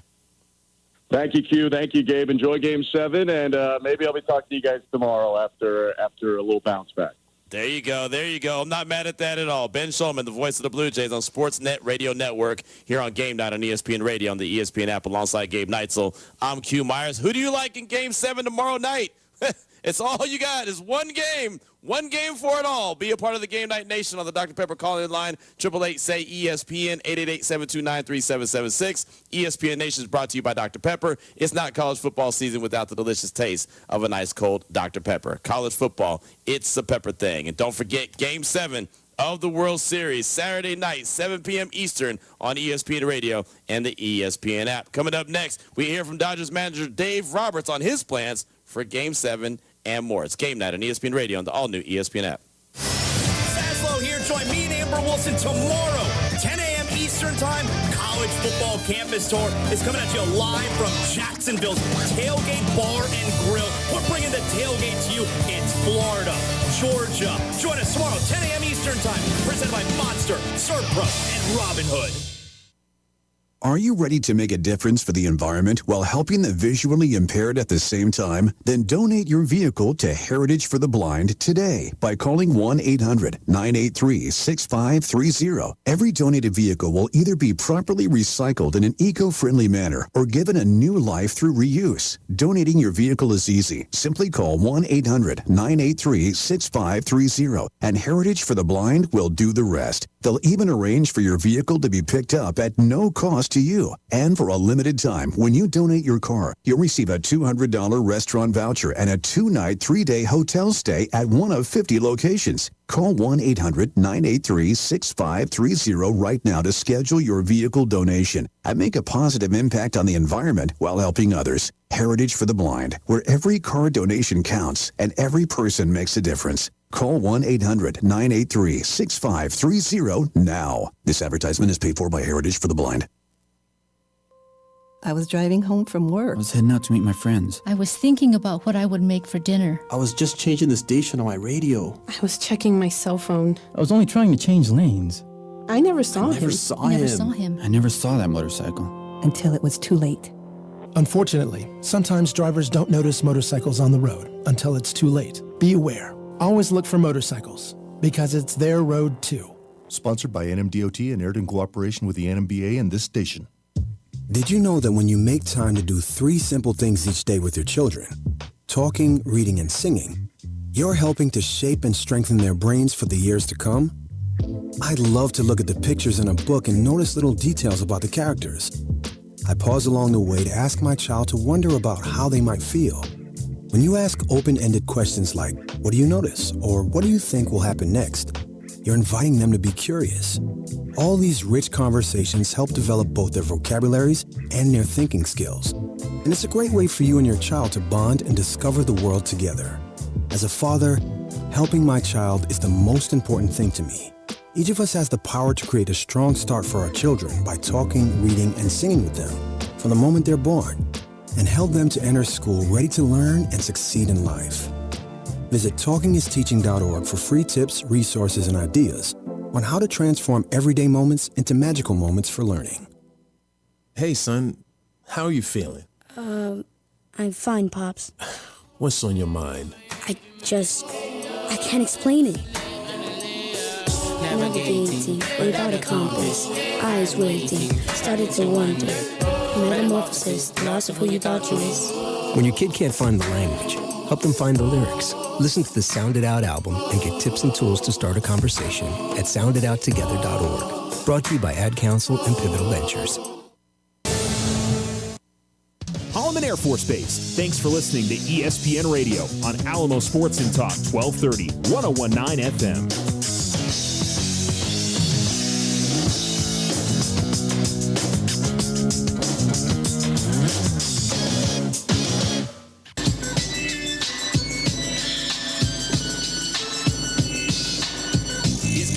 I'm Q Myers. It's Game Night on ESPN Radio, the all-new ESPN app, Sirius XM Channel 80, and tune in. We are presented by Progressive Insurance. Progressive Insurance offers 24/7 protection when you bundle home, auto, and motorcycle. Learn more at Progressive.com. And the Dodgers, it was nothing but a G thing, baby, as they went to Toronto. Okay, never mind. But the Dodgers won 3-1 in Game 6. They forced a Game 7. Mookie Betts got out of this slump that he was in, Gabe. He drove in a couple runs, ultimately ended up being the game-winning runs. He had 2 of them, and the Dodgers win 3-1. So that's a good sign for L.A. as they are going to need all hands on deck in game number 7, but they've got to feel good about their opportunity. The Blue Jays have to feel good about their opportunity, and that's why game 7 is always the best. Yeah, the Dodgers, they still struggled for the most part offensively in tonight's game. They only had 4 hits. Right. It's not like they as a team, they have been struggling. I don't know if you saw that stat that popped up during the broadcast on Fox tonight, but during the World Series, Shohei's hitting 300, the rest of the team's hitting 189. Yeah, it's not going into the game tonight, and they took advantage of the one inning they needed to take advantage of. They scored all 3 runs in the 3rd inning. They only left 5 runners on base, whereas the Blue Jays 8 hits tonight. They left 8 runners on base, which doesn't factor in because Barger made the last out on the base path, so it could have been even more had he not wandered off of second base in the 9th inning. The Blue Jays still applying a lot of pressure. If the Dodgers want to win Game 7, they've got to get some more consistent and apply a lot of pressure on that Blue Jays staff. Because just talking with Ben Schulman, I'm guessing they're going to be shuffling through a lot. You know, I don't think we're going to see a big 6-inning outing out of Max Scherzer tomorrow. Maybe we do. Maybe he goes back, jumps in the DeLorean, turns back the clock, has a vintage Max Scherzer moment. But I'm guessing if they can get 3 innings out of Max Scherzer, they're going to feel pretty good before they start going through everybody that they have that they feel confident in and going out and throwing strikes. So you need to try to put some pressure on that pitching staff for the Blue Jays because, well, if this game ends up in your bullpen, you're going to need those runs. You're going to need those runs early if you're the Dodgers. Well, we heard from Blue Jays manager John Schneider. He was very upbeat. He was very up-tempo. He sounded very positive, confident. You know, he's not getting too high, not getting too low. He's very even keel and feels like they have a great opportunity in Game 7. And obviously they do. They've bounced back plenty of times when it looked like they were against the mat. Then all of a sudden, boom, they bounce right back up like the Undertaker. And let's hear what Dave Roberts, who, again, got the victory in Game 6, forced the Game 7. Let's hear how the Dodgers manager sounded right now. With Glass now doing the last 2 batters, what's your pitching situation lined up now for tomorrow? Not sure the pitching situation, but Glass will be available. Everyone will be available. You don't know who you're going to start yet? No, that's not TBD? Yet. TBD. Okay. When you say everyone, does that include Yamamoto? Not Yamamoto, sorry. Dave, first, your thoughts on how that bottom of the ninth inning transpired? Wow, gets 0-2 to Kirk and hits him with the split. And then Barger gets a fastball, good piece of hitting. And, from that point on, for me, I just felt that Roki wasn't as sharp. And I just felt we needed some swing and miss. And, Glass was the guy. So I had him loose, kind of looming. And just the situation, I was, the pop-up was huge. But I was looking for somebody that can get some swing and miss and some kind of elite stuff, and that's why I decided to go to Glass. Were you happy with the changes you made to the lineup tonight? I was. First off, Miggy played the heck out of second base and made some huge plays, and we were hoping for that kind of energy infusion tonight. We got that from Miggy. Obviously, the Kike play, the double play, but in between ball was huge from Kike to Miggy to end the game. And then Mookie, I liked him. We talked about letting the game come to him a little bit, and he got a huge hit for us. Should we expect a similar lineup tomorrow? We'll see. Yeah, I mean, I kind of like what we were doing. Yeah. Yeah. Is Ohtani possible to start tomorrow? It's a possibility. More likely to start than relief due to the rules? It's a possibility. We're not certain, but it's a possibility. Is Glasnow a possibility to start? Glasnow is a possibility to pitch tomorrow. They're all possibilities, John. That's right. Okay, got you, Doc. Doc, did you consider dropping Betts even further down than 4 or out of the lineup at all? Not at all. And if not, why? Because he's one of our guys, and I'm going to, as they say, ride or die with him. And so I felt that, putting him in the 4 slows things down, lets the game come to him, but I'm not going to run for Mookie Betts. He's just too good of a player. And so that was not a consideration. Piggyback on the previous question, if the Shohei agreed with it, what kind of conversation did you have with him for tomorrow? Just kind of figuring out what his temperature is on starting versus coming out of the pen, and so we're close to a decision. He never pitched it with a 3 days rest in a regular season. Are you confident to send him out to the mound? I am. We all are. This is Game 7, so there's a lot of things that people haven't done, and you've just got to trust your players and try to win a baseball game. As the ball flares off Jimenez's bat, what's going through your mind till you see? Stay up in the air. And Kike just gets great jumps. He is one of my favorite baseball players to watch. He's one of the headiest baseball players I've ever been around. And, even just the getting off on the ball, the awareness to get to his arm, get the ball into second base. He's just a heck of a baseball player. And he did that, I think, from left field to first base, too, in another series, or it might have been this series. But heck of a baseball player, heck of a play. And when you looked up, were you surprised he was there? He got a good jump on it. I was praying. What did you think of Yamamoto today, and what went into the decision to lift him after 6 innings?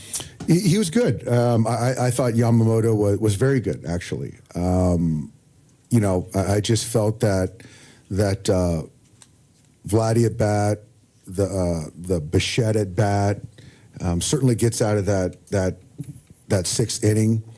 But I just felt that I wanted to give Robo a clean inning, and I just didn't feel great about, somebody potentially cleaning up his mess in the 7th, and I felt that was just Yamamoto did his job for the night, in my opinion. Dave Roberts right there following the game. And again, the Dodgers get the 3-1 victory in Game 6 of the World Series, forcing a Saturday night Game 7 that we're definitely looking forward to. And Gabe, I mean, as we heard John Snyder and his energy, to me, and this is just me, Dave Roberts still sounds, and maybe because it was a Game 6 and they had to have it to force that Game 7, his tone to me felt more like of a relief. Right? Sure. And again, I mean, they had to have the game, so I can understand where there's a sense of relief there, but it still doesn't sound quite as confident as like we heard from John Schneider. No, but at the same time, I mean, Dave has been there for so much, right? In his time with the Dodgers, they've won a couple of World Series. Now, they haven't played in a Game 7 of the World Series with Dave Roberts, so that's obviously a little bit of different pressure. But the one thing I do want to put out there, because the question was just, is Ohtani going to start because of the rules? If Shohei doesn't start tomorrow, they lose the DH when he stops pitching. If he comes in relief, they lose the DH. And unless Ohtani goes and plays the outfield, which he hasn't done since his time with the Angels, so either he's not going to pitch tomorrow or he's starting the game, basically is the way to put it for the Dodgers. So I'm guessing Shohei starts out the game and goes an inning or 2. Yeah, I'm about to say, I mean, they're really their only options, right? I mean, because you're not going to take that bat out of the lineup. If you took the bat out of the lineup, man, you're going to be talked about until you ran out of town, right? You might as well just pack up the manager's office, man, because he ain't coming back. Exactly. He talked about ride or die with Mookie. Shohei's also a ride or die in that lineup. Absolutely. Speaking of Mookie Betts, he came through with a big hit tonight, a couple RBI. We'll hear from him next here on Game Night on ESPN Radio. Coming up on the Monday edition of Unsportsmanlike with Evan Cohen, Chris Canty, and me, Michelle Smallman. Dak Prescott has the Cowboys offense rolling, but will their defense continue to be their downfall, or can they do enough to slow down the Cardinals? It's Unsportsmanlike, 6 a.m. Eastern, right here on ESPN Radio, ESPN2, and ESPNU.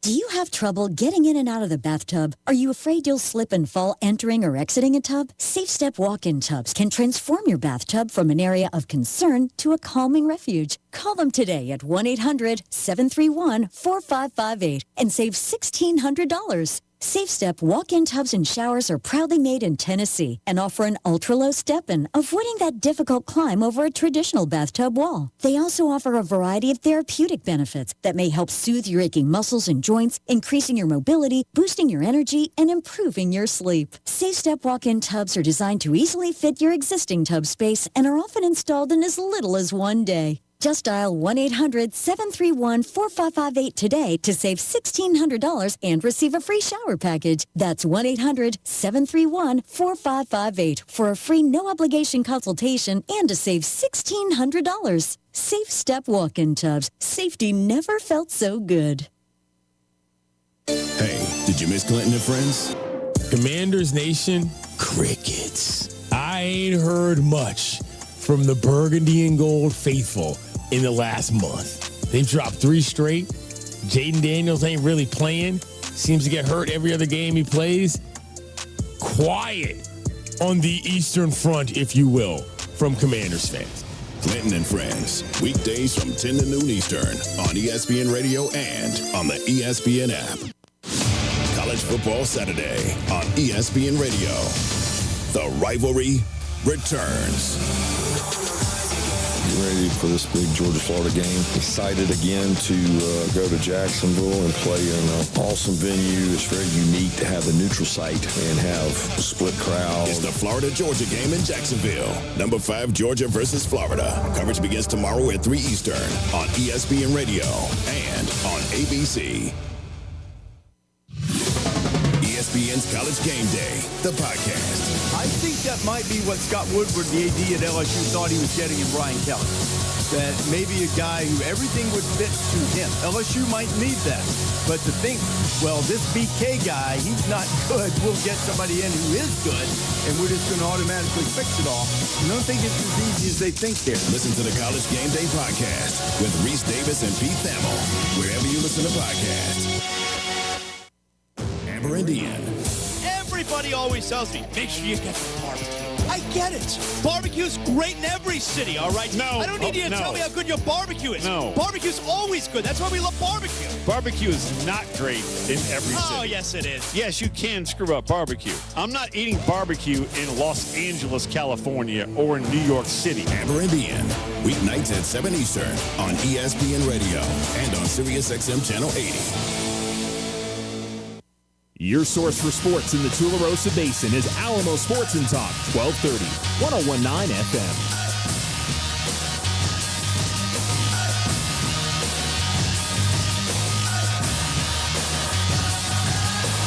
This is SportsCenter.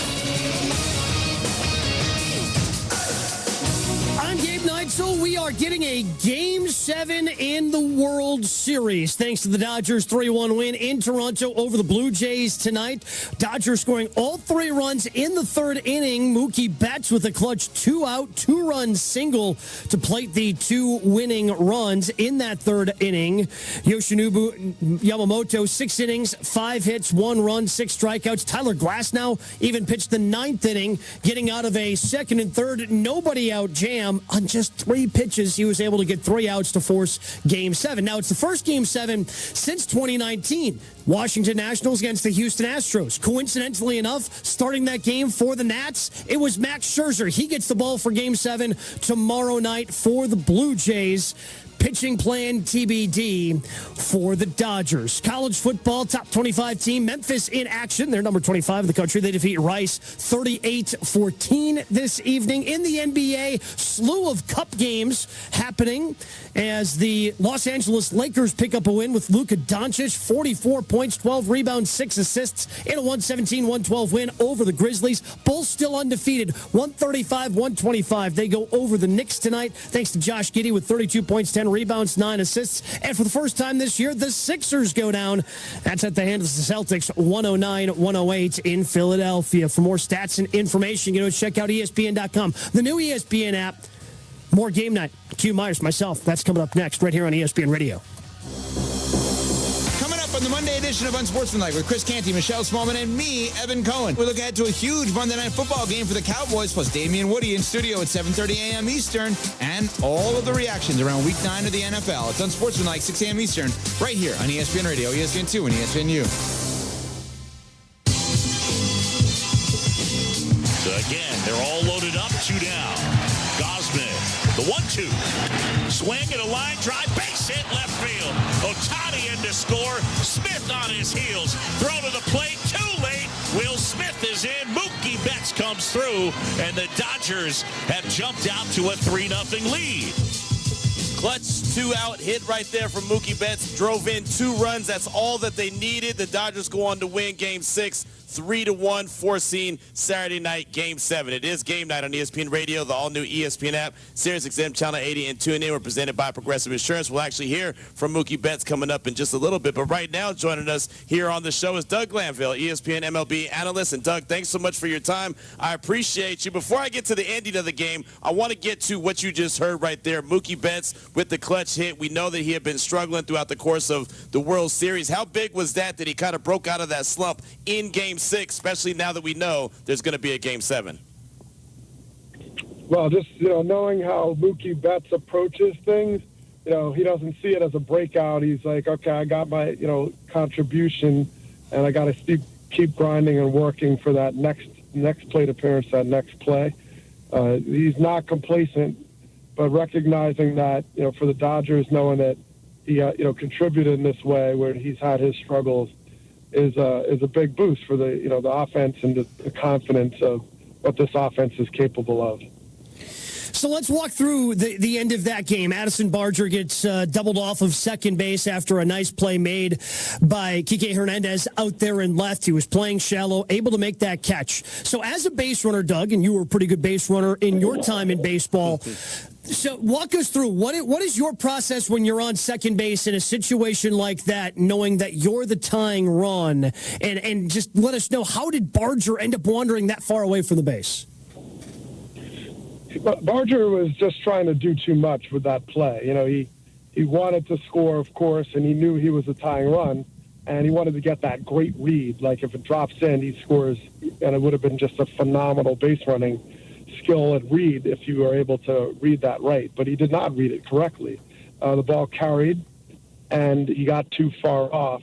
And when when the ball hits to left field, you really can't go halfway, because it's too close. And as is proven, he got too far off. And Hernandez did a great job of closing the gap quickly. And then the infield skills kind of came out where he was throwing on the run, kind of on his wrong foot to get rid of it. And then you add Miguel Rojas on the back end, who picked it like a first baseman because he's such a good glove man. That was just a complete, sort of tandem of excellence. And, Barger just, got too far off, and the Dodgers absolutely made him pay for that. Yeah, they did. Doug Glanville, ESPN MLB analyst, with us here on Game Night on ESPN Radio on the all-new ESPN app. You can also hear him as part of ESPN Radio's World Series coverage. Game 7 tomorrow, 7 p.m. Eastern. What did you think of the pitching performance of Yamamoto, who seems like once he gets locked in, he is locked in, and that's what he was tonight? I mean, Yamamoto is like, there's a poetic nature to him. He's a surgeon out there. I mean, he really can work the corners, carve his way around, intentional on every pitch, understands like the late movement that he has. So even if he's in the zone, the hitter's anticipating the ball being in one place and it's in another. He's kind of calm under pressure, where even when runners and there's traffic, he stays within his plan. He has command at the highest level of all his pitches. I mean, it's just masterful watching him work.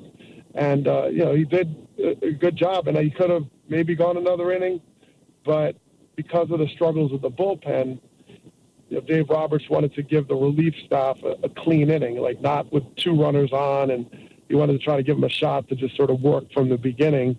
And that did work out pretty well in the 7th. But when you look at Sasaki coming in, he got a little rocky, but they were able to get Glasnow in there. So it is all hands on deck. Yamamoto set the tone. It gave him 6 strong innings.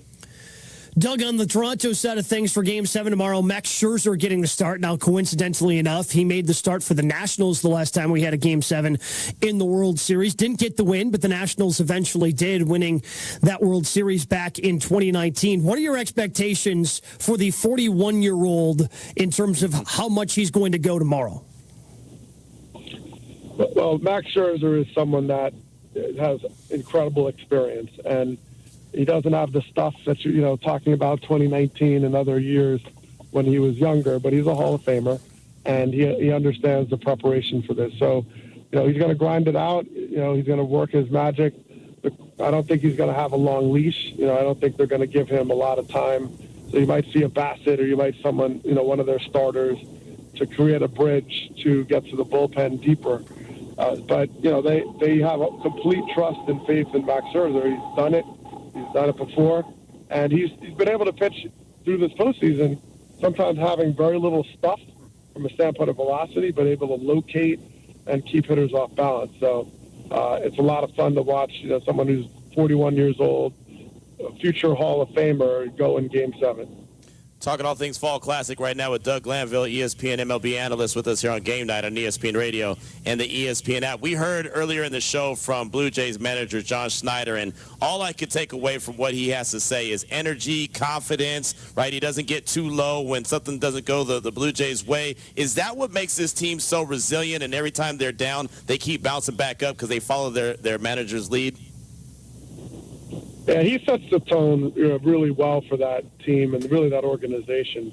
I mean, their style is different than the Dodgers. They don't strike out. They put the ball in play. They kind of aggressive on the bases, as we've seen. They play good defense, and they have some guys that can, sock the ball when they need the sort of extra pop.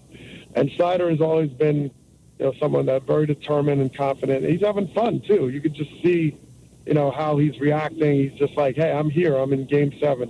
1 win away from the World Series after being in last place, a year ago.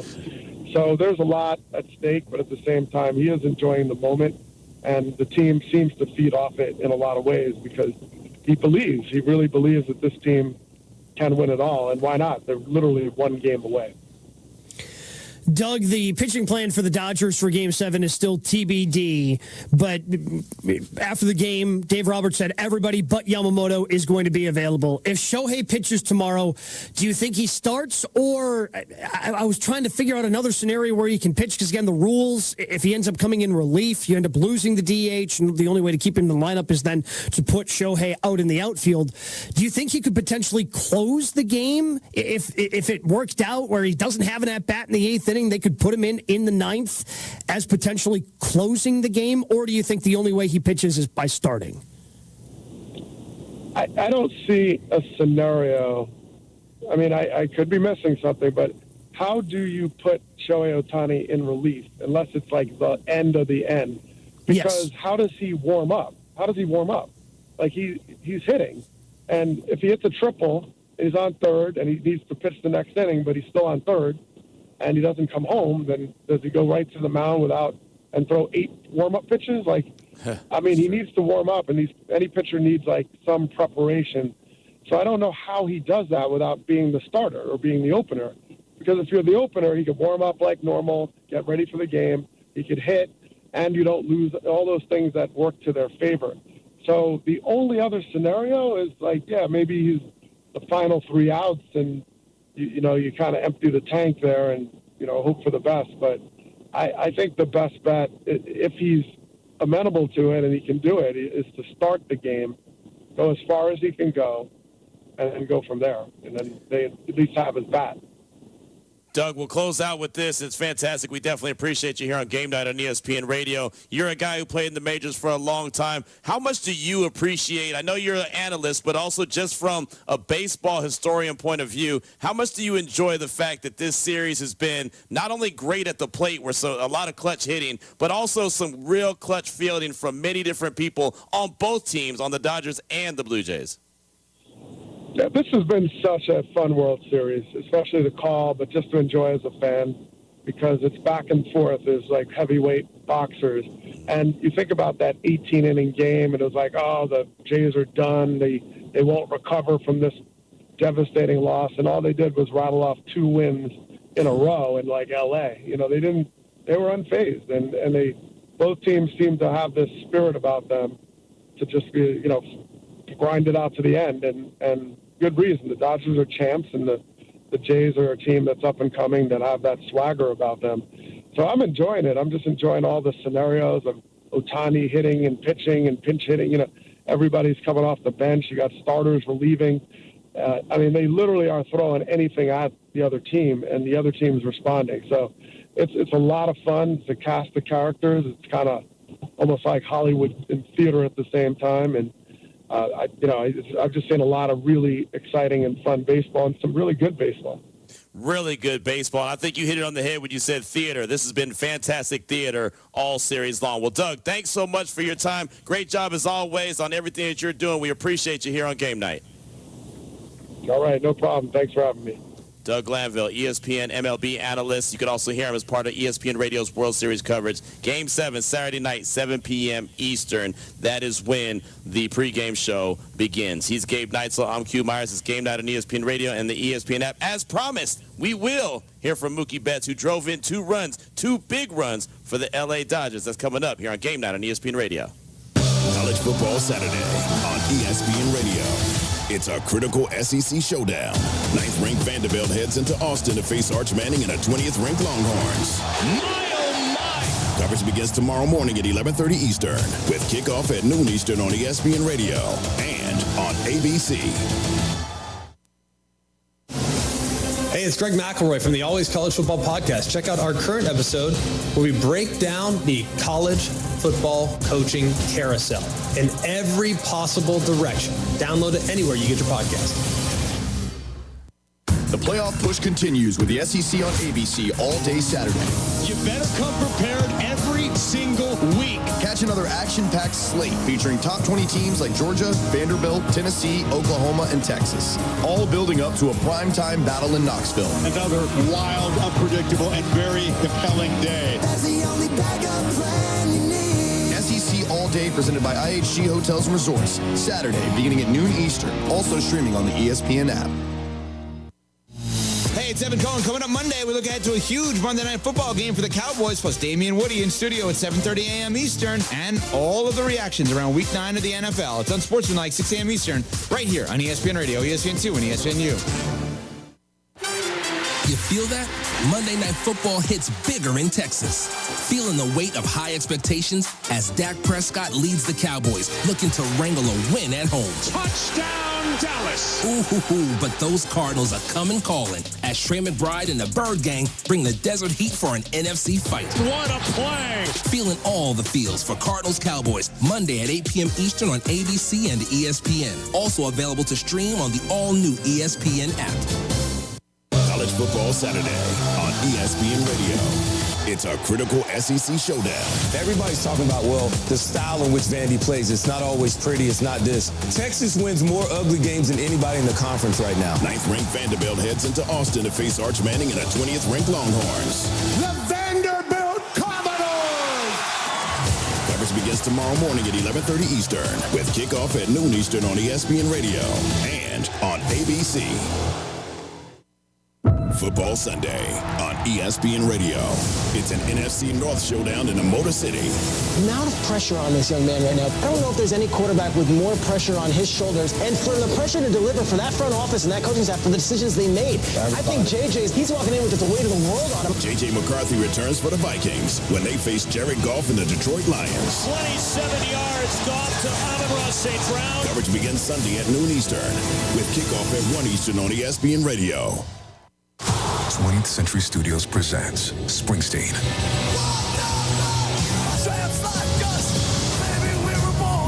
Witness a true story of risking it all. These new songs, they're the only thing making sense to me right now. To fight for what you believe in. This is not going to be good for Bruce. Don't need to be perfect. I just want it to feel right. Springsteen. Rated PG-13. Parental guidance suggested for children under 13. Now playing only in theaters. You're listening to ESPN Radio on Alamo Sports and Talk, 1230, 1019 FM.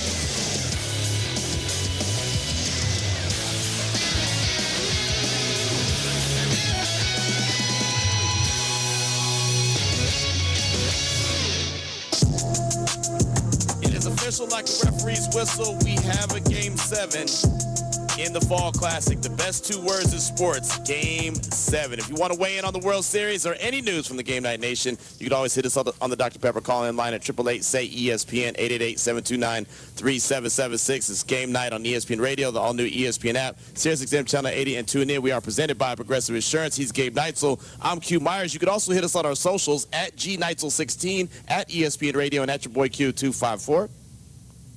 Right here from our guy Jasper. He said, for the past few years, we've been hearing about how great Ohtani is, how he's the best player in Major League Baseball. Some even calling him the GOAT in all caps. Well, tonight, he's going to get his chance to prove it. Hashtag Blue Jays in 7. That's from our guy Jasper. And Gabe, I think that's going to the Shohei on the mound for Game 7. Go ahead. I see the look in your eye. Go for it. Well, no, I'm just confused. So he thinks Shohei's going to prove that he's the GOAT. He's got a chance to prove it.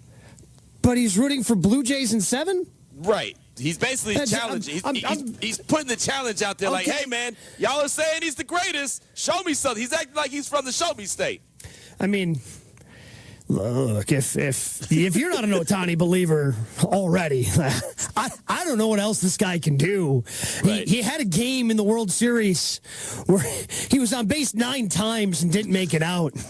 Earlier this postseason, he struck out 10 and hit 3 home runs in the same game. Who doesn't do that? Who doesn't do that, Gabe? We all do that. Look, if you're not an Ohtani believer, I guess no matter what he does in Game 7, like I guess you're just not going to be a believer. You're not going to be a convert to the Church of Ohtani.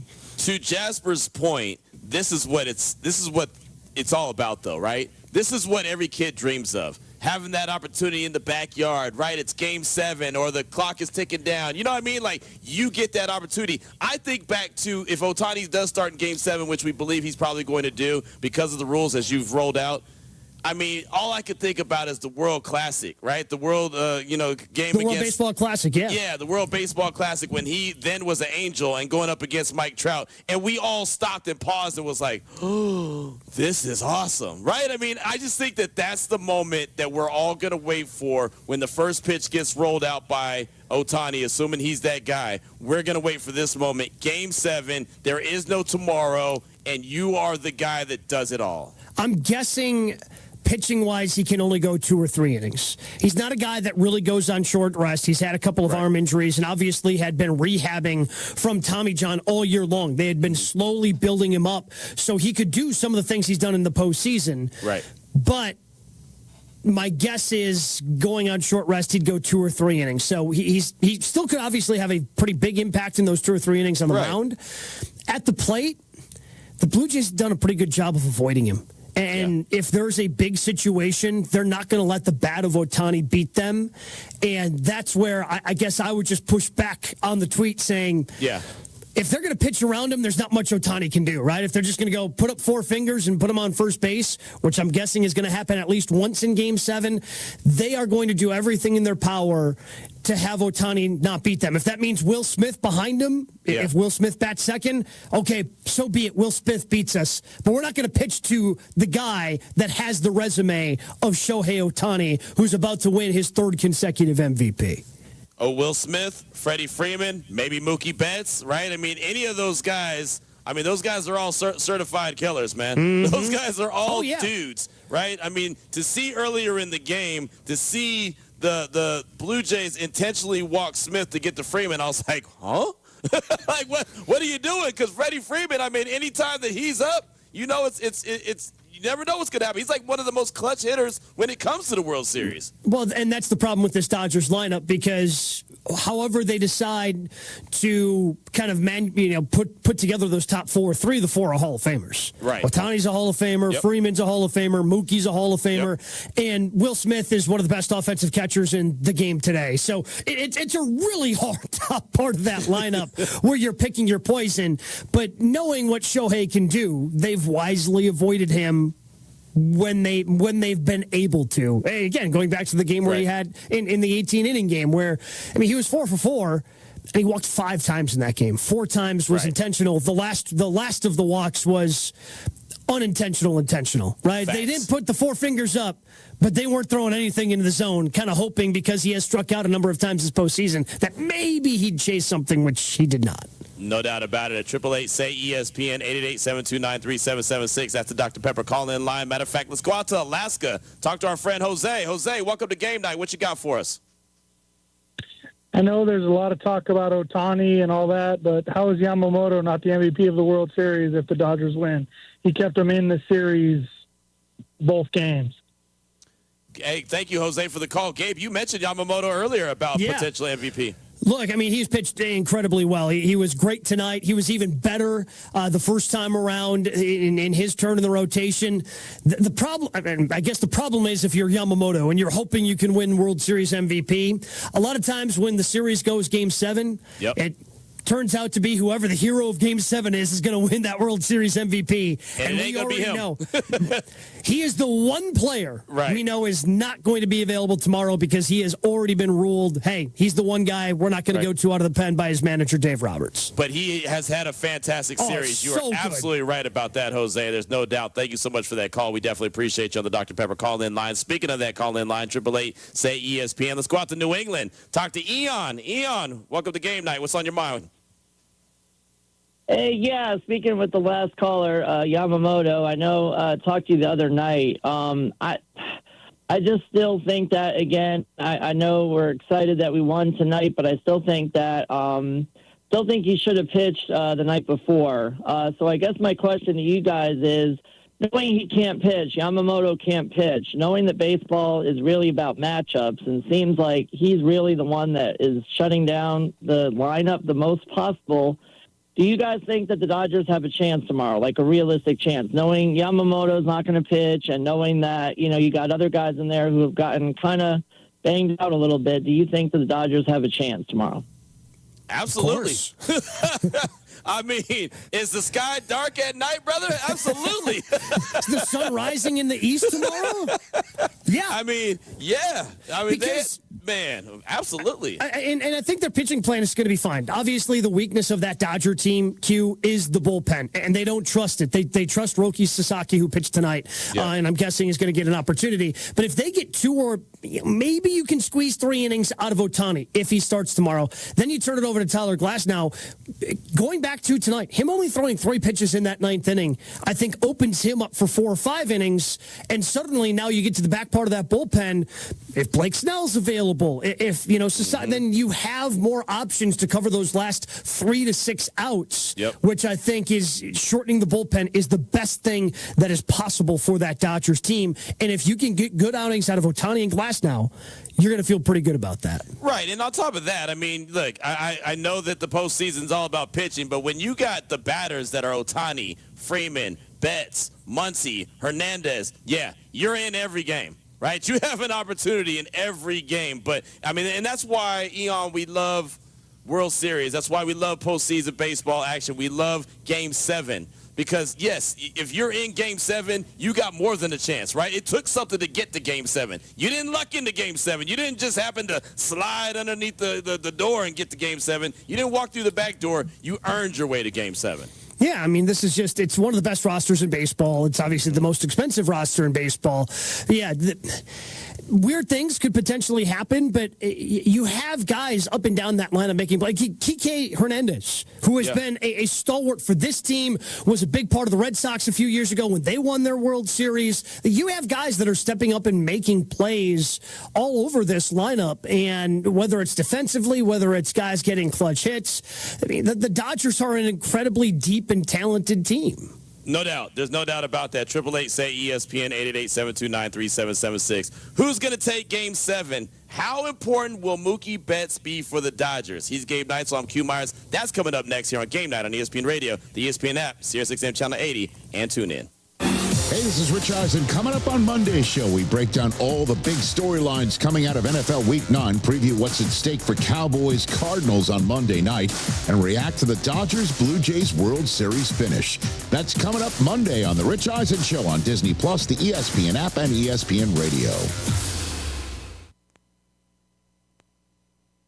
Individuals and businesses with tax problems, listen carefully. Do you feel like you're losing control of your finances? If you owe over $10,000 in back taxes or have unfiled tax returns, we can help you take back control. The IRS is the largest and most aggressive collection agency in the world, and they can seize your bank accounts, garnish your paycheck, close your business, and file criminal charges. Take control of your tax problem now by calling the experts at U.S. Tax Shield and take advantage of the Fresh Start program and new laws that may allow us to negotiate a settlement for the lowest amount possible. Our team of tax attorneys and enrolled agents can stop collections and get you protected so you can take control of your financial future. U.S. Tax Shield offers a price protection guaranteed quote to get you protected today. U.S. Tax Shield is A+ rated with the Better Business Bureau, so call now. 800-687-5192. That's 800-687-5192. U.S. Tax Shield. 800-687-5192. The Alabama fans, after week 1, they wanted the boy fired, they wanted the OC, the DC, some of them wanted to fire Big Al. Hall of Fame Bomb, weekdays at 3 Eastern on the ESPN app and the SEC Network. Every Saturday morning, ACC Huddle is coming to you live from the marquee matchup of the week. In town for just one night. Join the Huddle team as they count down to kickoff with in-depth analysis, exclusive interviews, and everything you need to know about ACC football. This guy is elite. He's going to be a valuable asset to an NFL team. ACC Huddle, Saturdays from 10 a.m. to noon Eastern on ACC Network and streaming live on the ESPN app. Hey, it's Evan Cohen. Coming up Monday, we look ahead to a huge Monday Night Football game for the Cowboys, plus Damian Woody in studio at 7:30 a.m. Eastern, and all of the reactions around Week 9 of the NFL. It's Unsportsmanlike, 6 a.m. Eastern, right here on ESPN Radio, ESPN2, and ESPNU. 20th Century Studios presents Springsteen.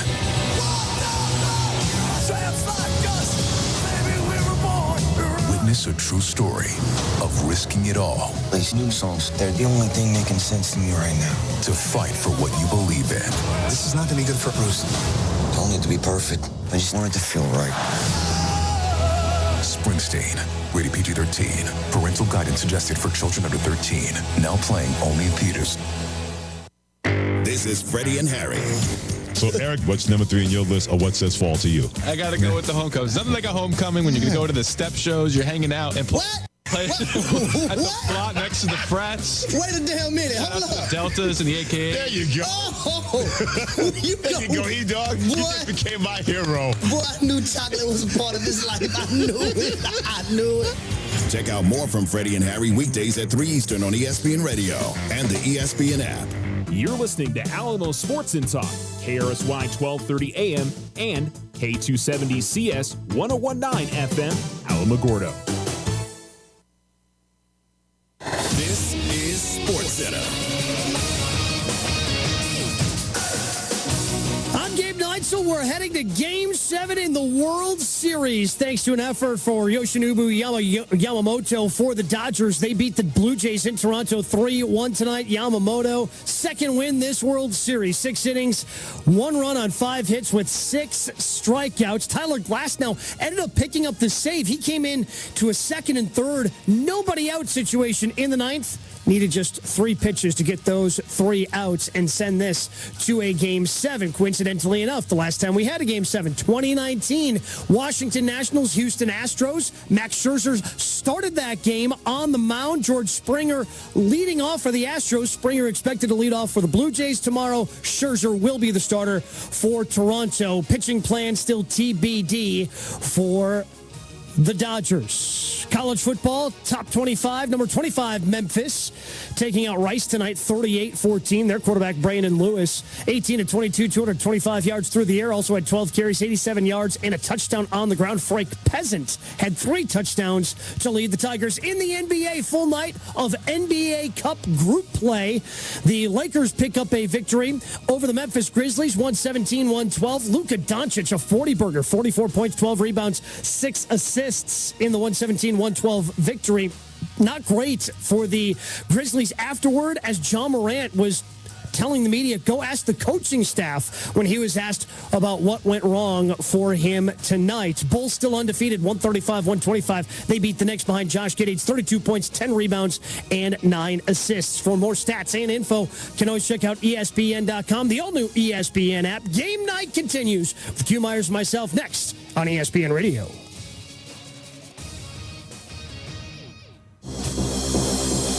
On the Monday edition of Unsportsmanlike with Chris Canty, Michelle Smallman, and me, Evan Cohen. We look ahead to a huge Monday night football game for the Cowboys, plus Damian Woody in studio at 7:30 a.m. Eastern, and all of the reactions around Week 9 of the NFL. It's Unsportsmanlike, 6 a.m. Eastern, right here on ESPN Radio, ESPN2, and ESPNU.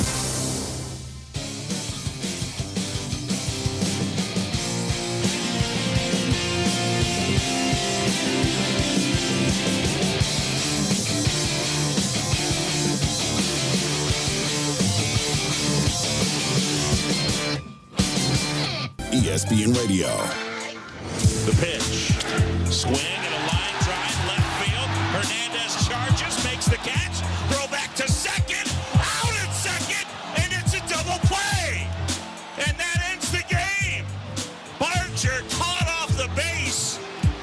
They're going to review it. Kike Hernandez charging in and fired in one motion to second. And it was collected by Rojas brilliantly. What a play by Rojas on the pick at second base.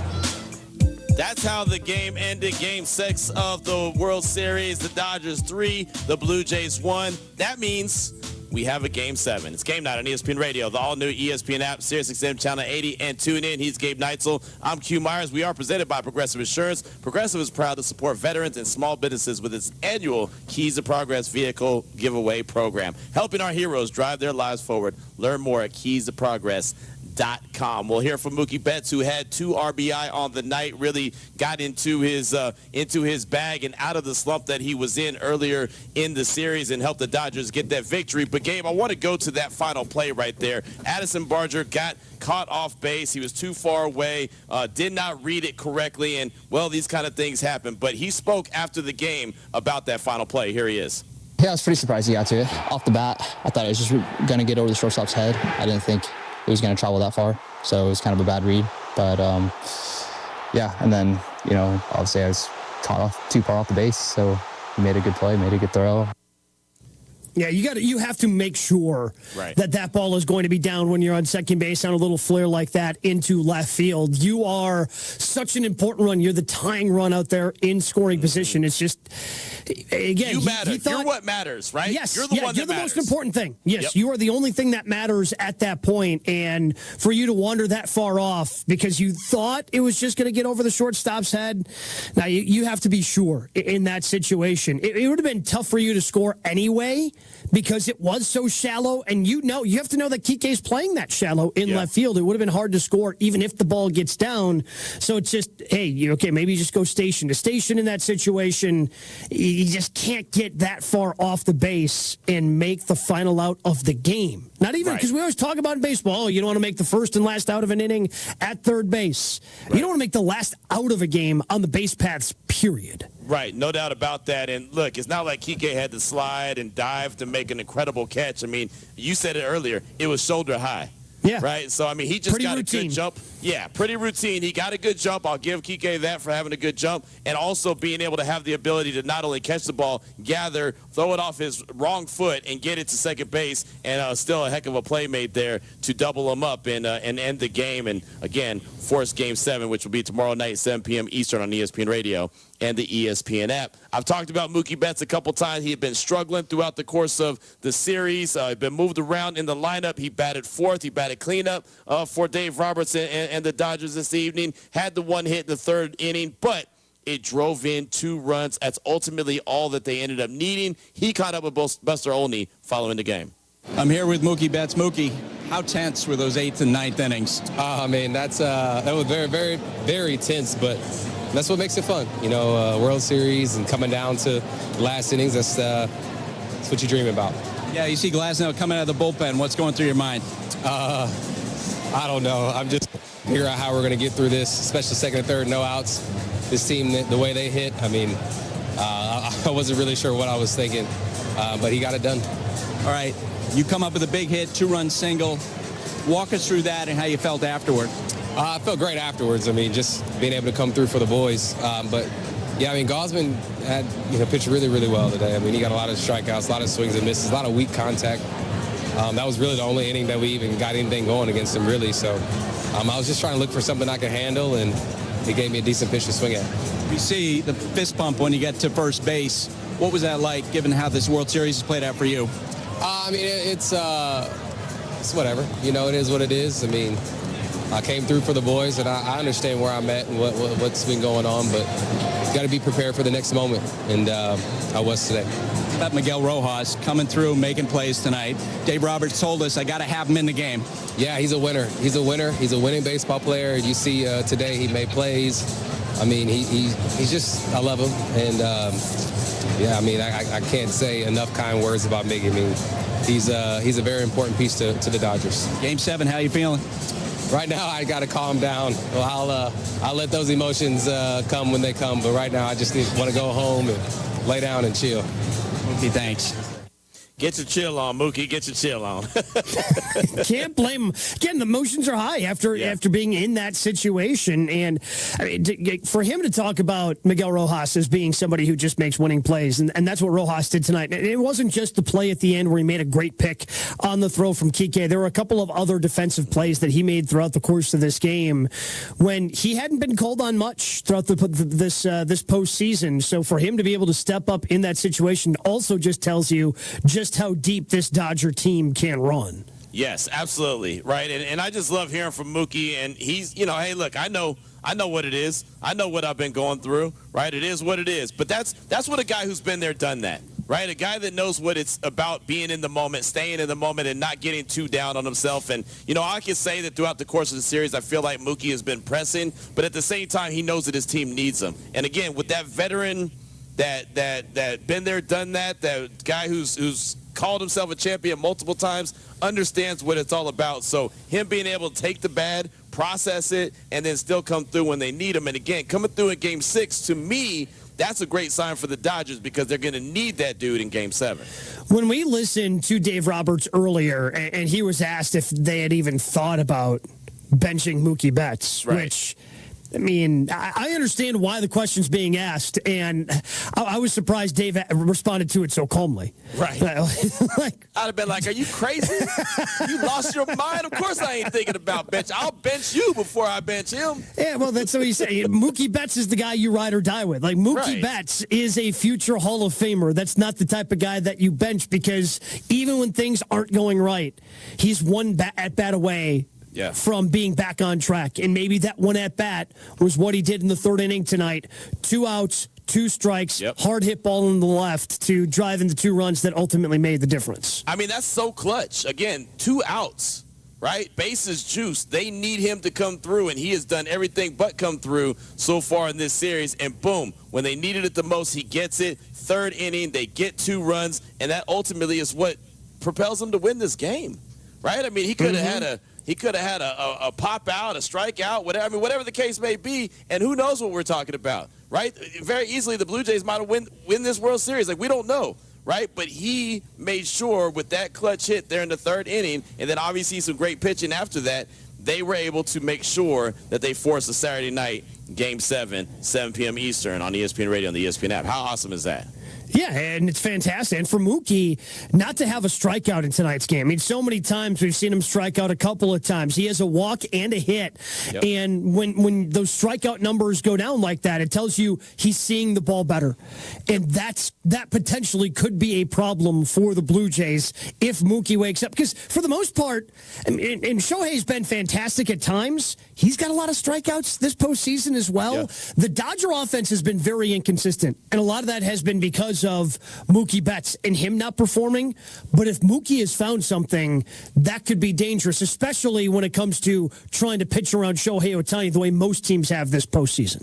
888-SAY-ESPN, 888-729-3776. That's the Dr. Pepper call-in line. That's where we found our friend Kurt. Kurt in San Diego. Welcome to Game Night. What's on your mind? Hey, really quick. You may want to cue the X-Files theme song because we have that Atlas III comet that's circling around the sun. And lo and behold, Ohtani is doing stuff that is very unbelievable.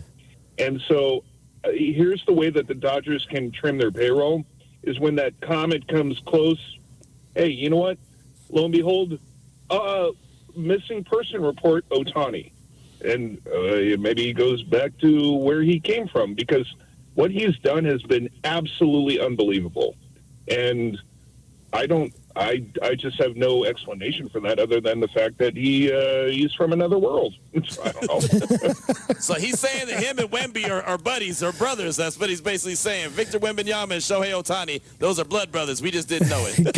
Couple aliens just right. Invading, just hanging around. Just invading North American sports. Right. Kurt's fantastic stuff, man. Hey, it's Halloween. Everything goes, right? Or it was Halloween in the East. So everything goes. Kurt, we do appreciate that here on Game Night. He's Game Night, so I'm Q Myers. Coming up in the spirit of Halloween, we're going to take a look at scary good and scary bad games in college football coming up on Saturday. That's next here on Game Night on ESPN Radio and the all-new ESPN app. College Football Saturday on ESPN Radio. The rivalry returns. The essence of this rivalry remains the same. It's the Florida-Georgia game in Jacksonville. Coverage begins tomorrow at 3 Eastern on ESPN Radio and on ABC. Every 40 seconds, a child is reported missing. That's 2,000 children every single day. It's a heart-wrenching reality that we can no longer ignore. Find the Children is a non-profit organization dedicated to helping find missing kids. You can be a part of their mission by donating your unwanted vehicle, running or not. Call 1-800-294-0222. We guarantee that you will receive the maximum tax deduction. We provide fast, free pickup with 24-hour response. Call 1-800-294-0222. Find the Children provides crucial resources to help find missing children and educational materials to teach kids how to recognize and avoid predators. Our recovery programs have a proven track record of reuniting kids with their families. It's time to act. Donate your unwanted or unused car. Help us build a world where every child is safe. Pick up the phone and call 1-800-294-0222. Together, we can bring these kids home safely. This advertisement was paid for in partnership with Cars R Us and Find the Children. Hey, did you miss Clinton and Friends? Your focus is on what exactly? Dylan Gabriel running for his life on a regular basis? Here's what I think is happening. I think between the owner, the GM, and the head coach, none of them wants to get caught holding the bag if Shedeur Sanders, for whatever reason, is either really good or very bad. Because that's going to mean that somebody was wrong. Clinton and Friends, weekdays from 10 to noon Eastern on ESPN Radio and on the ESPN app. Evan, Canty, and Michelle are unsportsmanlike. This is going to be a very expensive hiring cycle because I don't know that there are enough high-profile coaches that fit the mold of what those universities are looking for. When I say those universities, I'm talking about Penn State. I'm talking about Florida. And now we're talking about LSU. There's only one Lane Kiffin. He can't be the guy for all of those job vacancies. Unsportsmanlike. Weekday morning starting at 6 Eastern on ESPN Radio and on ESPN2. College Football Saturday on ESPN Radio. The rivalry returns. getting ready for this big Georgia-Florida game. Excited again to go to Jacksonville and play in an awesome venue. It's very unique to have the neutral site and have a split crowd. It's the Florida-Georgia game in Jacksonville. Number 5, Georgia versus Florida. Coverage begins tomorrow at 3 Eastern on ESPN Radio and on ABC. ESPN's College Game Day, the podcast. I think that might be what Scott Woodward, the AD at LSU, thought he was getting in Brian Kelly. That maybe a guy who everything would fit to him. LSU might need that. But to think, well, this BK guy, he's not good. We'll get somebody in who is good, and we're just going to automatically fix it all. I don't think it's as easy as they think here. Listen to the College Game Day podcast with Reese Davis and Pete Thamel, wherever you listen to podcasts. The Roundup, weekdays 2 to 3 p.m. on Alamo Sports and Talk 1230, 101.9 FM.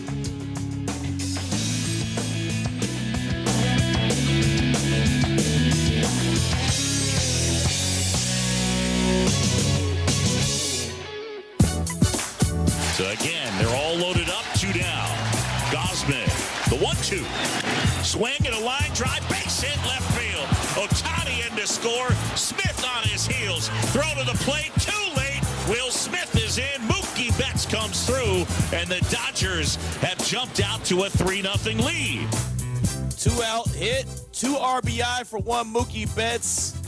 Dodgers win Game 6 of the Fall Classic 3-1 over the Blue Jays and force a Game 7, 7 p.m. Eastern, ESPN Radio, ESPN app. That is coming up on Saturday. We'll get the Dodgers side of this series coming up in about 15 minutes or so here on Game Night on ESPN Radio and the ESPN app. Alongside Gabe Neitzel, I'm Q Myers. And Gabe, I just got to give a lot of credit, a lot of props to the Dodgers for being able to have that Blue Jays resiliency and find a way to win this Game 6 and force that ultimate Game 7. Yeah, they had to dance in and out of some issues. The Blue Jays did leave 8 runners on base, and the Dodgers just 1 for 9 with runners in scoring position in the game today versus the Dodgers, 2 of 6 with runners in scoring position. The opportunities weren't there for the Blue Jays. They were able to cash in, and the pitching staff was able to kind of dance in and out of that trouble. As good as Yamamoto was tonight, he wasn't as good as he was the first time around in this World Series. There were a couple of base runners out there, but he was able to navigate those situations when they did arise. There's no doubt about that. Again, we'll get the Dodgers side of this World Series coming up in a few minutes here on Game Night on ESPN Radio. Make sure you tune into a college football doubleheader tomorrow as Vanderbilt battles Texas, followed by Georgia and Florida. That is presented by Dr. Pepper. Coverage begins at 11:30 a.m. Eastern on ESPN Radio and the ESPN app. Let's get into something scary. Or maybe it's not scary. Or maybe it's just scary good or scary bad. Got college football, man. College football Saturday. It's funny, man. We got the World Series Game 7. Of course, that's going to be a great one. Definitely tune into that. But it's also a slate of college football games. So let's go ahead and have some fun with these. How about we get Penn State at number 1 Ohio State. the first game? Let's get to this first game. Here it is, Penn State and Ohio State. Hey, man, at one time, this was a scary good game. We're like, man, let's go.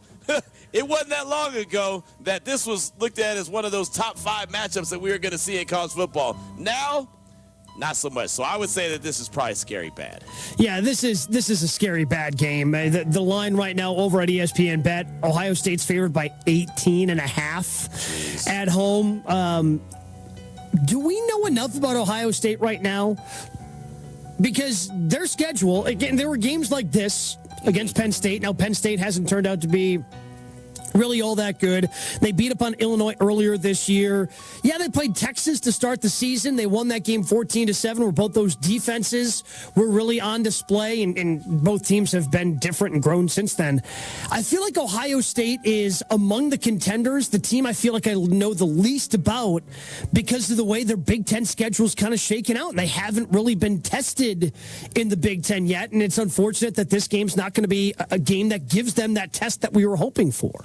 On August 11th, this was a number 2. That was Penn State versus number 3, Ohio State. Think about that, and think about where we're at now. Boy, how times have changed. So, yeah, I think that everything that you just said is an ingredient for scary bad Penn State at number 1 ranked Ohio State. What's the next game? Number 9 Vanderbilt at number 20 Texas.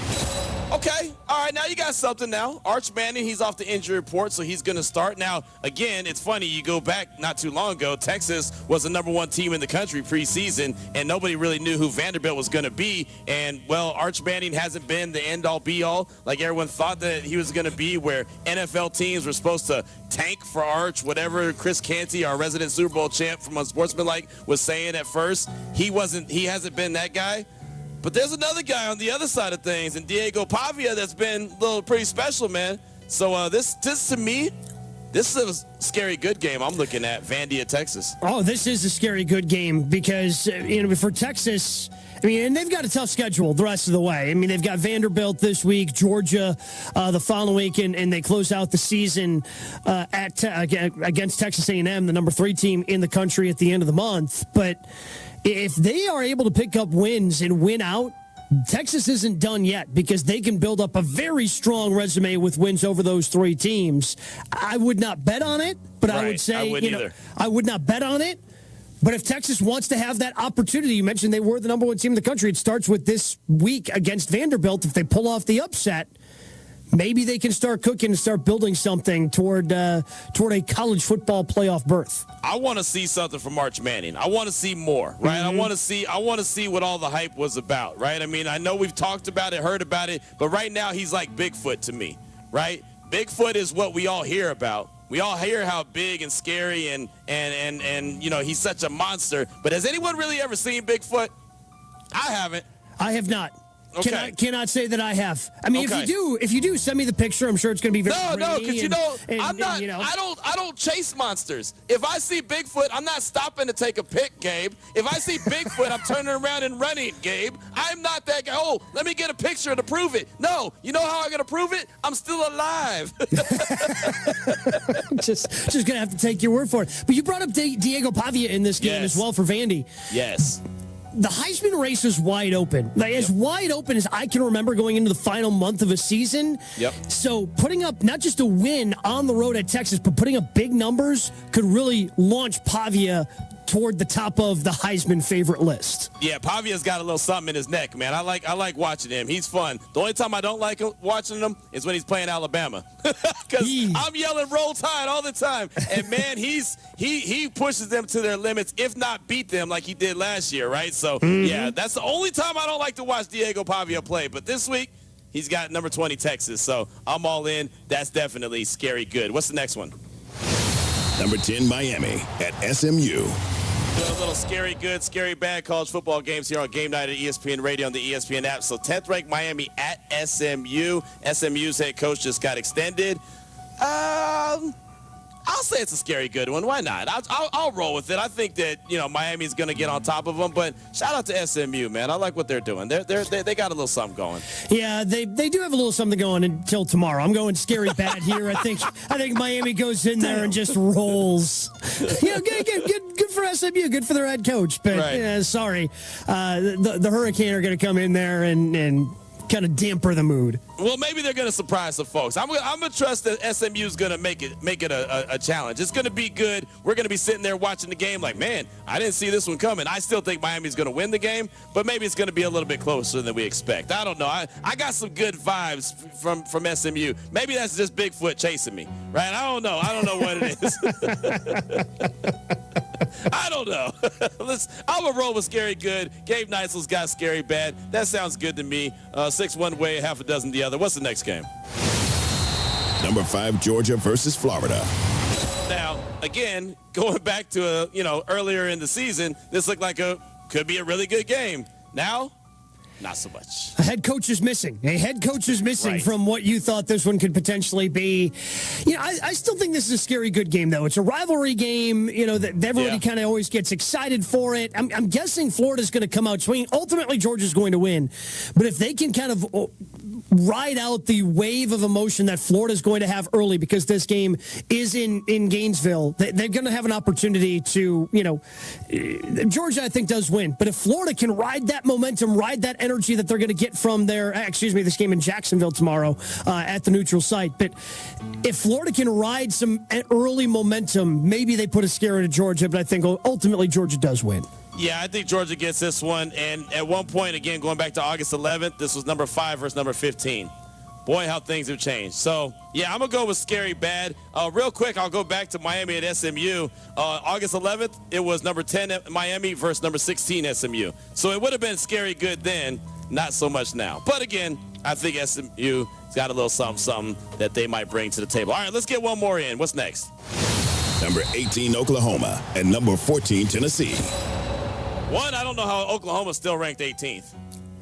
I still don't know how they're ranked 18th, but at one point, August 11th, Tennessee was 24th. They're up to 14th. So I'm going to say it's a scary good game. I'm interested to see what Tennessee is going to bring to the table and how they continue to roll throughout the course of this season. And can Oklahoma start, playing some really good ball again, especially offensively? Yeah, scary good game. It feels like a college football playoff eliminator game with both these teams already with 2 losses inside the SEC. Both have really challenging schedules, so I doubt I don't think either of these teams is going to make the playoff, but if you do, you got to run the table, and it starts with a win tomorrow on ABC. He's Gabe Knight, so I'm Q Myers. It's game night. How will the Dodgers approach Game 7 Saturday night? Well, we'll go to the Rogers Center. We'll do that next for answers. It's game night on ESPN Radio.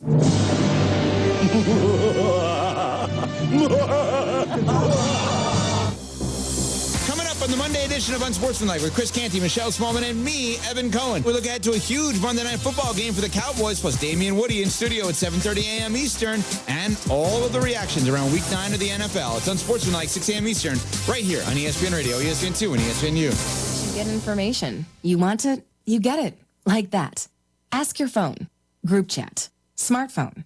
You're always connected and informed in real time. No waiting.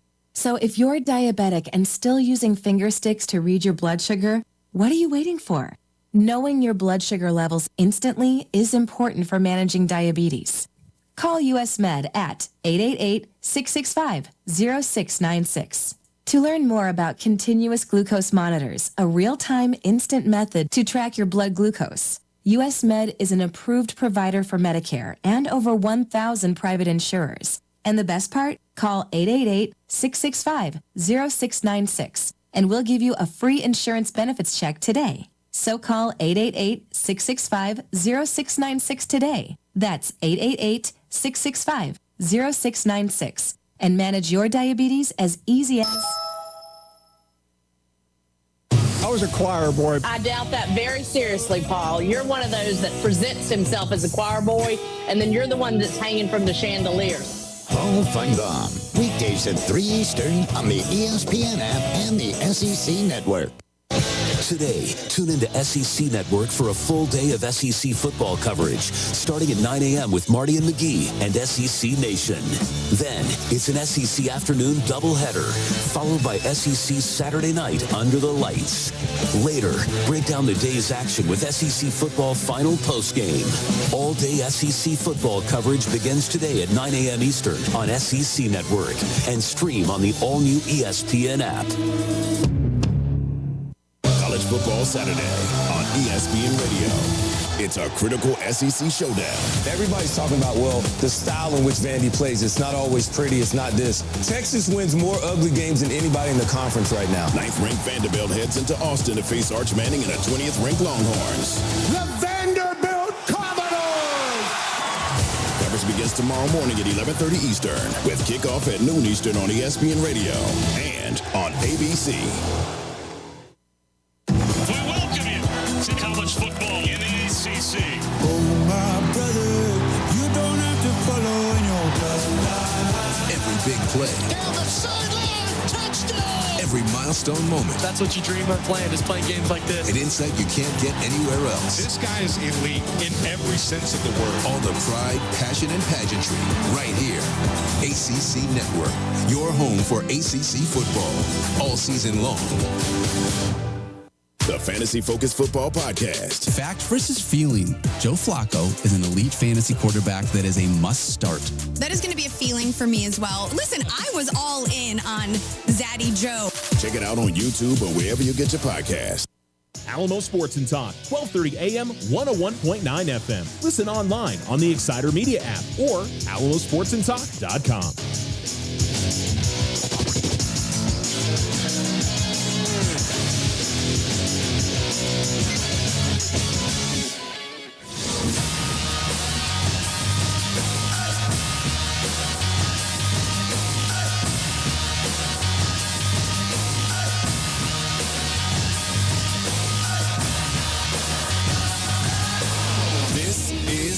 Center.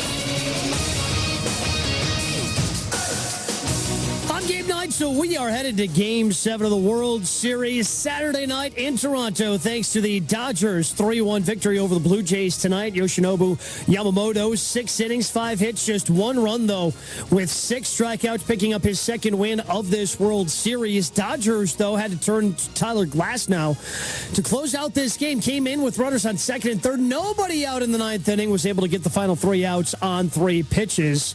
The Dodgers' offense only managed 4 hits, but scored 3 runs, spoiling a pretty good evening for Kevin Gausman on the mound for the Blue Jays. He gave up all 3 of those runs in 6 innings on just 3 hits, did have 2 walks, struck out 8, picking up his 3rd loss this postseason. Mookie Betts drove in a couple of those runs. Maybe he's turning things around for the Dodgers, who do not have a plan for their pitching as of yet for Game 7. The Blue Jays, Game 7, they're going to turn to the 41-year-old in Max Scherzer. College football tonight.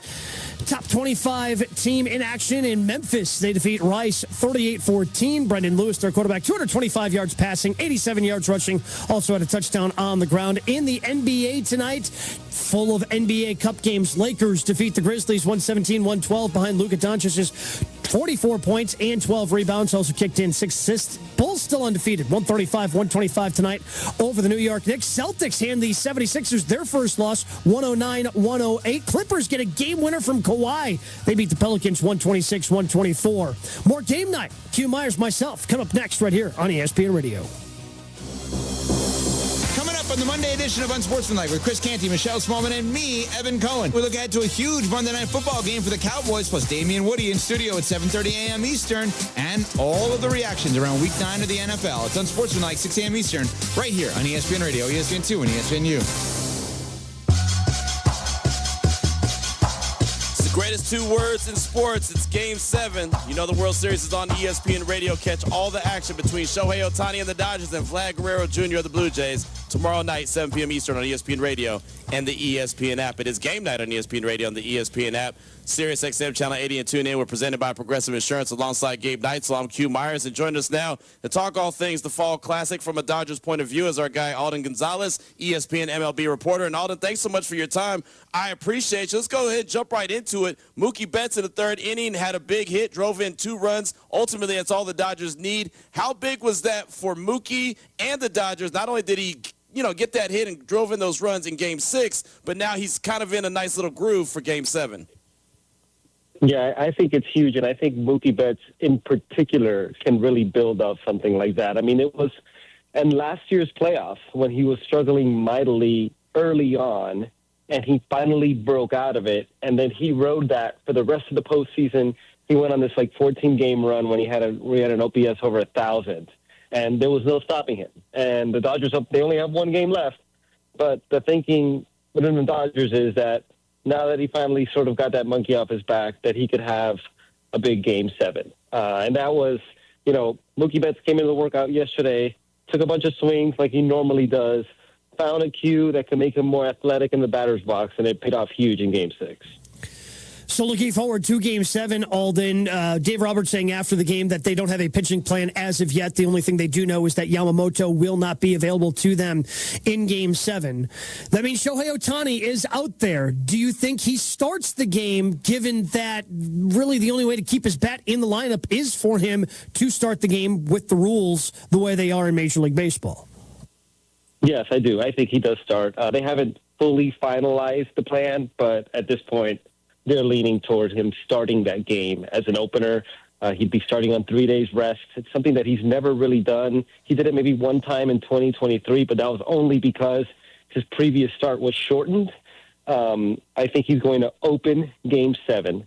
And then after that, Tyler Glasnow, who said that he's going to be available and didn't really throw much out of the bullpen, will probably take on a chunk of the innings. The question for Shohei Ohtani is going to be, how long can he go? And I don't think anybody knows that question. It might be a batter-to-batter situation, but as you pointed out, it is a lot easier path for Shohei Ohtani to start that game because if he comes in as a reliever and then comes out, he would have to play the outfield to stay in the lineup. And also, if he's going to close the game, like he did in the WBC in 2023, that's also complicated because when is his spot in the lineup going to be coming up?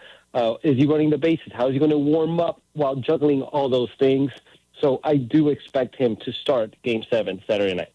Alden, I got to take you back to the ending of Game 6 and how it closed out, and Kike Hernandez coming up with the catch and then throw to double up Barger at second base. What did you think of that ending? We're sitting, our press box here is in the left field corner. I saw that line drive. I thought it was falling in.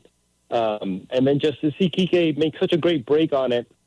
And then Miguel Rojas. I mean, understand Miguel Rojas hadn't really been starting games for the Dodgers. Dave Roberts put him in the lineup because he wanted his bat in there in the number 9 spot and because he wanted his defense at second base.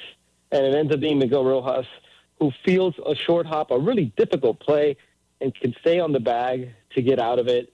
I mean, and it's not just that play. It's second and third, nobody out. You have Tyler Glasnow, who had to warm up super fast to come into the game and close it out. He was supposed to be the game's second starter. Just such a wild finish. And it makes me so happy just that these two teams are going to play one more game for everything on Saturday night. Do you think Rojas gets to start at second base again in Game 7? That would be my guess. I would think so. He seems to be a good fit there. And I think the big key is Tommy Edman okay enough with his ankle to play center field? Because that was a hesitation all along. Can his ankle handle moving around more in center field as opposed to second base? If he's up for it, I think Miguel Rojas starts at second again. Alden, we'll close out with this, and it's great. Thanks so much for making some time for us this evening. Dave Roberts was asked if he thought he was going to keep the lineup the same for Game 7. Are you expecting the same lineup with Mookie Betts batting cleanup? I think that's going to be more matchup dependent. I don't think it's so much of let's roll out this lineup because we won with this lineup. I think it's what makes sense for the matchup. The Blue Jays are going to start Max Scherzer, but after that, like with the Dodgers, it's going to be all hands on deck. Even Trey Savage might pitch in that game. So that's what it's going to depend on. I would expect, though, that the top 4 might stay the same. I think Will Smith, who had a big hit also in Game 6, has proven that he should probably be the one hitting after Shohei Ohtani at this point. There you go. Well, we look forward to it. Game 7, that's all we ever asked for, and that's what we got. You said it. Great to see these two teams going at it for everything. Alden, fantastic stuff. Great coverage that you've had wall-to-wall. Thanks so much for your time. We appreciate you. No problem, guys. Take care. Alden Gonzalez right there, ESPN MLB reporter with us here on Game Night on ESPN Radio and the ESPN app. Again, Game 7, the World Series, it is on ESPN Radio. Every pitch of Major League Baseball's postseason has been right here on ESPN Radio. You can catch all the action, Blue Jays and the Dodgers, Game 7, starting at 7 p.m. Eastern, Saturday night on ESPN Radio and the all-new ESPN app. And, Gabe, we were talking about Tyler Glasnow. You want to talk about a hell of a performance. You get in there, you throw 3 pitches, you have no outs when you get in there, and game's over. It doesn't get, that's efficiency right there, brother. Runners on second and third. Runners on second and third. Nobody scores. You get 3 outs. And that is just, to me, again, it's just a big key for what his availability is going to be for tomorrow. If he goes and has to throw 25, 30 pitches, you're probably not looking at him as somebody that you can rely upon for 4 or 5 innings. You might get an inning or 2 out of him at most, throwing that many pitches and then trying to bounce back. Instead, it's really light days of work. It's 3 pitches that he had to throw in that stressful situation. So if what Alden says comes to fruition of Shohei starting and then Tyler Glasnow being the guy that's supposed to eat the majority of those innings, I would expect Glasnow goes 5 innings, maybe 6, if he's pitching the way he did earlier this postseason. Well, I'll tell you what, it's going to be fascinating to see how these rotations for both these teams, how they play out, because this is all that matters, right? There is no tomorrow. So, you got to get it all done in this game. So if you got a pulse, if you have a little something in your arm, you're going to be out there at some stage of the game in this game, depending on how it goes. But Game 7 is something I'm definitely looking forward to. But let's hear from Tyler Glasnow. He actually caught up post-game with our Buster Olney. Here's that conversation. Tyler Glasnow, you close out Game 6. What was that like? Different, for sure. He called me up down there. I had a little bit of time to get warmed up. I tried my best. Went out, and it worked out for me. Okay, tell me what's going through your mind on that last play. Right there, just I hope he catches the ball. And then I saw him cut off second, and we turned 2, and that's just good. That's right there. That's a great feeling. Mookie Betts coming through tonight with a 2-run single. What'd you see in him?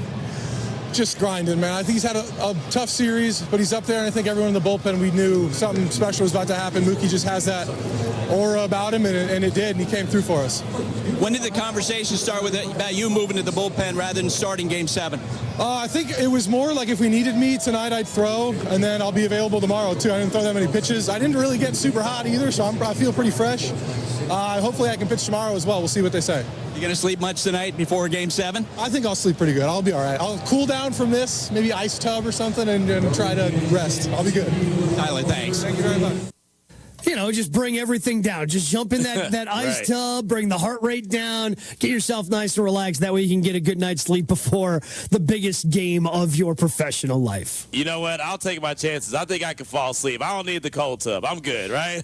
Oh, no, my brother. I don't need the cold tub to fall asleep. I got my own ways, man. I'll make it happen. I don't need to get into the cold tub, but I respect that. And you heard what he said more importantly. Hopefully I can pitch tomorrow. I feel good. I want to pitch tomorrow, so he's all in. We know that he's going to be available and probably be called on pretty early in the game, but just to have the want to, right? And obviously only threw 3 pitches on the night, but just to have that want to, and again, it's what every one of these players dream of, that moment to get the ball or be at the bat with basically the game on the line. And I know for a lot of fans, it's just, it's Game 7. It's the World Series. Why wouldn't you want to do this? Well, Tyler Glasnow is somebody who's had arm issues throughout his career, right? Yep. So for him to go, I'll pitch today, I'll pitch tomorrow, whatever you need me for, I am in, because he wants to win the World Series. Unfortunately, in the world that we live in professional sports-wise, that's not the case for everybody. I think it's the case for a lot of guys, but it's not the case for everybody that they're going to sell out and give their all, even if it is a winner-take-all scenario. So good on him for pitching tonight and being all for pitching tomorrow, because they're going to need him, and he's going to have to pitch well if the Dodgers are going to be the first team to go back-to-back in 25 years. That was a beautiful thing that you just said. Winner-take-all scenario. Man, that sounds good. Man, that's music to my ears, right? I mean, what else do you want as a sports fan in general? Again, you don't have to have a dog in the fight to appreciate this series between the Dodgers and the Blue Jays, because it's been well played start to finish, and it will get finished on Saturday night. He's Gabe Neitzel on Q Myers. It's Game Night on ESPN Radio on the ESPN app. Coming up next, who's going to win the title? We make our picks, and we've got our ESPN Radio Pick'em Challenge that, we have to win. There are no options. It's Game Night on ESPN Radio. Saslow here. Join me and Amber Wilson tomorrow, 10 a.m. Eastern Time. College Football Campus Tour is coming at you live from Jacksonville's Tailgate Bar and Grill. We're bringing the tailgate to you. It's Florida, Georgia. Join us tomorrow, 10 a.m. Eastern Time. Presented by Monster, Serpro, and Robin Hood. College basketball on ESPN Radio. The inaugural Dick Vitale Invitational. He hit it! Are you serious? Wow! Can't believe it! Texas, number 6 Duke. We may stay here all night. In fact, the way they're playing, let's not leave. Let's have about 5 overtimes. Coverage begins Tuesday at 8 Eastern with tip-off at 8:45 Eastern on ESPN Radio and on ESPN. 20th Century Studios presents Springsteen.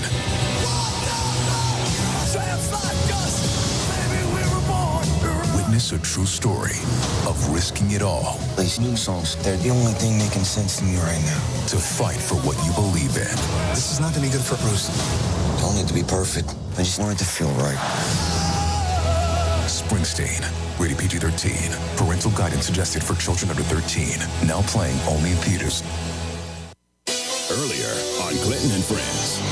Jason in Indianapolis. Clinton, man, you're a great dude. Literally, when Greeny left, I was like, I don't know how I'm going to get my Hembo trivia. Who's this Clinton dude? But, man, you're awesome, dude, and I really appreciate you being on the radio, man. Great hearing you, man. Devin, cut it up for the promo right now. 11:14 in the morning. Get it done. Jason in Indianapolis. Tremendous phone call. Clinton and Friends. Weekdays from 10 to noon Eastern on ESPN Radio and on the ESPN app. College Football Saturday on ESPN Radio. It's a critical SEC showdown. Everybody's talking about, the style in which Vandy plays. It's not always pretty. It's not this. Texas wins more ugly games than anybody in the conference right now. 9th-ranked Vanderbilt heads into Austin to face Arch Manning and a 20th-ranked Longhorns. The Vanderbilt Commodores! coverage begins tomorrow morning at 11:30 Eastern with kickoff at noon Eastern on ESPN Radio and on ABC. The playoff push continues with the SEC on ABC all day Saturday. You better come prepared every single week. Catch another action-packed slate featuring top 20 teams like Georgia, Vanderbilt, Tennessee, Oklahoma, and Texas. All building up to a primetime battle in Knoxville. Another wild, unpredictable, and very compelling day. That's the only backup plan you need. SEC all day presented by IHG Hotels and Resorts. Saturday beginning at noon Eastern. Also streaming on the ESPN app. ESPN's College Game Day, the podcast. I think that might be what Scott Woodward, the AD at LSU, thought he was getting in Brian Kelly. That maybe a guy who everything would fit to him. LSU might need that. But to think, well, this BK guy, he's not good. We'll get somebody in who is good, and we're just going to automatically fix it all. I don't think it's as easy as they think there. Listen to the College Game Day podcast with Reese Davis and Pete Thamel, wherever you listen to podcasts. Your home for the Alamogordo Tigers is Alamo Sports and Talk, 1230, 1019 FM.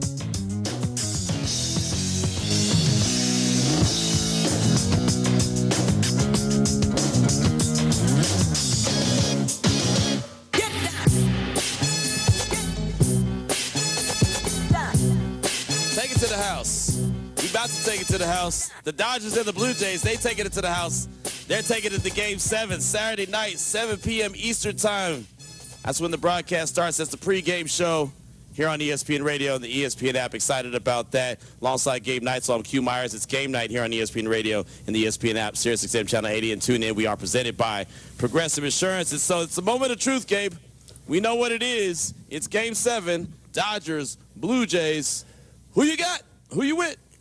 I'm going to ride with the Blue Jays. I think the home field advantage, the atmosphere inside Rogers Center is just ultimately going to be too much. The Dodgers offense, look, it just takes one game for that offense to come to life, but they've really been struggling the entire postseason. And I think with a pitching plan of going to a number of different guys, I don't think Max Scherzer is going to be going through this lineup 2 or 3 times. I think he's going to get 2 or 3 innings tops before they start moving on. Trey Yosevich could potentially go. I think that the Blue Jays are going to have a pitching plan that's going to continue to keep that Dodger offense off balance, and the Blue Jays win their first world championship in 30-plus years. You know, I usually go to the barbershop on Saturday. I went tonight, and I was telling one of the barbers in the shop, he's a big baseball fan, big Dodger fan. He said, "What you got, Q?" I said, "I got the Dodgers tonight. I got the Blue Jays ultimately win the World Series," and I'm sticking with that. I just think that they're so resilient. Right? I just think that John Schneider, the way that he leads this team, every time they get punched in the mouth, every time they have a minor setback, they have a major comeback, right? And that's not me trying to be cute or cliche-ish. It's just what they've done, right? They were up big on the Yankees. The Yankees came back and won. I remember me and Myron Metcalf were on this fine show that we call Game Night here on ESPN Radio. We're like, man, that could be the turning point. Maybe the Yankees are about to come back. The Blue Jays were like, psh, we got this. Boom. Got it done. I remember Seattle up 2-0. Right, 2-0. They went to Toronto and got 2 in a row. And all of a sudden, hey, man, the Blue Jays are up against the wall. Maybe they're done. Nope. Psh, we got this. Handled it. Just on Monday night, 18 innings. Oh, man, that might have knocked the Blue Jays out. Psh, we got this, right? So they lose this one. First opportunity to bring a championship or keep the championship right there in Toronto, or I guess bring it to Toronto, but they're staying there. So, I mean, you figure out the dynamics of the travel. But I just think that this is going to be that they're just going to be that resilient bunch that they've been, right? I don't think anything changes. I really don't. Yeah, I'm right there with you. I think this Blue Jay team has bounced back so many times this season. They're going to do it one more time. Yep, but I'm here for it. That's what I do know. I'm here for it, right? I don't have a dog in the fight, so either way, I'm going to enjoy it. I'm going to watch every second of it and know that this is some great baseball that we've seen in this World Series. Sometimes you get into the Fall Classic and, one team just overmatches the other one. You're like, okay, that wasn't really that exciting. No big deal. This has been one of those where you want to see it. Great clutch hitting, right? We've seen great plays in the field, seen great pitching moments. The stars have shown up, like Shohei, like Vlad, like Yamamoto. I mean, there's been so many different guys. Mookie Betts has been struggling, but he shows up tonight. George Springer comes back. He shows up tonight. Like, what else do you want from a World Series than what we've gotten so far through 6 games? Man, and you mentioned George Springer, who's clearly, I'm guessing we're going to figure out the extent of all the ailments that he has after, but taking that check swing tonight, clearly in pain. Yep. And then still in that same at-bat, delivering a hit that drove in the lone run tonight for the Blue Jays. I got a feeling he's going to play a big role tomorrow at the top of that lineup as the DH as well. Agreed, 100%. So we look forward to it. Again, it's the 2 best words in sports, Game 7, and we've got it. He's Gabe Knight, so I'm Q Myers. Make sure you tune in for football doubleheader Sunday as the Lions host the Vikings, followed by the Jags at the Raiders. Coverage begins at noon Eastern on select ESPN radio stations. It's a team, man. It's a team. One guy can't do it. It takes all of us. ESPN Radio's Pick'em Challenge. All right, this is how we do it, man. It's the ESPN Radio Pick'em Challenge. Every single show is in this competition, from Amber and Ian to Unsportsmanlike to the Rich Eisen Show, Clinton and Friends, Freddie and Harry, and, of course, this fine program we call Game Night here on ESPN Radio and the ESPN app. We have 3 games. We open up our ESPN Bet app. We'll have the spread, and myself and Gabe Neitzel, and we'll have a little bit of help. I don't think Stosh can't help us because he actually is with Amber. He might tank double us. Agent. He might tank us. Yeah, he's already trying to find a way to pull Amber and Ian from the cellar. They're cellar dwellers right now, so he might try to tank us. So, we'll have to have Malibu 3-0 last week, baby. 3-0. Yeah, 3-0. I want to hear it. Let me hear it on the radio. That's all I want to know. I just want to hear it on the radio. I ain't heard y'all on the radio in a month, man. I don't know what you're talking about. There's something called the Fall Classic that's in Major League Baseball postseason that is kind of, not allowed that to happen. But that's all right. We've got Malibu's Most Wanted as well, and he's going to help us out with our selections. So right now, Amber and Ian are last, 11-13. Freddie and Harry, 12-12. Then there's Game Night, 13-11. We're tied with the Rich Eisen Show. We got a lot in common with the Rich Eisen Show. And then Clinton and Friends is 15-9. They're tied up with Unsportsmanlike as well. So there you go. That's the leaderboard. Here we go. ESPN Radio Pick'em Challenge Week 9, game number 1. Colts at Steelers.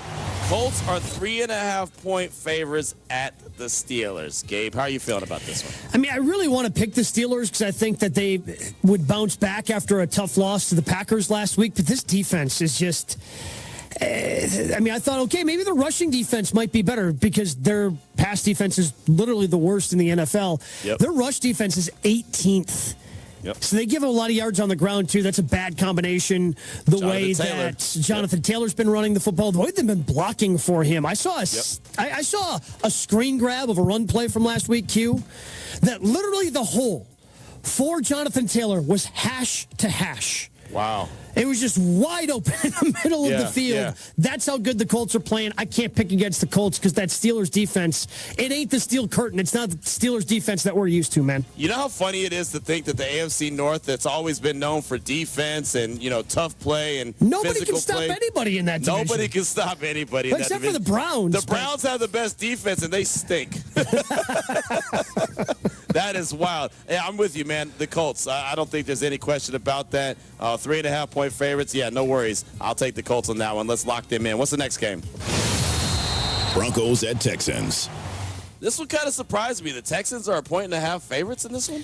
Yeah, and I know the Texans have been playing better as of late. They had the big win over the Ravens, able to get the win over the 49ers. But I just think that Broncos defense, especially coming back the way they did 2 weeks ago against the Giants, dominating the Cowboys, it feels like they are starting to get on a roll. I'm going to take the Broncos and the 1.5 because I think they win this thing outright. Yeah, I was surprised that the Texans are favored in this one. I think the Broncos' defense is better, even though the Texans have a really good defense. I don't trust the Texans' offense. I like Denver in this one as well. Let's go ahead and lock that in. Let's get to the third one, man. We're rolling. Chiefs at Bills. Oh, boy, we were rolling. Now, we just came to a screech.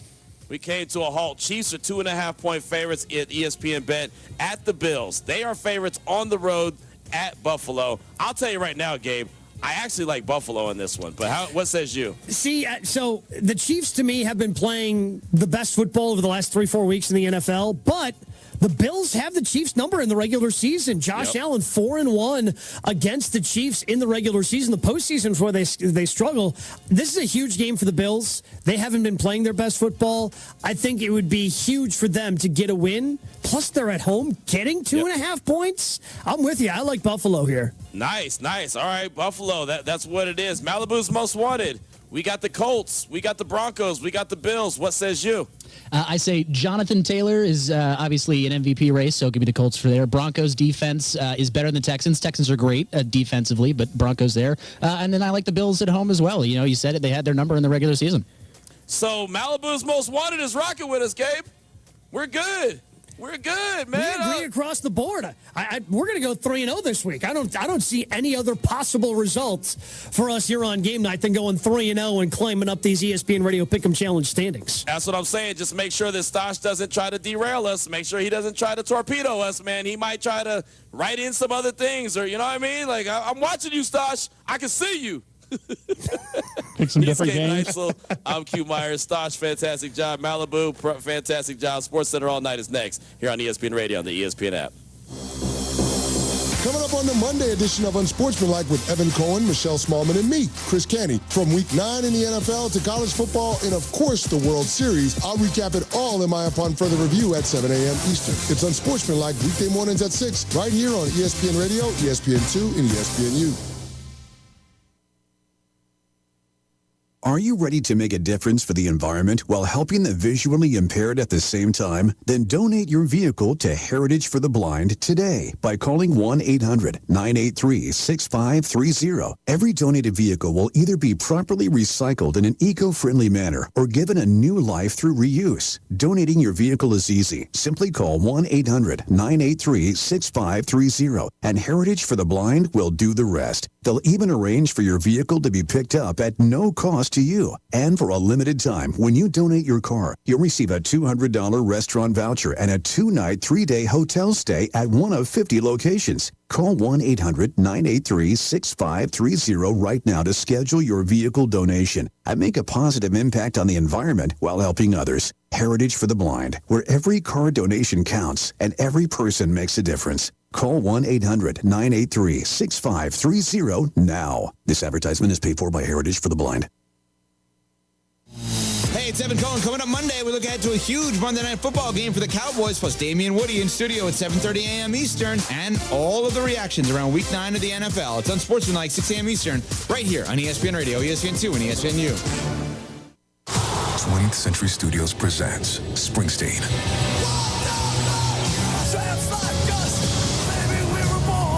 Witness a true story of risking it all. These new songs, they're the only thing making sense to me right now. To fight for what you believe in. This is not going to be good for Bruce. Don't need to be perfect. I just want it to feel right. Springsteen. Rated PG-13. Parental guidance suggested for children under 13. Now playing only in theaters. I'm on my knees asking for forgiveness. I am picking Ole Miss to win this game and every game the rest of the year. Paul, don't tease this girl. Paul Feinbaum. Weekdays at 3 Eastern on the ESPN app and the SEC Network. The playoff push continues with the SEC on ABC all day Saturday. You better come prepared every single week. Catch another action-packed slate featuring top 20 teams like Georgia, Vanderbilt, Tennessee, Oklahoma, and Texas. All building up to a primetime battle in Knoxville. Another wild, unpredictable, and very compelling day. That's the only backup plan you need. SEC all day presented by IHG Hotels and Resorts. Saturday beginning at noon Eastern. Also streaming on the ESPN app. Amber and Ian. If I'm ordering a slice, if I'm just ordering at the restaurant or it gets delivered, hell no with a fork. Now, when I reheat my pizza, there's a little olive oil in the pan. You get the crust crispy again. That's going to be really hot. It's going to burn the top of your mouth. That's when I go fork and knife, and I'm eating it with a fork. If you eat pizza with utensils, you should be put in prison.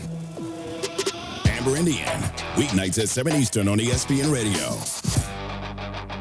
You're listening to Alamo Sports and Talk, KRSY 1230 AM and K270CS 1019 FM, Alamogordo. Coming up on Sports Center all night. We have Game 6 of the World Series between the Dodgers and Blue Jays. Line drive, base hit, left field. Ohtani in to score. Smith on his heels. Throw to the plate, too late. The Celtics and Sixers go at it in Philly. Jaylen Brown dribbling between his legs, pull up on edge. Coleman, he rips a three. Big bucket for Jaylen Brown. A change has been made in Miami. Chris Greer, with some of the decisions that have been made personnel-wise, I got it. I understand it's unfortunate, but I got it. Plus, we look ahead to another weekend on the gridiron. I don't think it matters if Josh Allen wins a 5th game against Patrick Mahomes in the regular season. I don't think a single person's going to give a crap about that.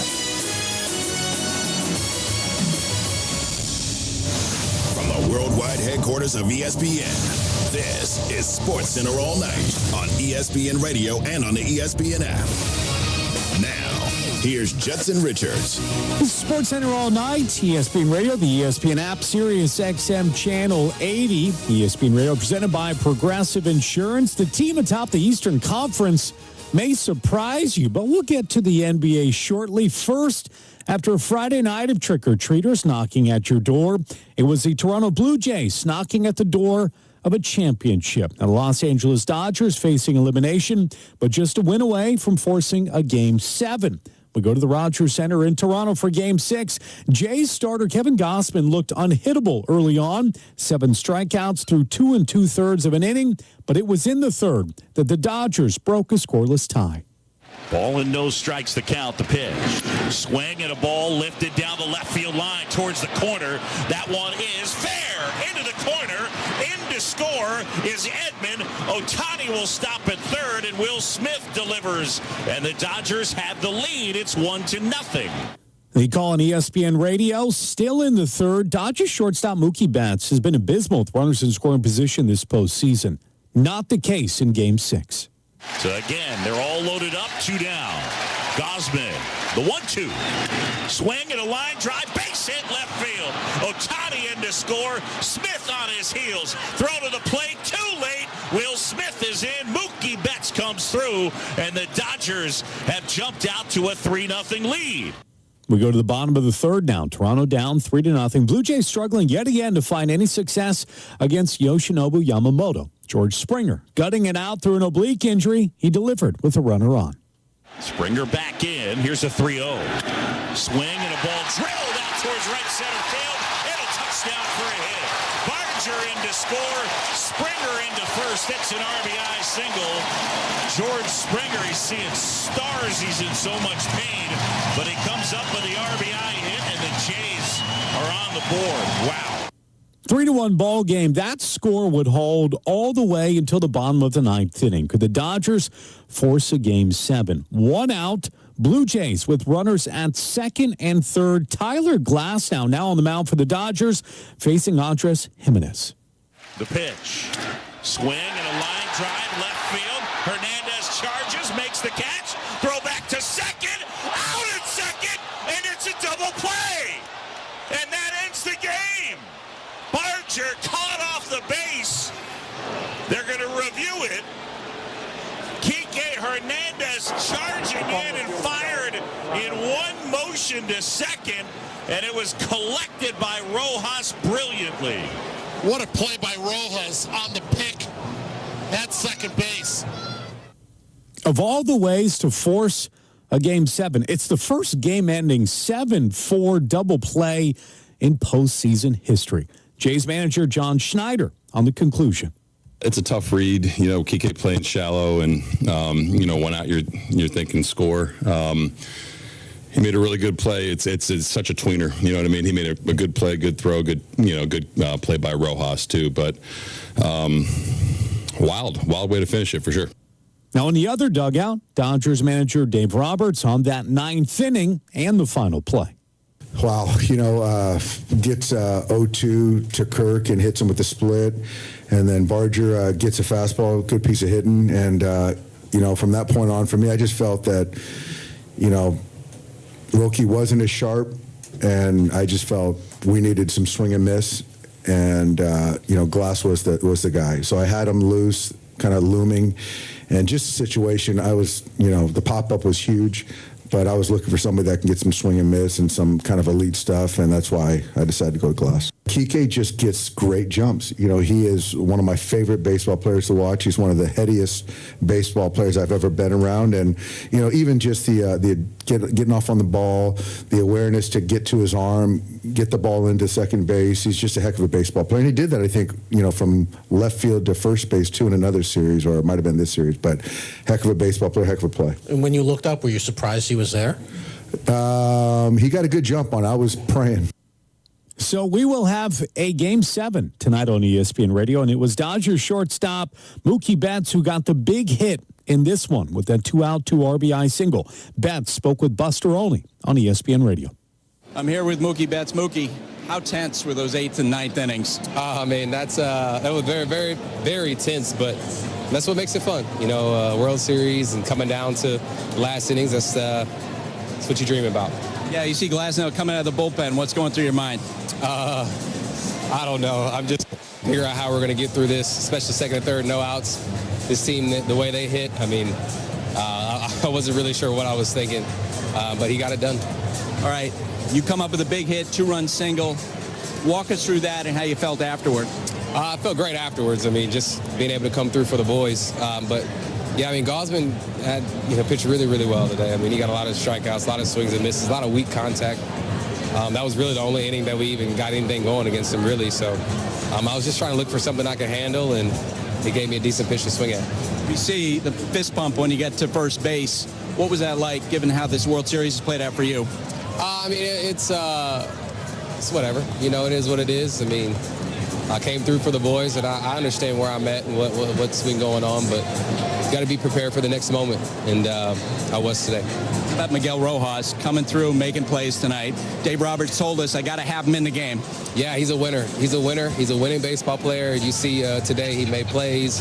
I mean, he's just, I love him. And, yeah, I mean, I can't say enough kind words about Miggy. I mean, he's a very important piece to the Dodgers. Game 7, how you feeling? Right now, I got to calm down. Well, I'll let those emotions come when they come. But right now, I just want to go home and lay down and chill. Okay, thanks. Now, as for that Game 7 pitching matchup, the Blue Jays will give the ball to 41-year-old Max Scherzer. Jays manager John Schneider on his confidence in Scherzer. Very, him, everyone. That's the two best words in sports. Game 7. No better guy to have on the mound to kind of navigate the emotions, the stuff. Max has been getting ready for Game 7 when he knew he was pitching Game 3. So all the confidence in the world in him and everyone tomorrow. Now, the Dodgers have yet to announce their starter for Game 7. Could it be Shohei on 3 days rest? Here's Roberts. I am. We all are. This is Game 7, so there's a lot of things that people haven't done, and you've just got to trust your players and try to win a baseball game. More on Game 6 coming up throughout the show. A reminder again, the World Series is on ESPN Radio. Catch all the action tonight at 7 p.m. Eastern Time on ESPN Radio and the ESPN app. We turn now to the hardwood as the NBA Cup tipped off on Friday night. That's the NBA's annual in-season tournament. There was also 2 unbeatens in action, one of those being the 4-0 Philadelphia 76ers hosting the 2-3 Boston Celtics. We go to the Xfinity Mobile Arena. Let's skip now to the fourth quarter. Celtics leading by 6 with the ball. Payton Pritchard moves it to Tillman. Quick handoff. Derek White has got an opening here at 15 feet. His jumper is true. Derek White has not shot it great tonight, but up to 40% at least for the night. 6 of 15. 15 points on 15 shots. The call on 98.5, the Sports Hub. As mentioned, White had 15 points on the evening. Boston was led by this guy. Derek White gets a Jaylen Brown screen. Forces it to Jaylen, took his eye off and has to go chase it out of half court. Shot clock over at 8-4. Jaylen Brown dribbling between his legs. Pull up on edge. Coleman, he rips a 3. Big bucket for Jaylen Brown, who has been brilliant tonight. Prime time players. Step up in prime time. Brown scored 32 points. Celtics never trailed in a 109-108 win, handing Philadelphia their first loss of the year. Jaylen Brown spoke to Amazon Prime's Cassidy Hubbard after the game. Jaylen, I saw you shaking your head. This one was a hard one. What went into this win? Just grit. I think we just stuck it out. We made a bunch of mistakes. All right, my boy. Yeah. We made a bunch of mistakes, but we found a way to win in the end. Now to Chicago, where I am sitting, and also where the 4-0 Bulls are off to their best start in 4 seasons. Bulls hosting the 2-2 New York Knicks. Chicago in control in the 4th. And Giddey over the midcourt line. Giddey to Vooch on a pump, on a drive, with a spin and a scoop. Got it! Count it! Foul! The Vooch with the hoop, the harm, and one. And he pats his chest to the United Center crowd, and they love the Vooch with a 25-point, 7-rebound game. The great Chuck Swirsky on the call for 6-7 the score, 26.7 boards for Vooch. And what a start to the season for the Bulls. Giddey in play to Vooch, and this ball game is over. Bulls win. Bulls win. Bulls win. 135-125, and start spreading the news. The Bulls, that's right, your Chicago Bulls are the only unbeaten Eastern Conference team as they go to 5-0. You gotta love it. Career high 32 points for Josh Giddey. This also marks the Bulls' best start since the 96-97 season, when the Jordan Bulls won their first 12. Also, that one led to an NBA title. Luka Doncic back in the Lakers lineup after missing 3 games with a left finger sprain and lower leg contusion. Lakers on the road going up against the Memphis Grizzlies. Monster night for Luka, but first in the 4th, Austin Reeves has been pretty good. Reeves to Smart on the left wing. 3-pointer by Marcus is short. Rebound, Vando runs it down. Gives the ball to Austin Reeves. Reeves for 3.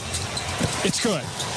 Austin puts the Lakers up 96-91. He's up to 19 in the game. The call on 710 ESPN LA. 21 points for Reeves as Luka and the Lakers put this one away. Luka dribbling right. Luka picks up his dribble. Got it down low to Jackson Hayes outside to Connect. Connect dribbling back to Luka. Top of the key with 5 to shoot. 3-pointer by Luka. Good. Lakers now lead 108-97 by 11. Doncic, 44 points, 12 rebounds, 6 assists in his return after that 3-game absence. Lakers beat the Grizzlies 117-112. Reeves spoke to Amazon Prime's Allie Clifton after the game. I was going to say, can you walk me through just the relationship that we are seeing form between the two of you? I think it's full of hate. I don't really know, but I was very happy to see him back playing basketball today. So it was very good. Obviously an incredible 3-game stretch for you. You welcome him back after missing 3 straight. A 40 ball for Luka. But I don't think people quite understand the rhythm that you guys are trying to find as well on the fly. What were you able to get to there, the two of you in that second half? I think it's just playing the right way, and then obviously him taking over the game. He's done it a million times, and he's really good at basketball for some reason. So he's got the capability of putting a team on his back, and he kind of did that tonight. From an overall team perspective, you guys were down 14 at the half, 10 lead changes alone there in the third. What needed to change as a team that you allowed some separation to form? I think it was just we wasn't playing hard enough. JJ came in and told us he wasn't about to lose his mind on us, even though he wanted to, and then we just needed to play harder. So we tried to come out with a little more energy in the third quarter. It's a late game. Everybody, is almost back in LA already because we're going back tonight. So it was good. The third quarter was what we needed, and it was big for us to cut it to, I think, 2 to start the 4th. As you know, the NBA Cup is here. You guys now start it with a win. What is it you love most, Austin, about the competition within the competition that the Cup presents? Yeah, I think it's just, it adds another, element of, like you said, competition. You obviously want to win every game, but you'd be lying if you said you wasn't thinking about the money when you was, before the games, trying to help out. That's still a thing? Yeah, I think so. Help out the coaching staff and everybody, and because they get a piece of all that as well. So just trying to come out here and put our best foot forward and get a win. Austin Reeves in good spirits after a Lakers victory. Hey, news from All Night Nation. Just hit us up on the Dr. Pepper call-in line. You're listening to SportsCenter All Night on ESPN Radio. So all treats and no tricks for the Ravens tonight in South Florida. And this one goes into the books as the Ravens' 3rd win of the season, their first road win of the season. Our guys kept faith, and they showed a lot of toughness, a lot of courage. This time we prevailed, we got the dub. It's always good to come home and get a win. All right, let's talk football. That was the call on WBAL on Thursday night after a dominant Ravens win, which pushed the Miami Dolphins to 2-7. On Friday, Dolphins general manager Chris Greer was removed of his duties. As for head coach Mike McDaniel, the team says he will keep his position through at least the regular season. Let's discuss. NFL Network analyst Tom Pelissero joined the Rich Eisen show. Here's Pelissero on why the move was made. By turning this over now to Champ Kelly, you're going to potentially take a fresh set of eyes to the decisions that lie ahead. There have been calls on a bunch of the Dolphins veteran players. They've gotten calls on Jalen Waddle, on Jalen Phillips, Bradley Chubb, Matthew Judon, Rasul Douglas. And in most cases, the answer they were getting from Greer was essentially like, we're not really in that mode right now. Let's see. And these are not going to be Champ Kelly making these decisions unilaterally. Certainly you're going to need buy-in from ownership and other stakeholders because you are the interim GM here. But let's see. I can guarantee there's going to be a new flood of calls on some of those very same names and others. Let's see how the Dolphins try to navigate this year, knowing that while they are mathematically alive, they've also got a lot of decisions to try to set themselves up in 2026. So what does this mean for embattled head coach Mike McDaniel?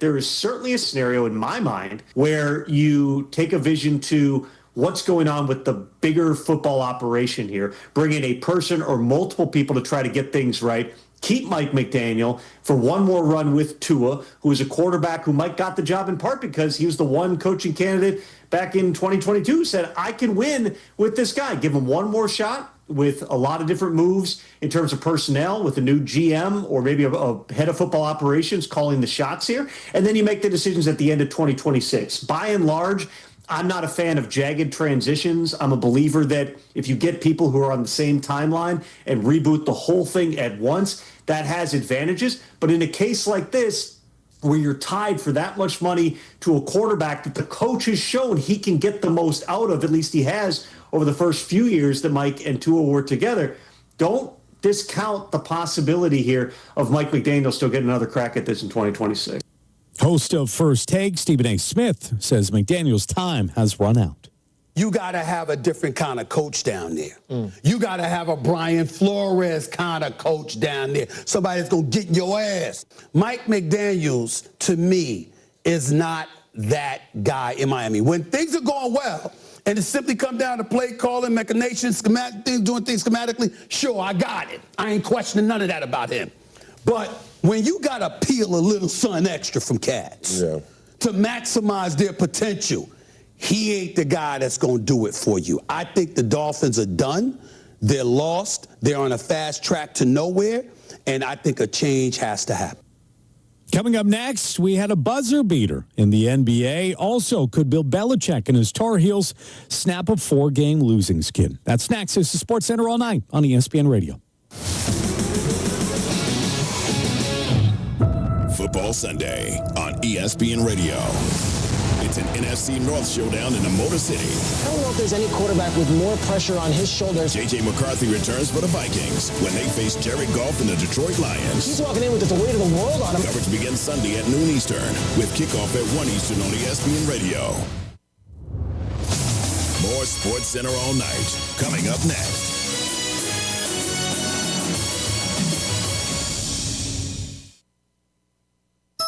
That's the ease at which you get information. You want it, you get it. Like that. Ask your phone.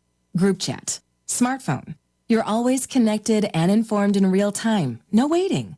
So if you're diabetic and still using finger sticks to read your blood sugar, what are you waiting for? Knowing your blood sugar levels instantly is important for managing diabetes.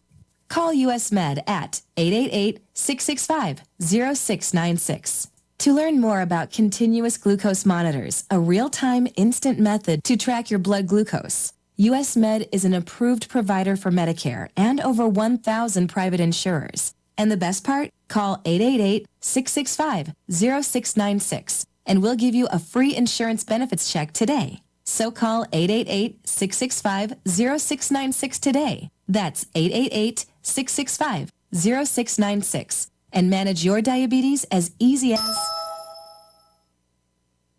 College Football Saturday on ESPN Radio. It's a critical SEC showdown. Everybody's talking about, well, the style in which Vandy plays. It's not always pretty. It's not this. Texas wins more ugly games than anybody in the conference right now. 9th-ranked Vanderbilt heads into Austin to face Arch Manning and the 20th-ranked Longhorns. The Vanderbilt Commodores! Coverage begins tomorrow morning at 11:30 Eastern with kickoff at noon Eastern on ESPN Radio and on ABC. Football Saturday on ESPN Radio. The rivalry returns. Get ready for this big Georgia-Florida game. Excited again to go to Jacksonville and play in an awesome venue. It's very unique to have the neutral site and have a split crowd. It's the Florida-Georgia game in Jacksonville. Number 5, Georgia versus Florida. Coverage begins tomorrow at 3 Eastern on ESPN Radio and on ABC. Georgia Bucks stepping up. It's time to level up your game. Introducing the all-new ESPN app. All of ESPN, all in one place. Your home for the most live sports and the best championship moments. The electricity is palpable. Step up your game with no annual contract required. It's the ultimate fan experience. Level up for more on the ESPN app or at stream.espn.com. Sign up now. This is Freddie and Harry. How many times did you get fined in your career? That's not too bad. No, yes, it is when it's a lot of money. We're not talking about little fines. Now, we're not talking about no $500,000. The real question, though, Harry, is did you deserve each of those five? Ooh. One of them I deserve. When I had a punt return touchdown and I pointed at the punter on the way to the end zone, like taunting him. Was it worth it? Yes. Check out more from Freddie and Harry weekdays at 3 Eastern on ESPN Radio and the ESPN app. Holloman Air Force Base. Thanks for listening to ESPN Radio on Alamo Sports and Talk 1230, 1019 FM.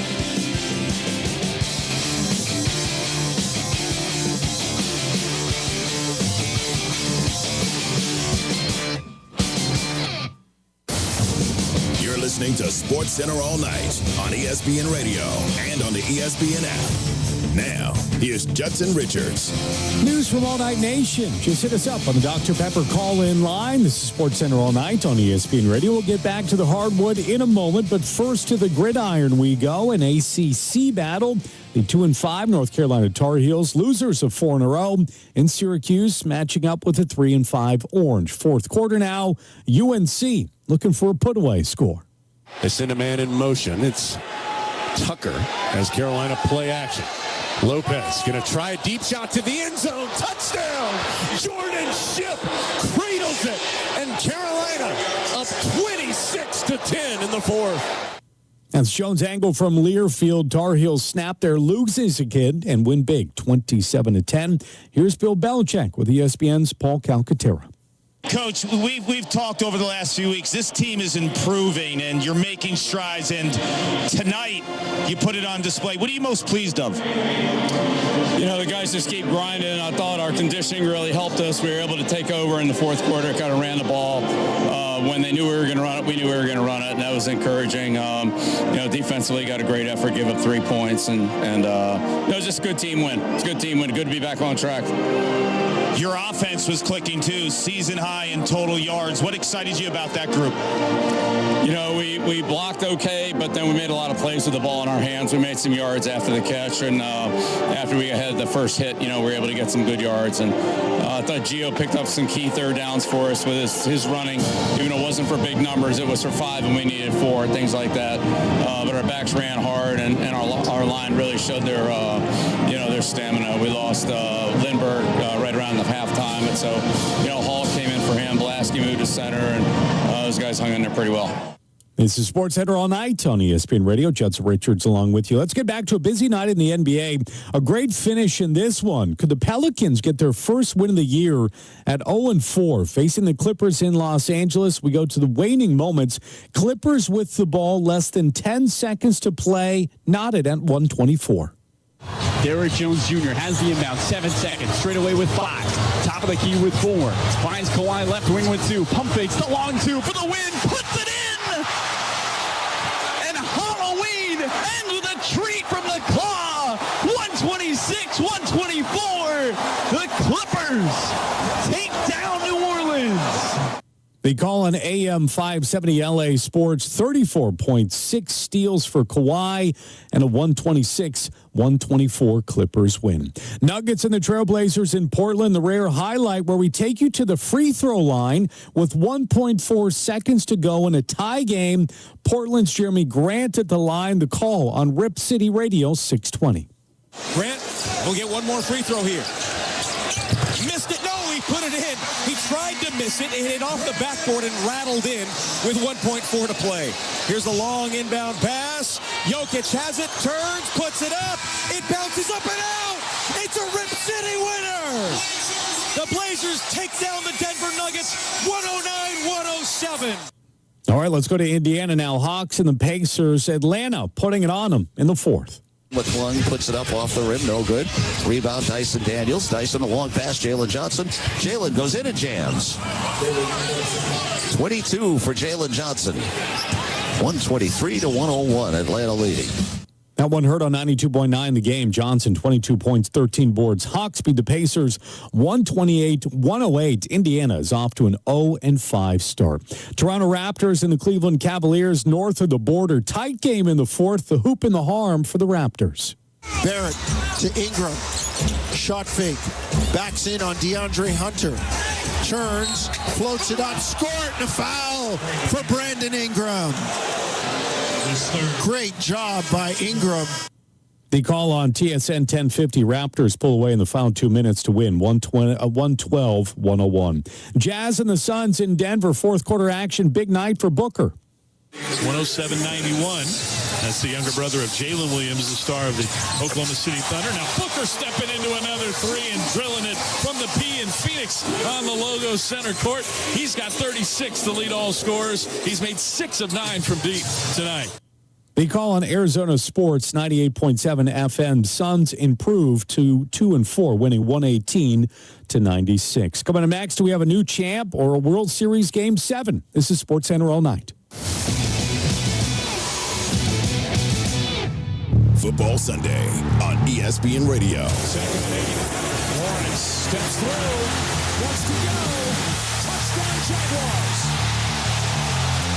Trevor Lawrence leads the Jacksonville Jaguars to Las Vegas, where they'll face Geno Smith and the Raiders. Coverage begins Sunday at 4 Eastern on ESPN Radio. That's 2,000 children every single day. It's a heart-wrenching reality that we can no longer ignore. Find the Children is a non-profit organization dedicated to helping find missing kids. You can be a part of their mission by donating your unwanted vehicle, running or not. Call 1-800-294-0222. We guarantee that you will receive the maximum tax deduction. We provide fast, free pickup with 24-hour response. Call 1-800-294-0222. Find the Children provides crucial resources to help find missing children and educational materials to teach kids how to recognize and avoid predators. Our recovery programs have a proven track record of reuniting kids with their families. It's time to act. Donate your unwanted or unused car. Help us build a world where every child is safe. Pick up the phone and call 1-800-294-0222. Together, we can bring these kids home safely. This advertisement was paid for in partnership with Cars R Us and Find the Children. Earlier on Clinton and Friends. Paulie in Nevada, you're on the program. Hey, one of the two fat guys on the microphone podcast here. Yep. Yo, Buffalo, we're back, baby. The cook is in the kitchen. Let's eat. Thanks for the phone call. Wait, come on, no. I mean, what? I need more than that, so I'm saying next time. Is it a 90-second podcast? Clinton and Friends, weekdays from 10 to noon Eastern on ESPN Radio and on the ESPN app. College Football Saturday on ESPN Radio. It's a critical SEC showdown. Everybody's talking about, well, the style in which Vandy plays. It's not always pretty. It's not this. Texas wins more ugly games than anybody in the conference right now. 9th-ranked Vanderbilt heads into Austin to face Arch Manning and the 20th-ranked Longhorns. The Vanderbilt Commodores! Coverage begins tomorrow morning at 11:30 Eastern with kickoff at noon Eastern on ESPN Radio and on ABC. College Football Saturday on ESPN Radio. The rivalry returns. You ready for this big Georgia-Florida game? Excited again to go to Jacksonville and play in an awesome venue. It's very unique to have a neutral site and have a split crowd. It's the Florida-Georgia game in Jacksonville. Number 5, Georgia versus Florida. Coverage begins tomorrow at 3 Eastern on ESPN Radio and on ABC. ESPN's College Game Day, the podcast. I think that might be what Scott Woodward, the AD at LSU, thought he was getting in Brian Kelly. That maybe a guy who everything would fit to him. LSU might need that. But to think, well, this BK guy, he's not good. We'll get somebody in who is good, and we're just going to automatically fix it all. I don't think it's as easy as they think there. Listen to the College Game Day podcast with Reese Davis and Pete Thamel, wherever you listen to podcasts. Your source for sports in the Tularosa Basin is Alamo Sports and Talk, 1230, 1019 FM.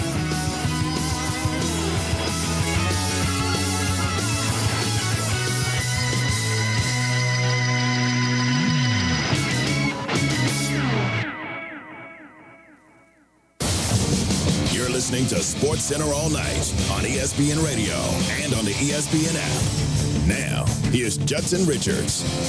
Tune into a college football doubleheader today as Georgia battles Florida, followed by Vanderbilt at Texas, presented by Dr. Pepper. Coverage begins at 11:30 a.m. Eastern on ESPN Radio and the ESPN app. This is Sports Center all night on ESPN Radio. We'll tackle the latest in the NFL and college football in just a moment. But first, here's what's at the top of our mind.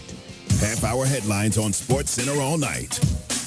In the NBA, Luka Doncic pours in 44 points after a 3-game absence. Lakers beat the Grizzlies. Bulls are off to their best start since the Jordan era. Bulls beat the Knicks on Friday night to improve to 5-0, only undefeated in the Eastern Conference, and the best start for the Bulls since the 96-97 season. And Kawhi Leonard hit a buzzer beater to propel the Clippers over the Pelicans. And finally, we will have a World Series Game 7 between the Blue Jays and the Dodgers in Toronto because of this ending on Friday night. Blue Jays trailing 3-1. The pitch. Swing and a line drive left field. Hernandez charges, makes the catch. Throw back to second. Out at second. And it's a double play. And that ends the game. Barger caught off the base. They're going to review it.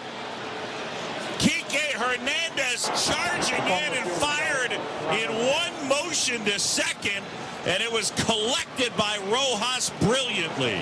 What a play by Rojas on the pick at second base.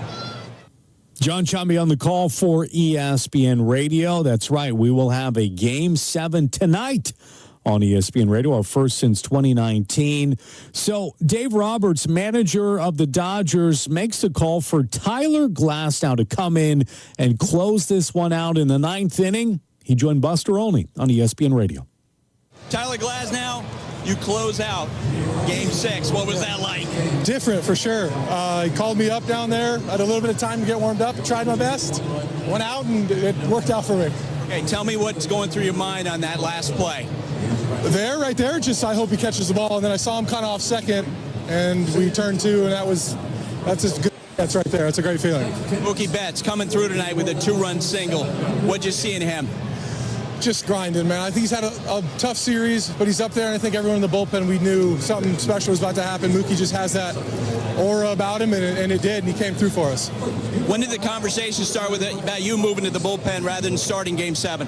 I think it was more like if we needed me tonight, I'd throw, and then I'll be available tomorrow, too. I didn't throw that many pitches. I didn't really get super hot either, so I feel pretty fresh.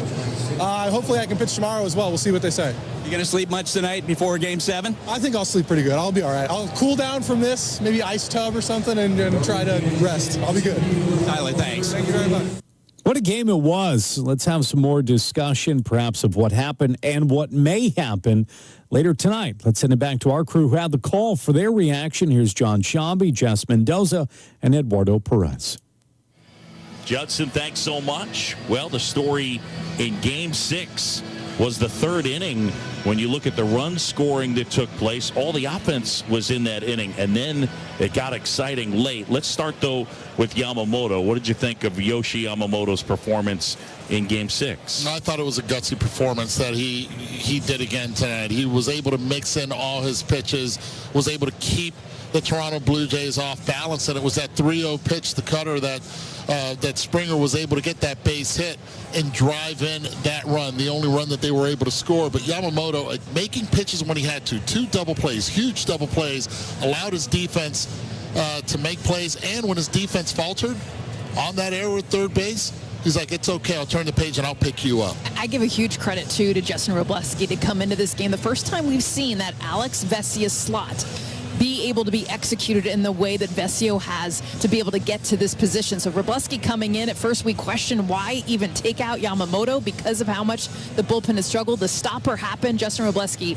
huge credit in that massive, massive seventh inning when he came in. And how about Mookie Betts delivering in a big spot? You know he had to be feeling some pressure, some of the weight on his shoulders, but he delivered in a huge, huge spot with the bases loaded with that 2-run single. Absolutely, and I give credit because of that situation. Tommy Edman, Eddie talked about this before the game. 7, 8, 9 hitters have got to figure it out. This is the 8-hole. Tommy Edman leading off that inning, Boog, to be able to get the rally going. So then Shohei Ohtani gets intentionally walked. Will Smith gets that big double, and Mookie Betts gets the opportunity to be the hero in this game and score 2 runs. Man, we've got a game 7. It's going to be fun. Oh, yeah. Let's go. mean, and I tell you, who knows what we're going to be looking at in terms of outgetters for Game 7. It's Shohei Ohtani most likely will be that Game 7 starter. I mean, can you write it up any better? Well, he has to be either the opener or the closer because of him being able to hit. So if he is appearing in this game, or he plays outfield. He has to open. No, he has to open. It's the only way you can keep that DH bat in the game if you take him out. If he comes in the mid-game, and then you take him out after that, you could lose him, or he has to go to the outfield after that. Dave Roberts has to start him. This is where Game 7 is so exciting because for both teams, we're going to see everybody. I mean, it's going to be absolutely what you want in a World Series, and we get that here in Toronto. Well, this is going to be a blast. Game 7, it comes your way on Saturday night here at Rogers Center, the Dodgers and the Blue Jays. Again, the final here in Game 6 on Halloween. The Dodgers hang on to win 3-1. For Eduardo Perez and Jessica Mendoza, I'm John Shambi right here in your home for the World Series Major League Baseball on ESPN Radio and the ESPN app. Now we send it back to Judson Richards in the studio. John, thank you. Again, our coverage begins 7 o'clock Eastern time on ESPN Radio for Game 7 of the Dodgers and the Blue Jays in Toronto. This is SportsCenter all night on ESPN Radio.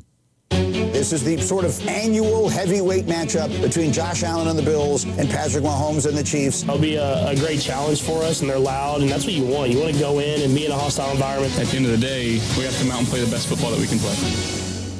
5-2 Bills hosting the 5-3 Chiefs. This will be the 10th meeting between Patrick Mahomes and Josh Allen, including the playoffs. It's been well documented. Josh Allen 4-1 in the regular season, but Patrick Mahomes 4-0 in the playoffs when these two match up. With more on this matchup, here's ESPN's Christine Lisi.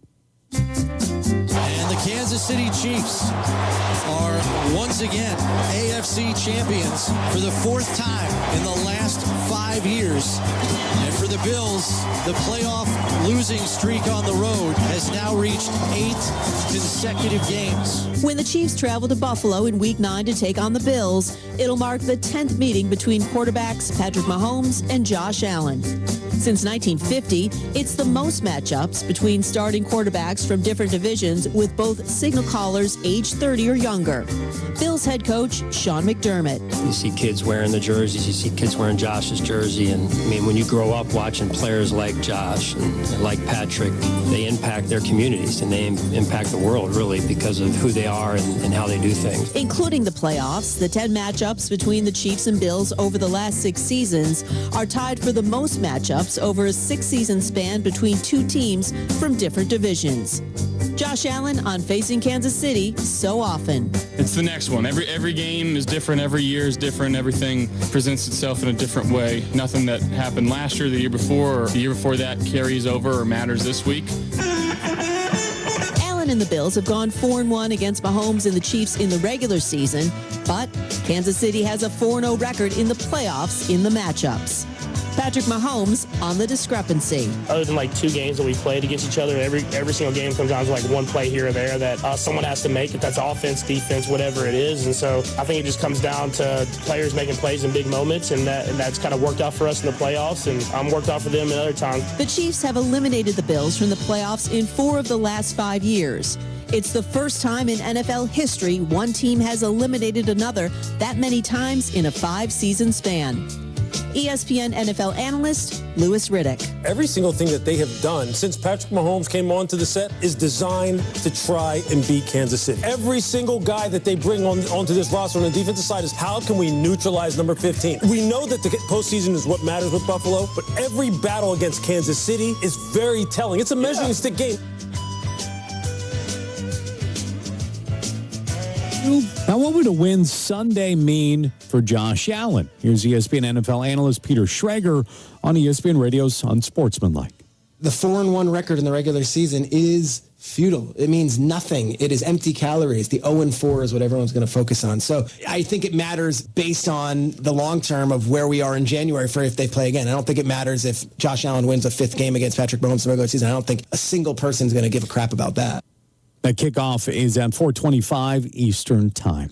News around the NFL now. Jaguars wide receiver and cornerback Travis Hunter will be placed on injured reserve after suffering a non-contact right knee injury during Thursday's practice, but the team is still trying to determine the extent of the injury. Now, Jaguars head coach Liam Cohen on not having Hunter on Sunday against the Raiders. Feel bad for the guy, for the kid, for our team, for everything, but he's in good spirits right now, and minor setback for a major comeback. That's just the way it's got to be. Who's got to step up the receiver now? I mean, I don't know if it's anybody, necessarily specific, right? It's the whole crew go out and let's go perform, right? We've go back to training camp days that Travis was on defense, and it was, Diami, BT, and Parker rolling at the receiver positions and did some really good things. So I have a lot of confidence in these guys that it's a great opportunity for all of us to work through a little adversity and the guys to go out and perform at a high level. Now, NFL Network analyst Tom Pelissero on the Rich Eisen Show on if Hunter's injury could affect the Jags' moves at the deadline. That has all the markings of one of those injuries that is likely to keep him out for an extended period. So, again, this has been a bumpy rookie season. You saw flashes of what they believe Travis Hunter can do. They were set to ramp him up, especially a wide receiver. Now, all of a sudden, you take him off the team, and you have to wonder, for the Jaguars, the upside of trading up and getting that guy at number 2 is, hey, we think we got a stud at wide receiver who's also going to become a stud at corner.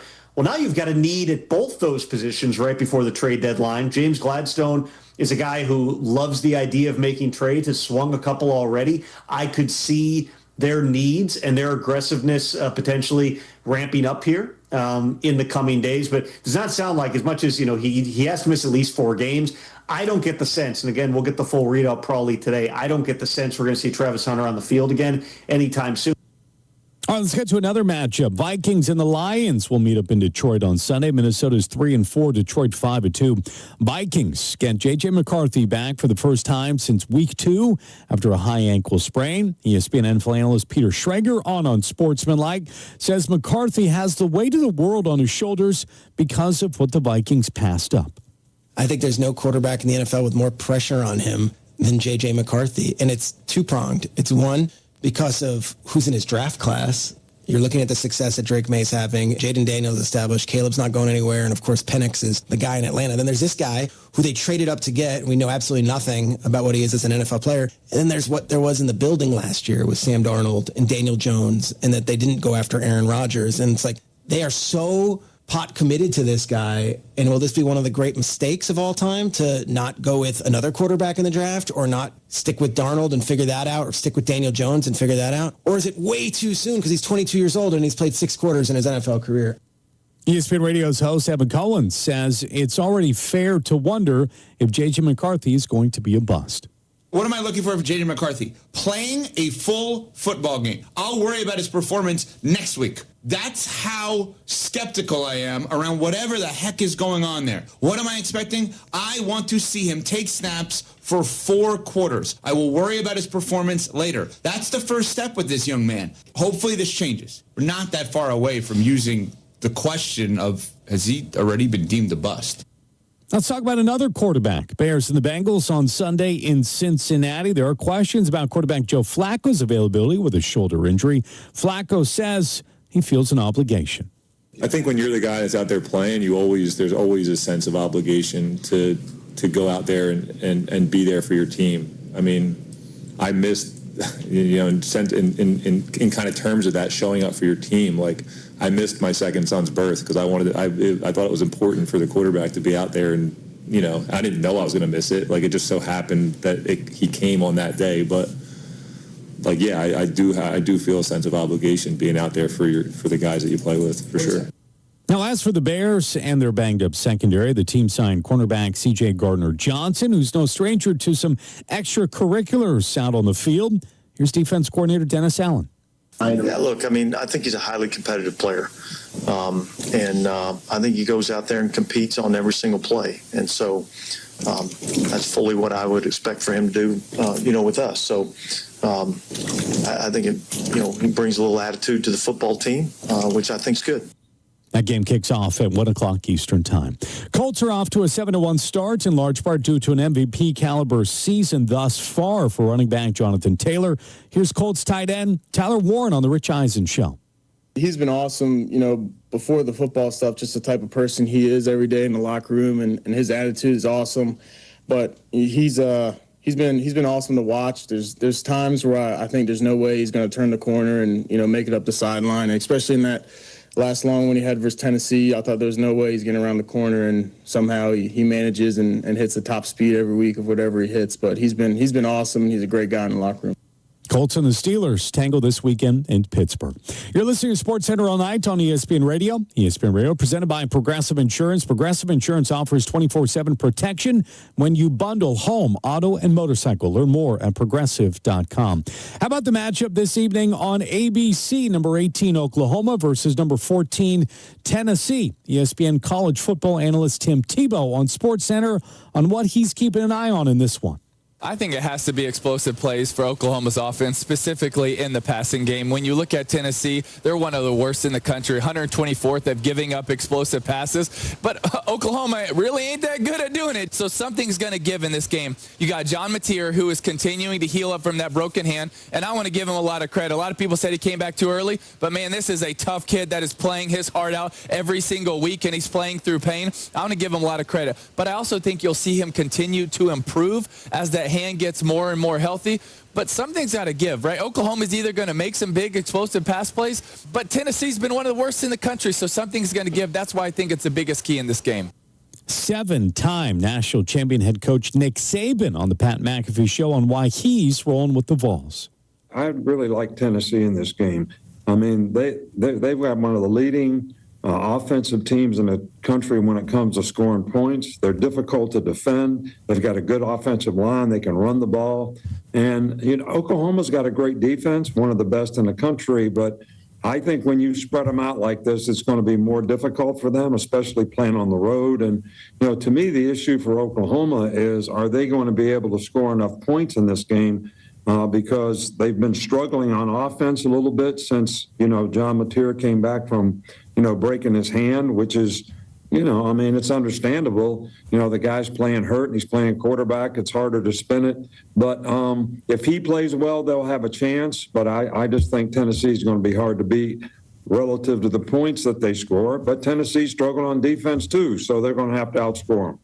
That should be a good one tonight. Coming up next, a few NHL games, also our top sounds. This is Sports Center all night on ESPN Radio. College basketball on ESPN Radio. The inaugural Dick Vitale Invitational. Are you serious? Wow! Can't believe it! Texas, number 6 Duke. Coverage begins Tuesday at 8 Eastern with tip-off at 8:45 Eastern on ESPN Radio and on ESPN. More Sports Center all night coming up next.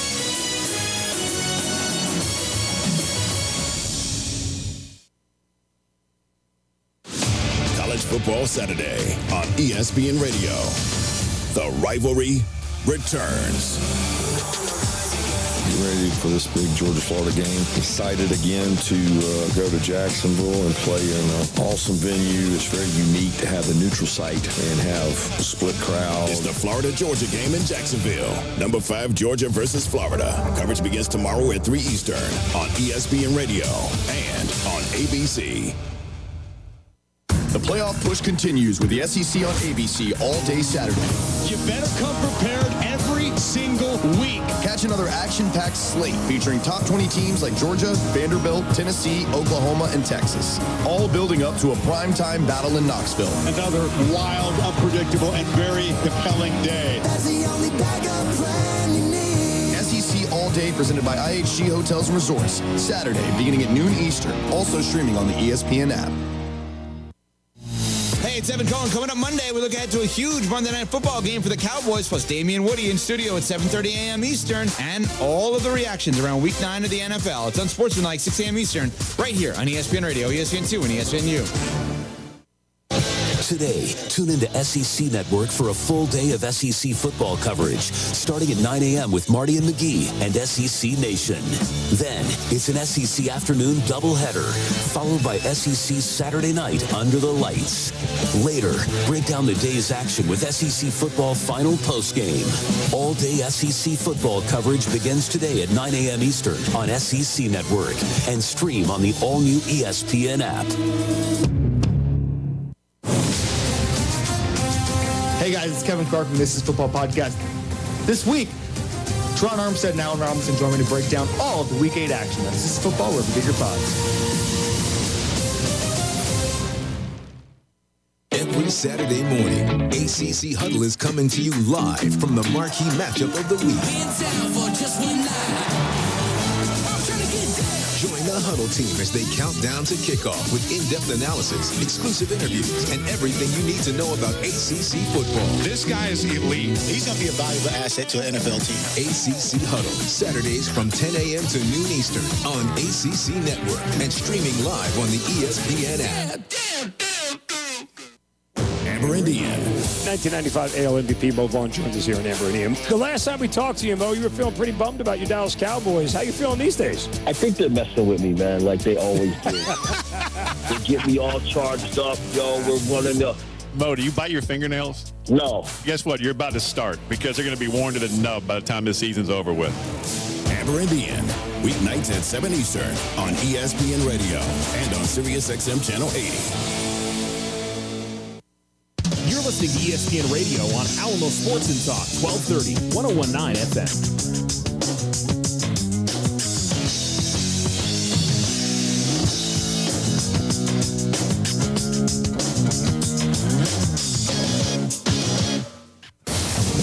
You're listening to Sports Center all night on ESPN Radio and on the ESPN app. Now, here's Judson Richards.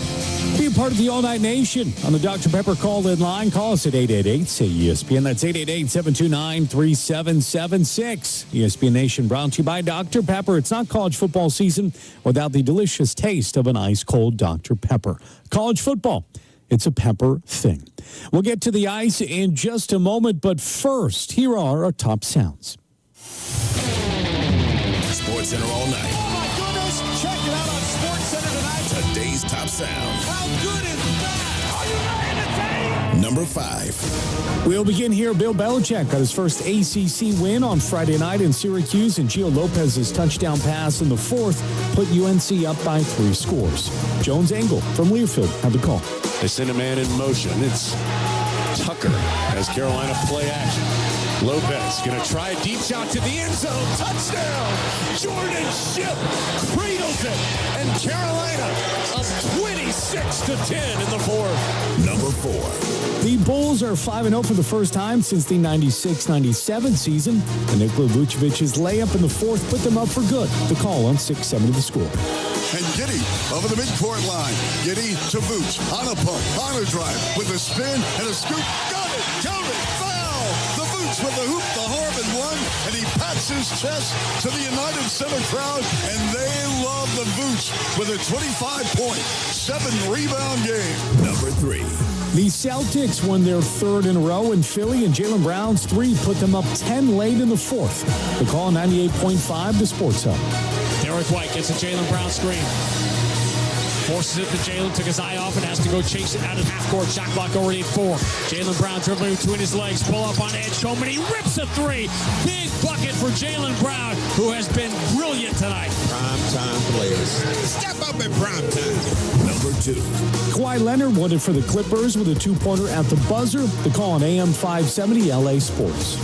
Derrick Jones Jr. has the inbound. 7 seconds. Straight away with 5. Top of the key with 4. Finds Kawhi left wing with 2. Pump fakes the long 2 for the win. Puts it in! And Halloween ends with a treat from the Claw. 126-124. The Clippers take down New Orleans. Number 1. And for the first time since 2019, we have a Game 7 in the World Series thanks to a crazy double play that ended Game 6. The call on ESPN Radio. The pitch. Swing and a line drive left field. Hernandez charges, makes the catch. Throw back to second. Out at second. And it's a double play. And that ends the game. How about that? The first ever 7-4 double play ending in postseason history. And that will bring us a Game 7 tonight, the first since 2019, as mentioned there. Toronto Blue Jays, it'll be in Canada versus the Los Angeles Dodgers. Our coverage begins on ESPN Radio at 7 o'clock Eastern Time. We go to the National Hockey League now. Capitals hosting the Islanders. Game knotted at 1-1 in the third period. Islanders clear it out of their zone. It's Pollock ahead. Here's Heineman waiting for reinforcement. Sends it across. Horvat with a wrist shot. He scores! Team leading 7th of the year for Bo Horvat. It comes on a rush left circle wrist shot. And the Islanders have their first lead of the game in the opening 4.5 minutes of the third period. The call of the Islanders radio network, they go on to win it 3-1. In Vegas, Golden Knights and the Colorado Avalanche, third period, Abs up a goal. And now Natchez spins down low away from Hurdle. Marty Natchez. The drop passes for Burns. Burns scores! Release the Hounds! An arse tall, please, for Mr. Burns. His first goal with the Colorado Avalanche comes with 9:49 to go in the third period. They call on altitude 92.5. Abs win. This is Sports Center all night on ESPN Radio. College Football Saturday on ESPN Radio. It's a critical SEC showdown. 9th-ranked Vanderbilt heads into Austin to face Arch Manning and a 20th-ranked Longhorns. My, oh my! Coverage begins tomorrow morning at 11:30 Eastern with kickoff at noon Eastern on ESPN Radio and on ABC.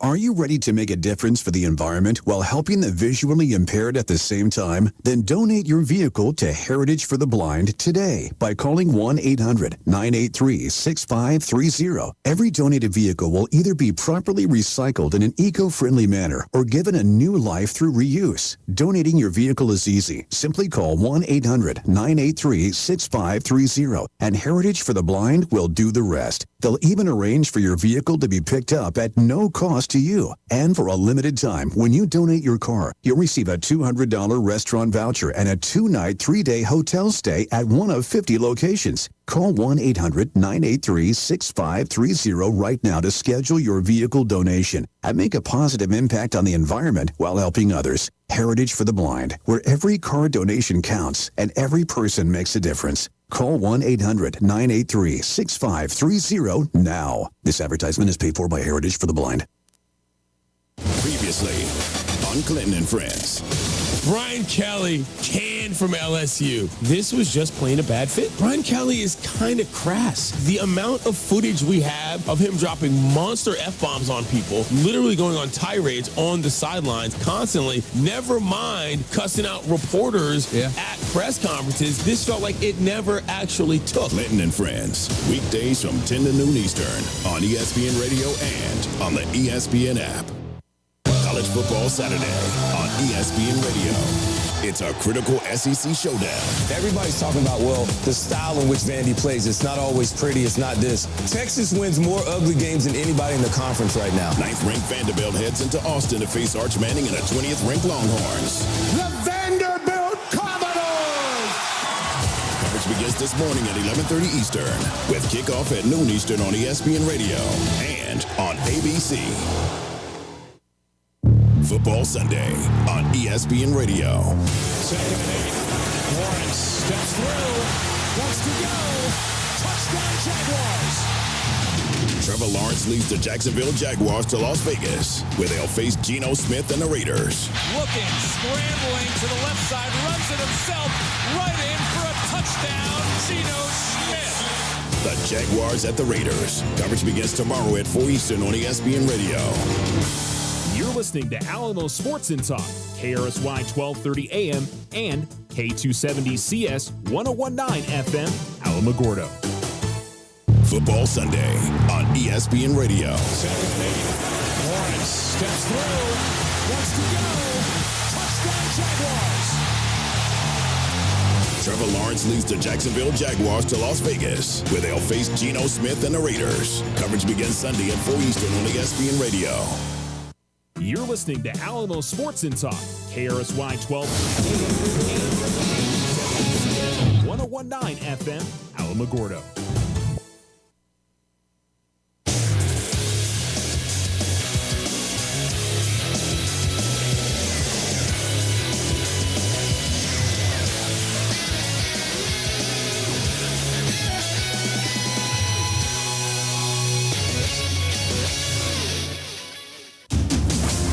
This is the best of ESPN Radio.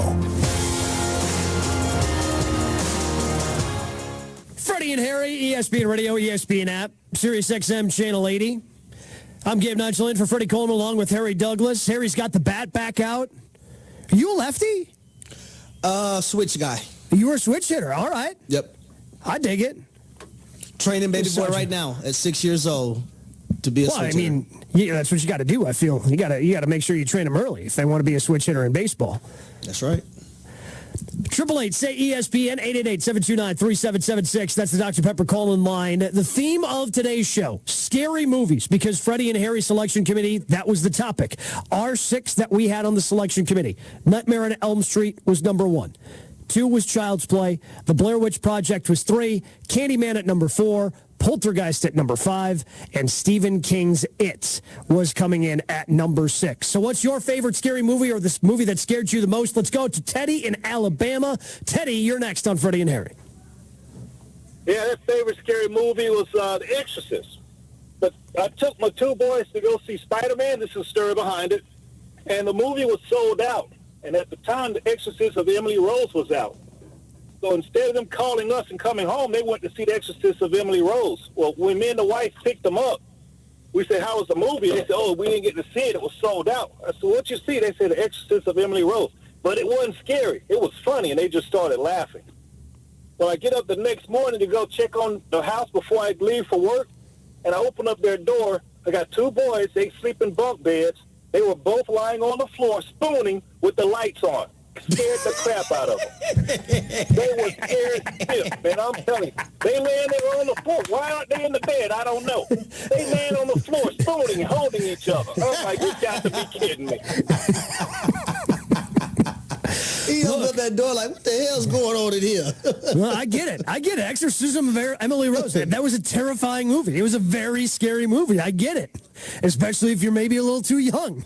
But playing it off like it wasn't scary and then getting caught the next morning, not great. Well, I will also say this, though. Like, I love the simple fact that those 2 brothers had one another's back, though. Oh, yeah. Like, hey, we in this together, bro. We're going down. I'm not gonna let them get you. I'm not gonna let them get you. They gonna have to get both of us. Shane in North Carolina, you're up next. Freddie and Harry on ESPN Radio. Your favorite scary movie? The original The Evil Dead from 1980 with Sam Raimi's first one. I am not familiar. That was just... Yeah, explain that one a little bit for us. Oh, he's gone. Shane's gone. I feel like the 80s is like the prime time. I mean, there were so many horror movies that came out in the 80s. Like, there's just, you can't see them all. Yeah, it was also the crack epidemic, too. Sorry. That's like, it's a lot of horror things going on. What are you saying? There's a connection there? That's the connection you're making in your brain. Call in Tennessee. Call in Tennessee. You're up next on Freddie and Harry. What do you got, Cole? What's your favorite scary movie? Oh, so that's the first time someone said that. The original one, or there was a remake, I feel like 20 years ago or so? Both of them. But here's my thing. Jason walked. Michael Myers walked. You still can't get away from him. This is a big, crazy country boy coming at you full tilt with a chainsaw running. wearing other people's skin on his face. Stay away from him. Be my advice. Don't sign me up. Stay away from him. 888 say ESPN. Bobby in Texas, you're up next. What's your favorite scary movie? And it's The Shining. When that little dude on the tricycle is going around those hallways and he comes up on those little twin scary-ass girl ghosts. Still have nightmares on that. What's the other movie? I can't think of it right now. Where the little thing is on the tricycle. Oh, Saw. Saw. The Saw movies. Yeah. The Saw movies. Yeah, I'm surprised those haven't come out. Those are more just like, I guess, gory movies. I don't know if that falls under horror movie. Let me tell about a dark time in my life. 2009. Okay. I had a Chucky doll. I had a Saw doll. It was one more other doll that I had. I can't remember what it was. Literally was the worst year of my life. That's the year I tore my ACL, other stuff went on as well. I threw them bad boys in the garbage can as fast as I could. Why did you, for somebody who, so this is just shocking to me because the entire show that we've been doing this, we're doing the scary movie thing, you want to avoid scary movies, and yet you had memorabilia from scary movies? Well, I was a little older at that point, and I was like, oh, these are pretty cool. Not, and then 2009 happened, and I was like, yeah, those are pretty toxic. Get them out of here. All right, that's fair. Out of here. That's fair. Tito in Oregon, you're up next. Tito, what's your favorite scary movie? Friday the 13th. My mom took me to see Friday the 13th when I was 11 years old back in 1980, opening weekend. And the very next day, I was off to outdoor school, meaning I had to live that experience for 1 week. And let me tell you, I was scared as all get out. We were walking the campfire, and it was quiet, and someone came out with that choo, choo, choo, choo. And man, I broke. Man, Carl Lewis couldn't have caught me. Carl Lewis could not have caught me. I was running so fast. And you know, in that movie, someone always trips and falls. Guess who tripped and fell that time? Oh, no, Tito. It was me. Oh, no, Tito. It was me. Oh, man. Did someone say, Tito, my hair? Wow. That's tough. Mistakes were made there. Mistakes were made of going to see Friday the 13th and then going away to camp for a week. Oh, no. Where you got to be outside. Mistakes were made. My hair? Mistakes were made all the way around. This has been Freddie and Harry on ESPN Radio and the ESPN app. This is the best of ESPN Radio. The Rich Eisen Show.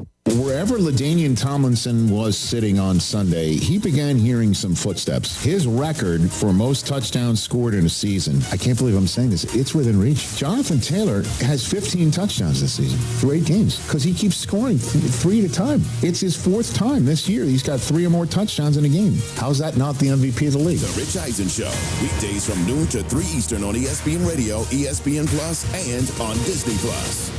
Evan, Canty, and Michelle are unsportsmanlike. The Buffalo Bills have been proven wrong so many times in the postseason that they're not better than the Chiefs. And I don't know from a psychological standpoint that they're going to be able to get past that, especially now that they may not be top dogs in the AFC East. They've won that division 5 years in a row. They became the landlords once Tom Brady sold the building.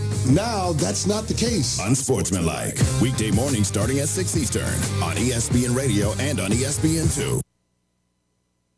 Feeling stuck on your own 10-yard line in the career game? Maybe it's time to just go for IT. My Computer Career has the game plan to score a rewarding new IT career in months. Whether you're a rookie, a breakout career changer, or a military veteran ready to serve. Why spend years chasing a college degree when you can fast-track your future in IT starting now? Take your mark, get set, go for IT. Take the free career evaluation at mycomputercareer.edu today. Financial aid is available to those who qualify, including VA benefits. October 10th is World Mental Health Day. And this year, we are saying thank you, therapists. Behind every supportive moment and small win is a therapist who showed up and made a difference. BetterHelp has supported over 5 million people globally on their mental health journeys. With With 12-plus years experience and the world's largest online network of qualified therapists, it's easy to match with the one that's right for you. See for yourself. Just call pound 250 and say the keyword game time. That's keyword game time. This is Freddie and Harry. I also believe John Gruden is a guy that wouldn't be bad for LSU. We know he wants to get back into coaching and he loves the game. And the last person that I have on my list, you look at the job that he's doing at Vandy right now, Clark Lee. One of the toughest offenses to defend. No one sits there and look at Vandy on the schedule and say, huh, that's for sure a win. You want to know why that is? Number one, it starts at the top, Clark Lee. Check out more from Freddie and Harry weekdays at 3 Eastern on ESPN Radio and the ESPN app. The playoff push continues with the SEC on ABC all day today. You better come prepared every single week. Catch another action-packed slate featuring top 20 teams like Georgia, Vanderbilt, Tennessee, Oklahoma, and Texas. All building up to a primetime battle in Knoxville. Another wild, unpredictable, and very compelling day. That's the only backup plan you need. SEC All Day presented by IHG Hotels and Resorts. Today, beginning at noon Eastern. Also streaming on the ESPN app. Hey, did you miss Clinton and Friends? Dolphins head coach Mike McDaniel will remain Miami's head coach for the remainder of the season. Oh, just like that, my dreams of McDaniel wandering the Spanish countryside, eating Iberico jamon. They're gone because he'd be forced to coach the Dolphins and Tua Tagovailoa for the rest of the season. Clinton and Friends, weekdays from 10 to noon Eastern on ESPN Radio and on the ESPN app. College Football Saturday on ESPN Radio. The rivalry returns. Ready for this big Georgia-Florida game. Excited again to go to Jacksonville and play in an awesome venue. It's very unique to have the neutral site and have a split crowd. It's the Florida-Georgia game in Jacksonville. Number 5, Georgia versus Florida. Coverage begins today at 3 Eastern on ESPN Radio and on ABC. The Roundup, weekdays 2 to 3 p.m. on Alamo Sports and Talk 1230, 101.9 FM.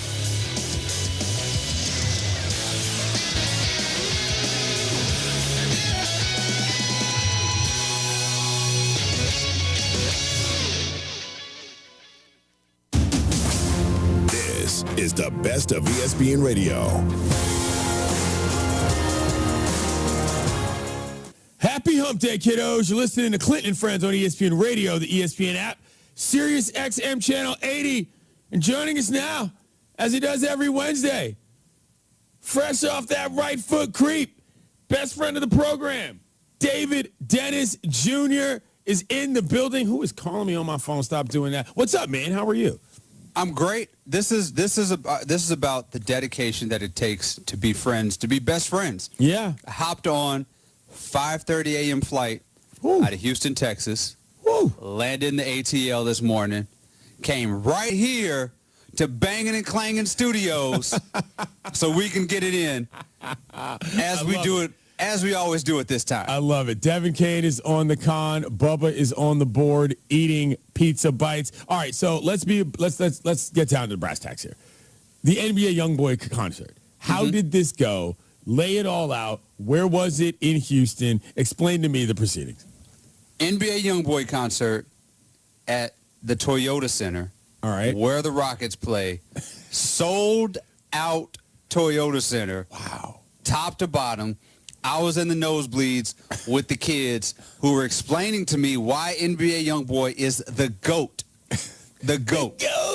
The GOAT. Like, unanimously in that section. That's crazy. NBA YoungBoy, when NBA YoungBoy came out, the crowd was louder than a Beyonce concert. Wow. It was the loudest crowd I've ever experienced for a rap show.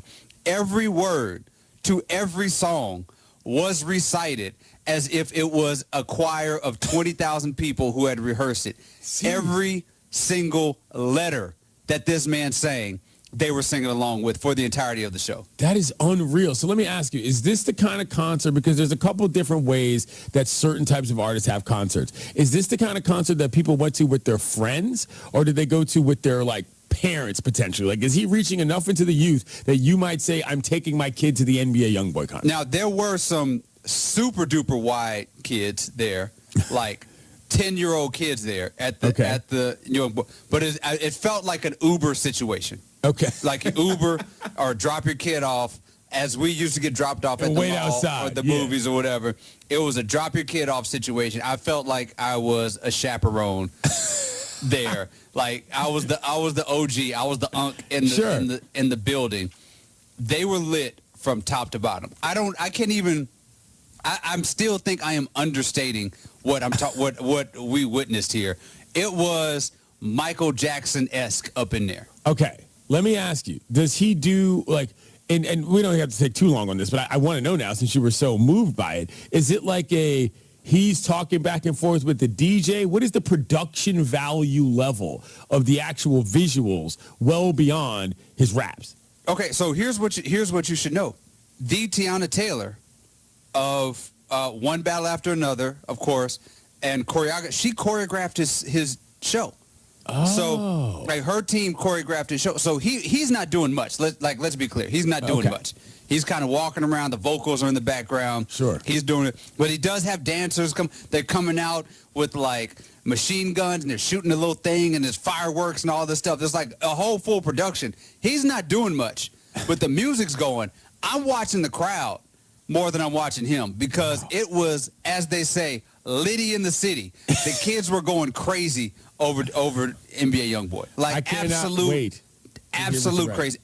If you are a hip hop fan, if you're a fan of concerts, if you're just like good energy, it is an absolute must-see concert. Like no restrictions whatsoever. If you just like things, it is a must-see concert. If you like things. This reminds me of, I had an experience, an awakening similar to that with Lil Uzi Vert, probably like 5 years ago. I went to like a Christmas concert at this place called The Anthem in D.C.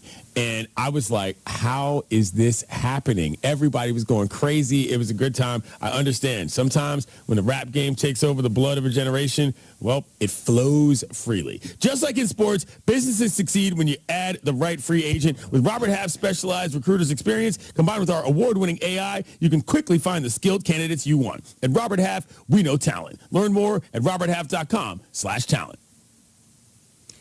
There it is. All right, NBA is with us.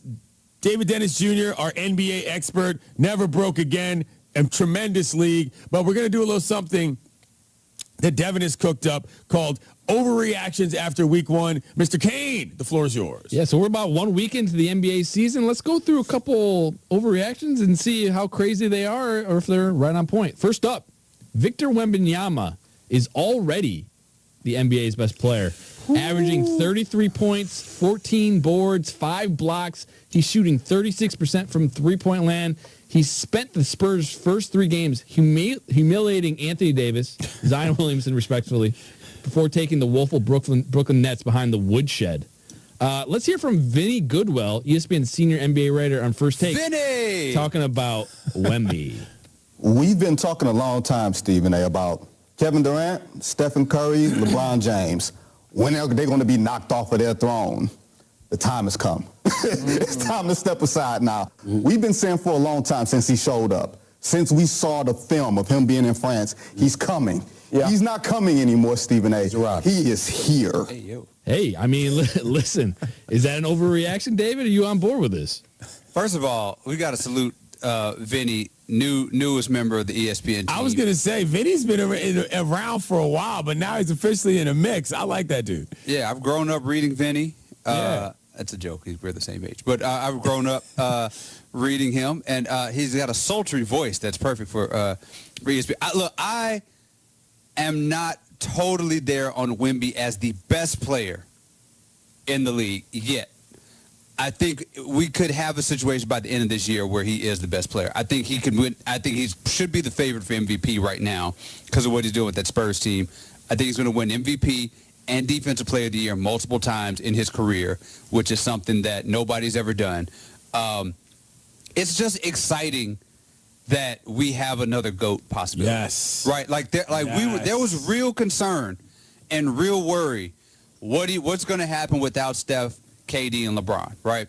what's it going to be like when we don't have, like, LeBron has been the GOAT conversation for 25 years, right? Quite pretty much as soon as Michael Jordan left the Wizards, LeBron James took over the GOAT conversation. And it felt like for a time we were not going to have anybody that would enter that stratosphere in terms of talking about the GOAT. Victor Wembanyama, year 3, he's already making a GOAT case because of what the potential is. He's giving guys double chicken wraps in the backcourt in transition going through the legs on his way to the bucket. Are we serious? This dude is insane. I'm willing to say that he's the best player in the NBA in terms of skill set right now, for sure. Who's stopping him? Name me the guy who's stopping what Wemby's got. And then once you do that, then we can have the conversation about who's better. It's unbelievable. I got to go see this guy play. I got to go see this guy play. You got Wemby is, I think I mentioned this on Monday. Not on here, I don't think, maybe. But Wemby, Shohei Ohtani, the two must-see like sports attractions in the world right now. Listen, by the way, did you hear that, Devin? DDJ is doing so many shows. He can't even remember what he says on this one.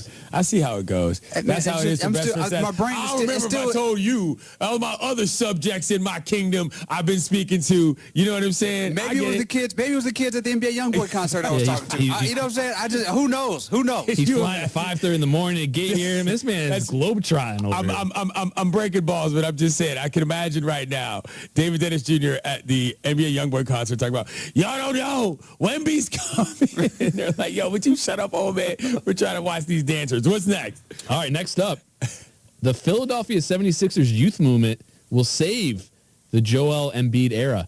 I don't know if you guys have been watching the 76ers, but Tyrese Maxey, VJ Edgecombe, Quentin Grimes is coming off the bench and looking really good.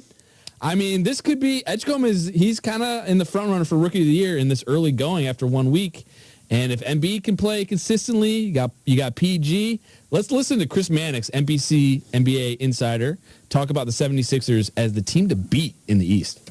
Nobody in the Eastern Conference has the kind of big three or even like a big four at this point that Philadelphia has. Embiid, Maxey, Paul George, VJ Edgecombe looks like he can play. They've got the roster to beat everybody. The stars are aligning. Like, Embiid looks like he's healthy. Boston's gone, or at least they look like they're gone. And the Sixers, no matter what era they were in, whatever permutation, they could not beat the Celtics in the postseason. But they're gone. Indiana's gone. Look, Cleveland is good. Orlando is good. New York is good. But there's no intimidating team that's out there. To me, if Embiid can get to 60 games, this is going to turn out to be the team to beat in the Eastern Conference playoffs. David, I see you making some faces over there. What's on your mind?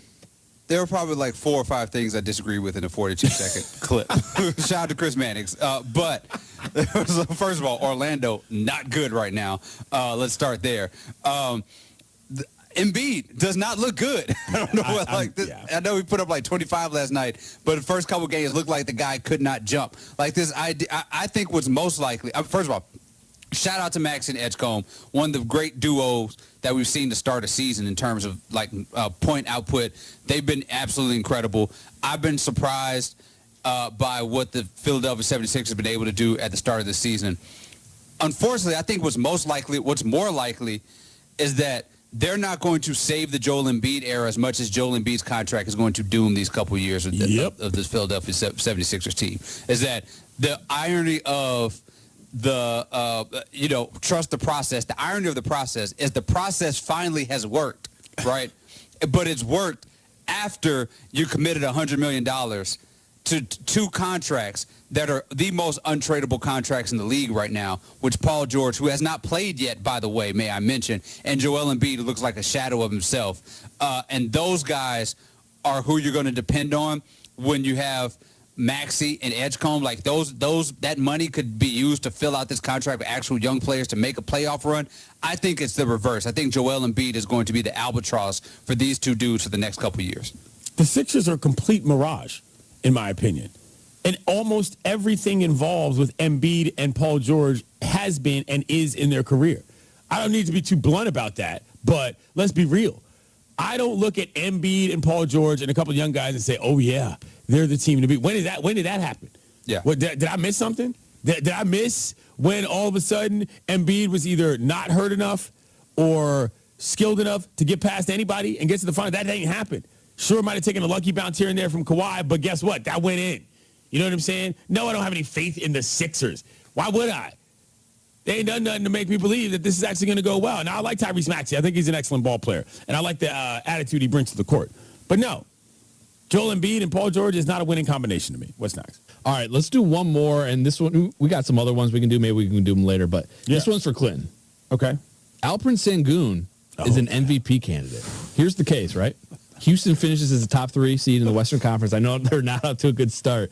Sengun, best player on the team. If he spends an inordinate amount of time at point guard, they need a point guard. He leads the Rockets in touches. He increases his volume and accuracy from behind the three-point line. Meanwhile, he's a key cog in an elite defense. Sengun already spent last season proving he can be that guy. Is that a crazy take for me? David, let's start with you first. Absolutely insane. There were so many ifs here that I lost track. If he can run point guard for the Rockets, he's a skill big. What are you kidding me? He is a skill big. He cannot run point guard. First of all, let's look at the actual MVP candidates that are in the league right now. Right, Giannis is putting up like 35 and 15 every night. 5 steps a shot. Giannis Antetokounmpo. SGA is right now carrying the team until Jalen Williams comes back. Wemby is putting up monster numbers. Yeah. Sengun is not jumping over those dudes, right? Like Tyrese Maxey, I think right now is a closer thing to an MVP candidate to Alperen Sengun. Alperen Sengun might not be the best player on. I mean, he had a great showing against OKC in the first game, but he may not be the best player on that team. This is the best of ESPN Radio.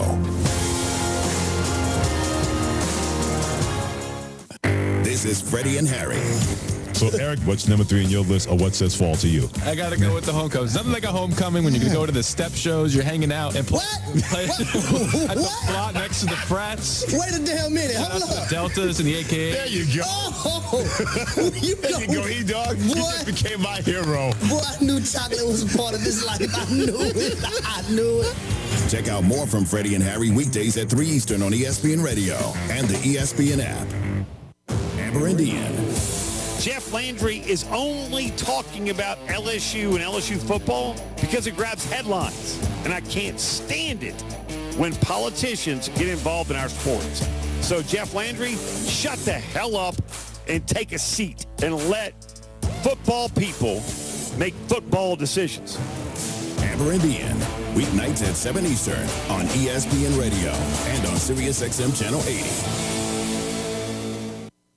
Actual price will depend on product and subscription plan. Featured products are compounded drug products, which the FDA does not approve or verify for safety, effectiveness, or quality. Prescription products require an online consultation with a healthcare provider who will determine if appropriate. See website for details, restrictions, and important safety information. Want a boost in and out of the bedroom? Hims has you covered. Introducing a new 2-in-1 approach to level up your game. Tadalafil for better bedroom performance and zinc for testosterone support. Put it all together and you've got what you need to turn things all the way up. Getting started is simple. Just go to hims.com/joy to start your free online visit. Through Hims, you can access ED treatments, including pills, chews, and more. 100% online. No office visits, no pharmacy lines. Just fill out a simple intake form and a licensed medical provider will determine if treatment's right for you. If prescribed, it ships free and discreetly to your door. Find affordable treatment options at up to 95% less than brand names at hims.com/joy. That's hims.com/joy, HIMS.com/JOY. Hey, did you miss Clinton and Friends? Commanders Nation, crickets. I ain't heard much from the Burgundy and Gold faithful in the last month. They've dropped 3 straight. Jaden Daniels ain't really playing. Seems to get hurt every other game he plays. Quiet on the Eastern Front, if you will, from Commanders fans. Clinton and Friends, weekdays from 10 to noon Eastern on ESPN Radio and on the ESPN app. We welcome you to college football in the ACC.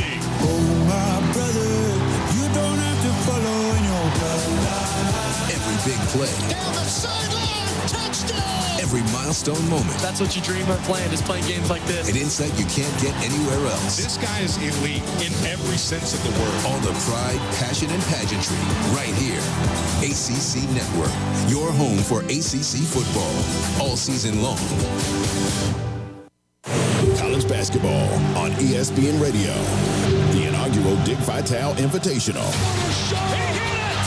Are you serious? Wow! Can't believe it! Texas, number 6 Duke. We may stay here all night. In fact, the way they're playing, let's not leave. Let's have about 5 overtimes. Coverage begins Tuesday at 8 Eastern with tip-off at 8:45 Eastern on ESPN Radio and on ESPN. The playoff push continues with the SEC on ABC all day today. You better come prepared every single week. Catch another action-packed slate featuring top 20 teams like Georgia, Vanderbilt, Tennessee, Oklahoma, and Texas, all building up to a primetime battle in Knoxville. Another wild, unpredictable, and very compelling day. That's the only backup plan you need. SEC All Day presented by IHG Hotels and Resorts. Today, beginning at noon Eastern. Also streaming on the ESPN app. Alamo Sports and Talk, 1230 AM, 101.9 FM. Listen online on the Exciter Media app or alamosportsandtalk.com.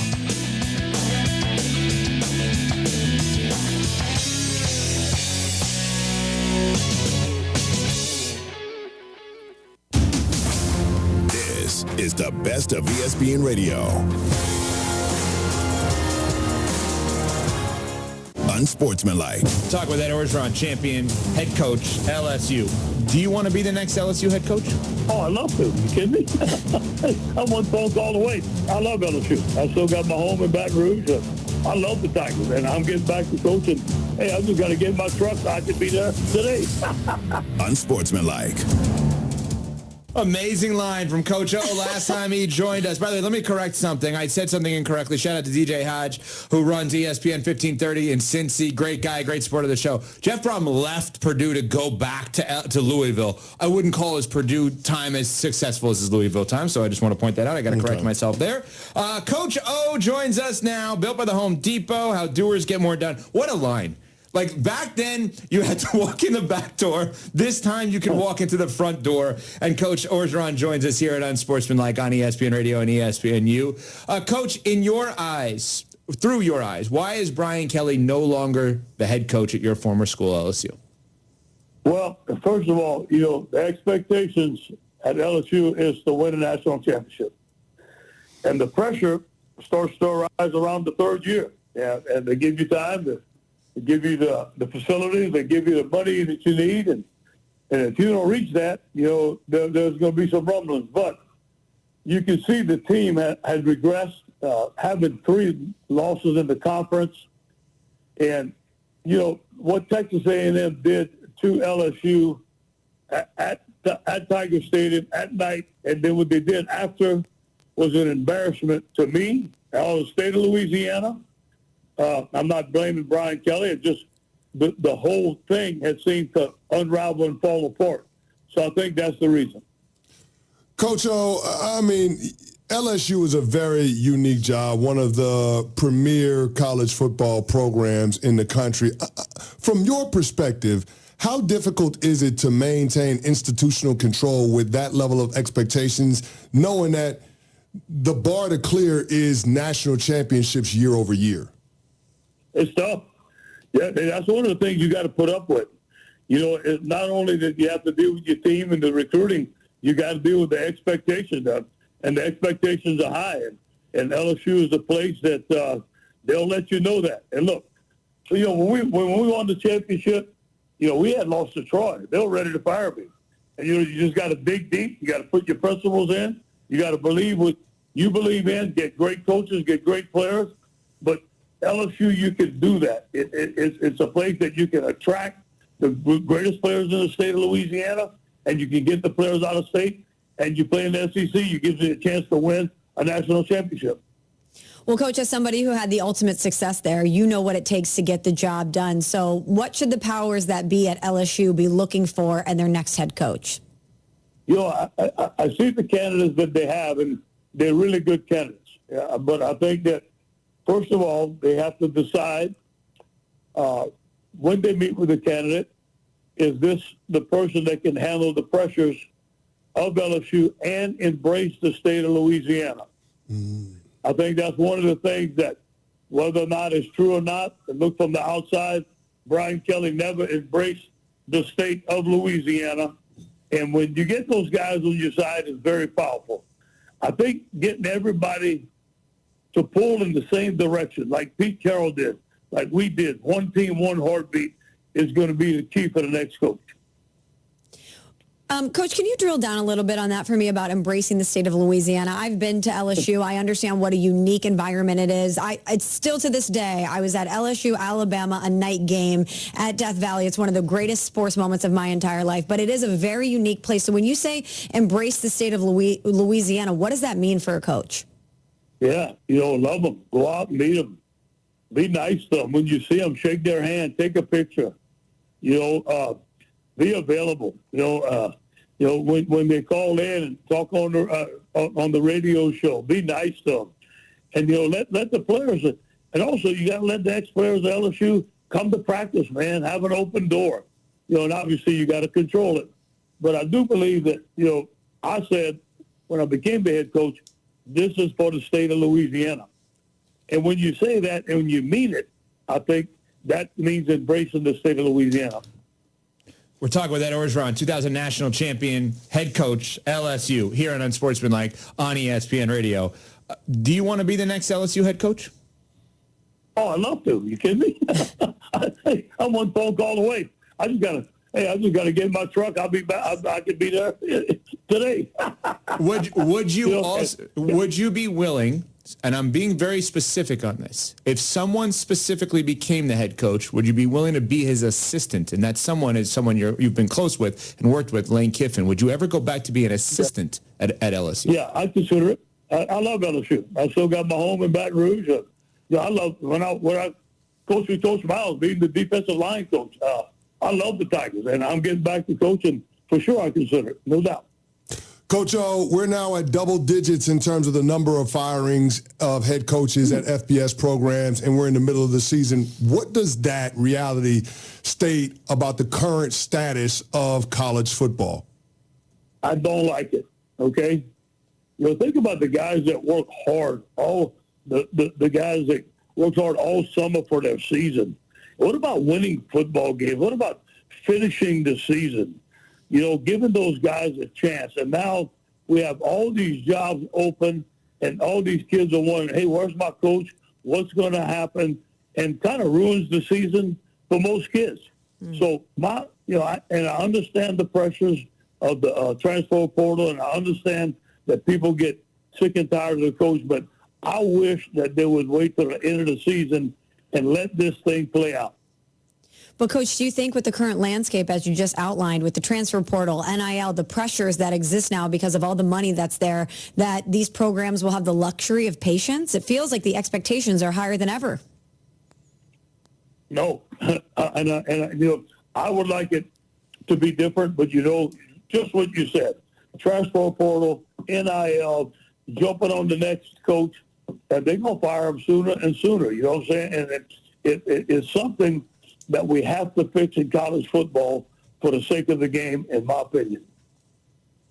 We're talking with Ed Orgeron, who's always fantastic with us. 2019 National Championship head coach, of course, at LSU. A reminder, last time we talked to him, he discussed his children and whether or not he would root for or against them in certain matchups because they're assistant coaches, of course, and then living life in South Florida, going to the beach without the shirt on. He's living life, but he wants to get back into coaching here. I want to go back to Coach Kiffin for a second.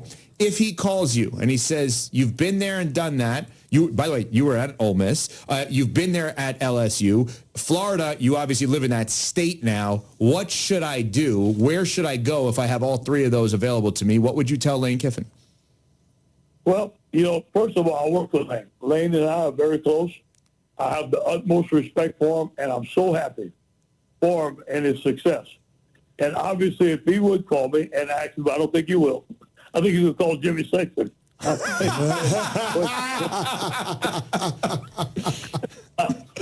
I think that, and I know Jimmy Sexton will call him, but if he would, and I'd definitely give him advice, I think LSU is the best place. I'm just going to be honest, and I think it's a place that has won national championships that you can do it. I think Florida's phenomenal, the state of Florida for recruiting. But I think that if I'm Lane, you got to pick what's right for you. You know, you got to go talk to the administration, and it's a field deal. I think he's going to win wherever he goes, and I think he's going to be a championship coach if he chooses the right school. All right, let's finish with this. One of the things that we always hear about Coach O is that he has an amazing relationship with his ex-players, right? And if you remember back in the day, he was a defensive line coach at Miami. When was the last time you spoke to some guy by the name of Dwayne Johnson, I believe, you had on your team then? When was the last time you spoke to The Rock, and what was that conversation about? The Rock, Dewey, man, hey, you know, he had a show. You know, a little show he had. Oh, you were in it. They had a character with you on NBC. I saw it. Yeah, I thought the guy did a good job, but we needed to get that guy in the weight room. We need to pump his chest. Wait, are you publicly complaining about the actor that played you, that the actor wasn't strong enough playing you in the 80s? No, hey, look, I love his accent. I love everything about him, but he's a little scrawny, man. Hey, let's get some muscles on us, you know. But anyway, I had a great Zoom with Dwayne, and it was just like when I coached him. Great respect. Hey, Coach O, what's up? Smiling. It wasn't like, hey, I'm the Rock Johnson, I'm the best. It was like he was my ex-player, and we had a great conversation. I love him to death, man. He is a great young man. Coach, one more thing for you. I'm getting ready to run the New York City Marathon on Sunday. I've never done anything like this from a physical standpoint. I'm very nervous about it. And anytime we speak to you, you get me fired up. What advice do you have for me as I get ready to go out there and run the course? How can I get over these mental hurdles that I have? Well, first of all, don't run with your shirt off like I do, okay? I don't think you have to worry about that one, Coach. Oh, my God. Look, one step at a time. Remember this, one step at a time. You know, when we start having problems in life, we start thinking about yesterday, we start thinking about tomorrow, and we get out today. All we have is today. And when I'm running, all I have is the next step. Keep on thinking about the next step, one step at a time, and you're going to finish. You're going to do great. Thanks, Coach. I appreciate and also, hey, one more thing. Sometimes our mind is not our friend. Oh. Okay? Tell it to shut up. Okay, I will tell my mind to shut up and take it one step at a time. Thank you, Coach. I'm just now. Hey, I'm looking forward to seeing your results. Oh, well, now the pressure is on. Now I feel like a coach at LSU. The pressure is there. There we go. Coach O, thank you as always. We appreciate the time. Hey, guys, y'all the best. Thank you so much. This is the best of ESPN Radio.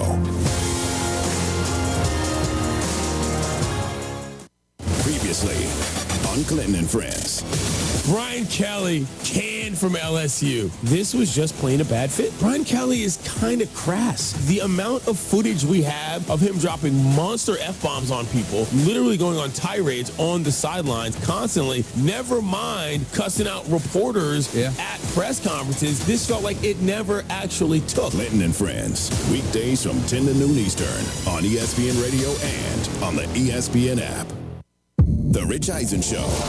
It's no longer a question as to whether the Kansas City Chiefs have turned a corner in this 2025 season that they started off 0-2. It's just a question of how far they're going to go. The next 6 weeks will decide whether they can actually host games in Arrowhead or not. If they go on the road in the playoffs, can they do what they did a couple years ago, which is go on the road in the playoffs? Doesn't matter. They make the Super Bowl and win it anyway. The Rich Eisen Show from noon to 3 Eastern on ESPN Radio, ESPN Plus, and on Disney Plus.